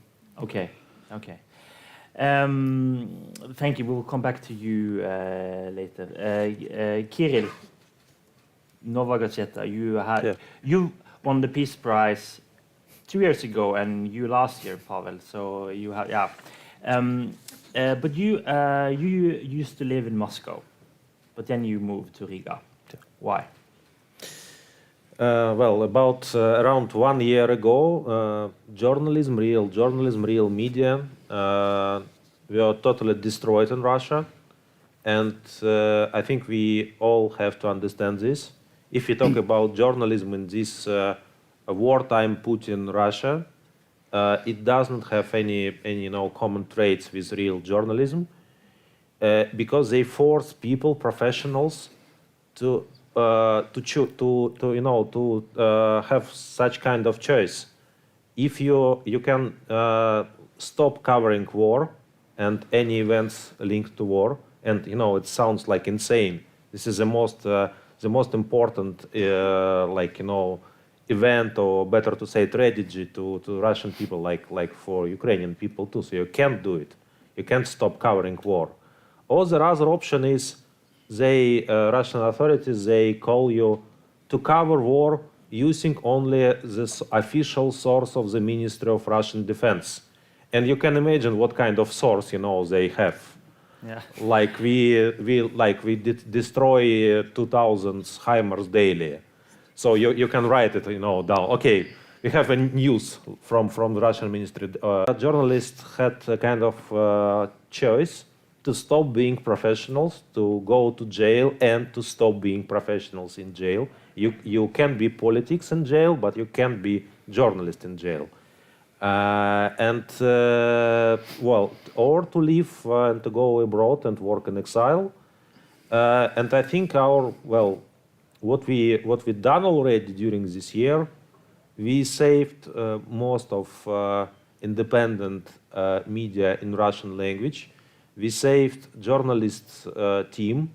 I think there is no more or less big independent media which was really shut down by this wartime censorship.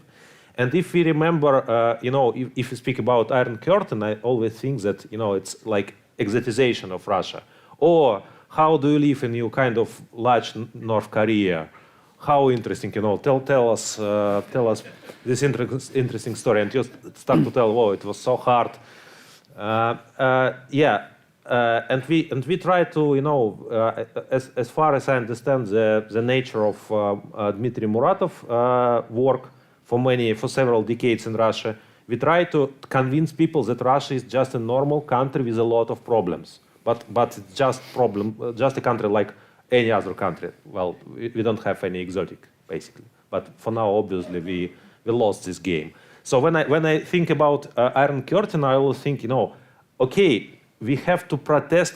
We Russians have to protest against this again in 30 years. Like what kind of history we have? Yeah. Why us? We did it once. Why we have to do it again? Okay, but just to be very to clarify that, Nova Gazeta moved an edition to Riga. Yeah. It's called Nova Gazeta Europa. Yeah. So and Nova Gazeta means a new paper. The Russian version of Nova Gazeta, what is the status of that now? Well, we have almost 100 of journalists at the beginning of war, more than 80 of them.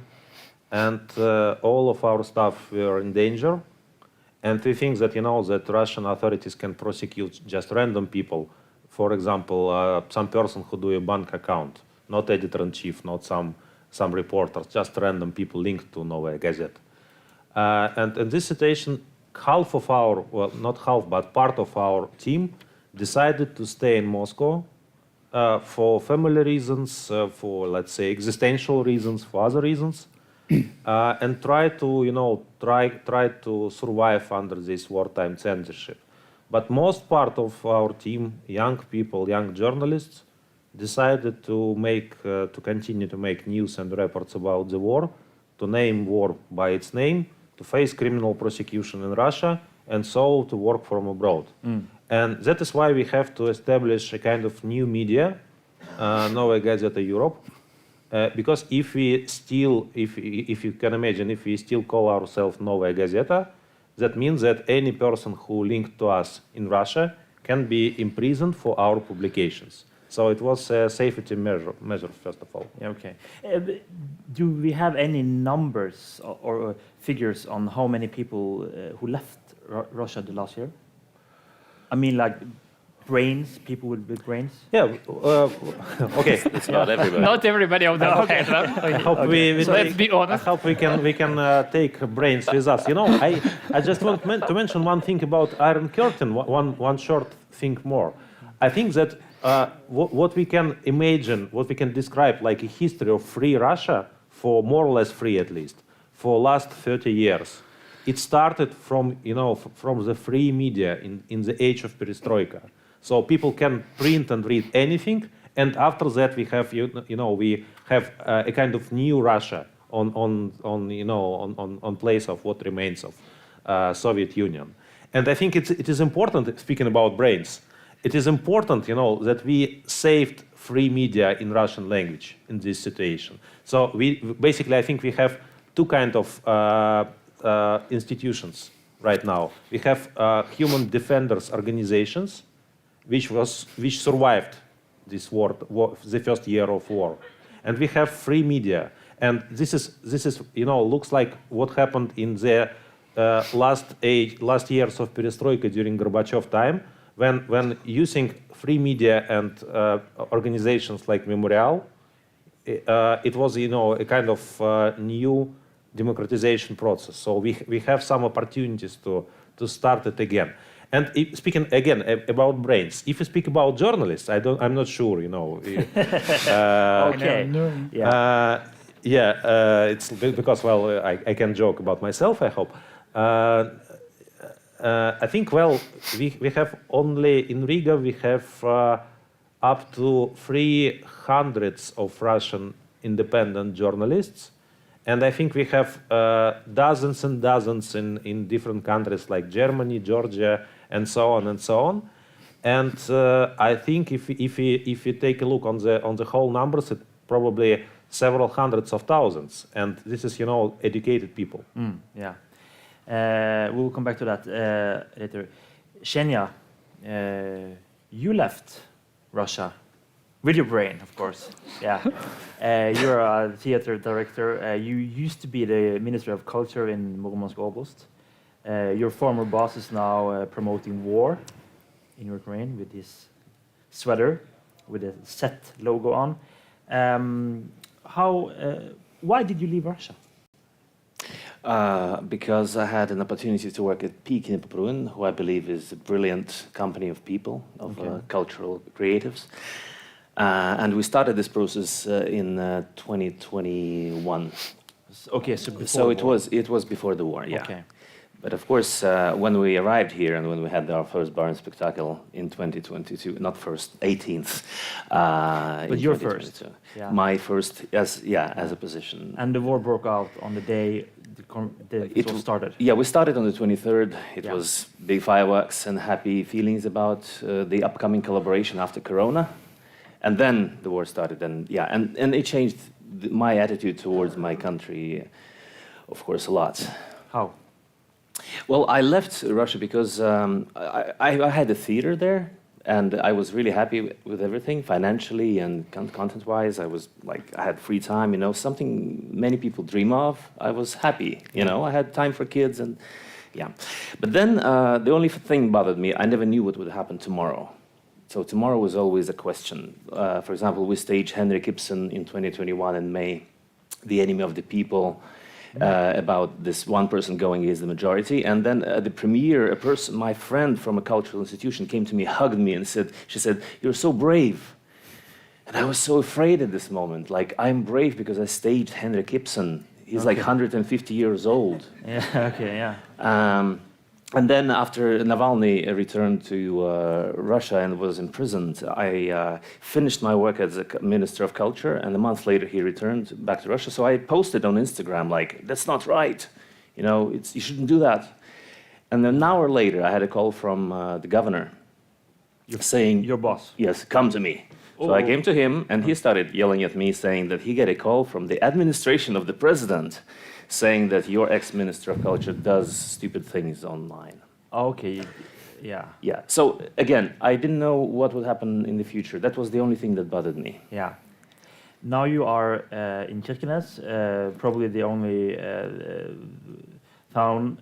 Well, probably maybe this is the closest town in. No, it's not. No, but it's very close to the Russian border.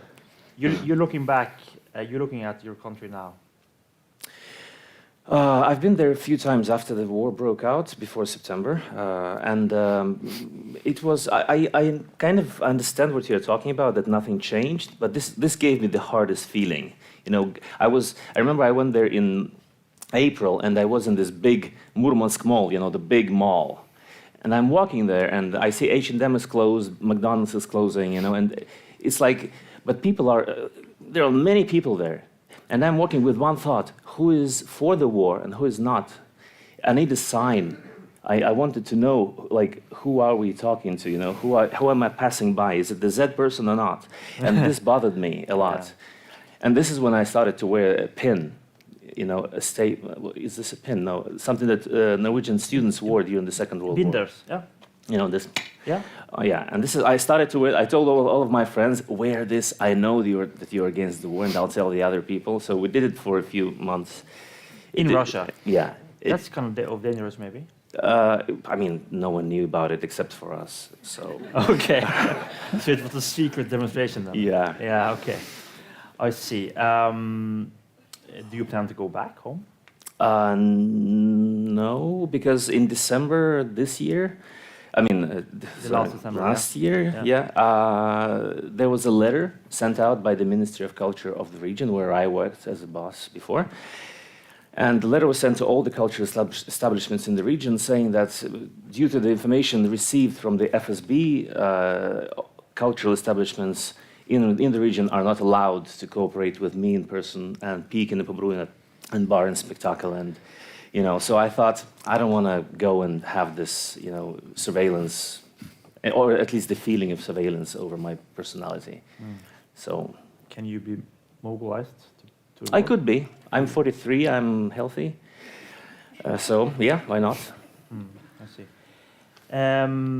Pavel, you told me that the isolation of Russia will be a gift to Putin.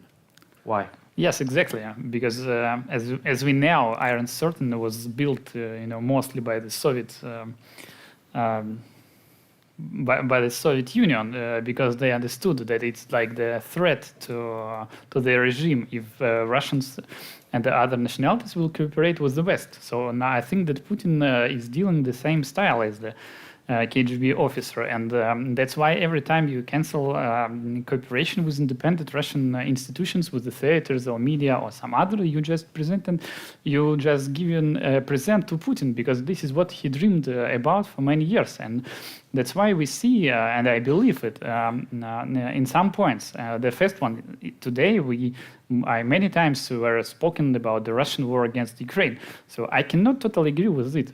Not only because using the war can be criminal punished, you know, inside Russia, but also I cannot the code because it's Russian. I would prefer to say that it was Putin. It's Putin war because Russians didn't vote for it. They didn't take participation in decision making of it. And what we see that, and mostly, which we need to understand, that Putin didn't win any fair election for all these decades, and even so, he's even if we believe that his first election was fair, then his last year in the president office should be in 2008, and we see that. after it, we cannot. Me personally, I cannot agree with that. He can speak out of all Russians, and we can,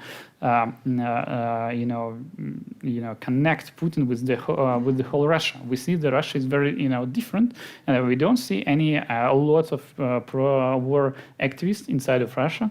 We see now that that many people are disappointed, but we also see even if we believe in official 20% of only 20% who against Putin's aggressions is 40 million people, which 2 times more than Scandinavian people live there, and we just need to give a chance. So that's why asking for everybody in the West, just give a hand to these people, just give them hope. We see that these people, like independent artists and journalists, they're isolated from the resources.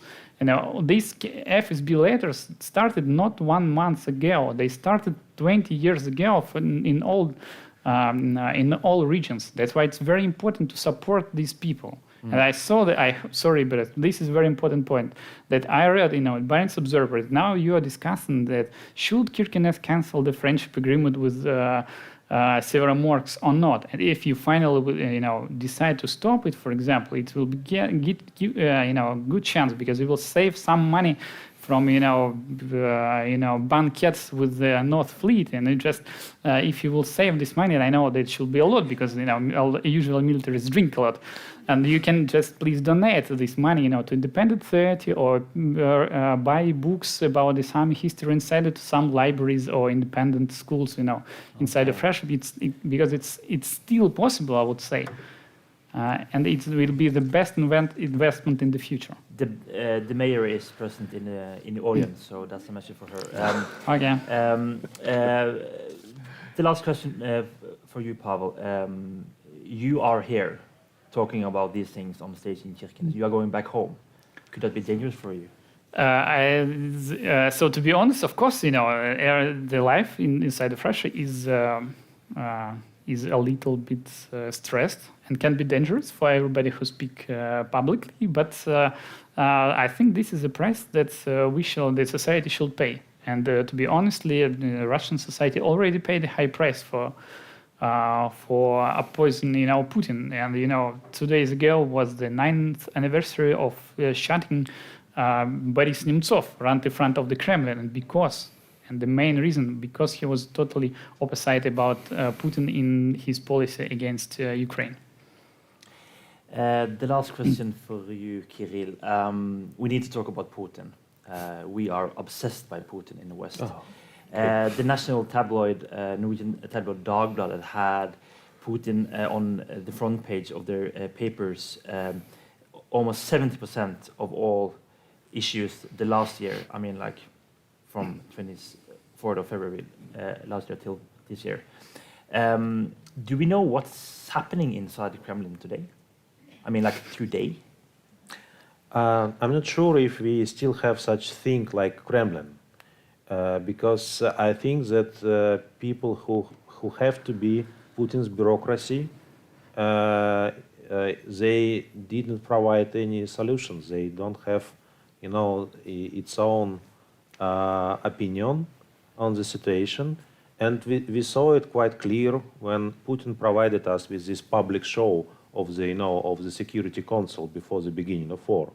My information said that these people in the Russian Security Council have information about what they exactly have to discuss, the full-scale invasion, 15 minutes before they started. 15 minutes Yeah, before. it was a challenge, like what you can do. Please provide us the most brave and patriotic speech in 15 minutes. And some people probably were even drunk, like Valentina Matvienko, for example, for bravery, because you need to say something. And it was a General Prosecutor Krasnov who was, his speech was cut from the broadcasting, and it was rumors that probably maybe General Prosecutor Krasnov was too liberal, he said maybe not. But our information says that General Prosecutor said, okay, we need to destroy this country right now. So they said, no, this is a speech for our president, You don't have to be, more cruel than President Putin. So I think we need to understand that Putin created a lot of chaos on Russian borders in Europe, in Ukraine, first of all, but also in Russia, and I think to large extent in Kremlin too. They don't understand new rules. They don't understand how to adapt to a new situation, and they don't understand how basically they, like a bureaucracy, like a state, like a government, how they create any decisions. They are not decision makers anymore, in a sense. Kenya, when can we travel to Murmansk to see Henrik Ibsen on stage again? I have no idea. When do you hope you can... I really like the way Boris Grebenshikov, who was here just a few days ago, answered the question about future. He said, let us leave the talks about the future to those who are drunk in their kitchens fighting over the bright future. So I love this explanation. I think future is something so unpredictable today. We have to concentrate on what we can do now. Thank you so much. Sounds good. Yeah.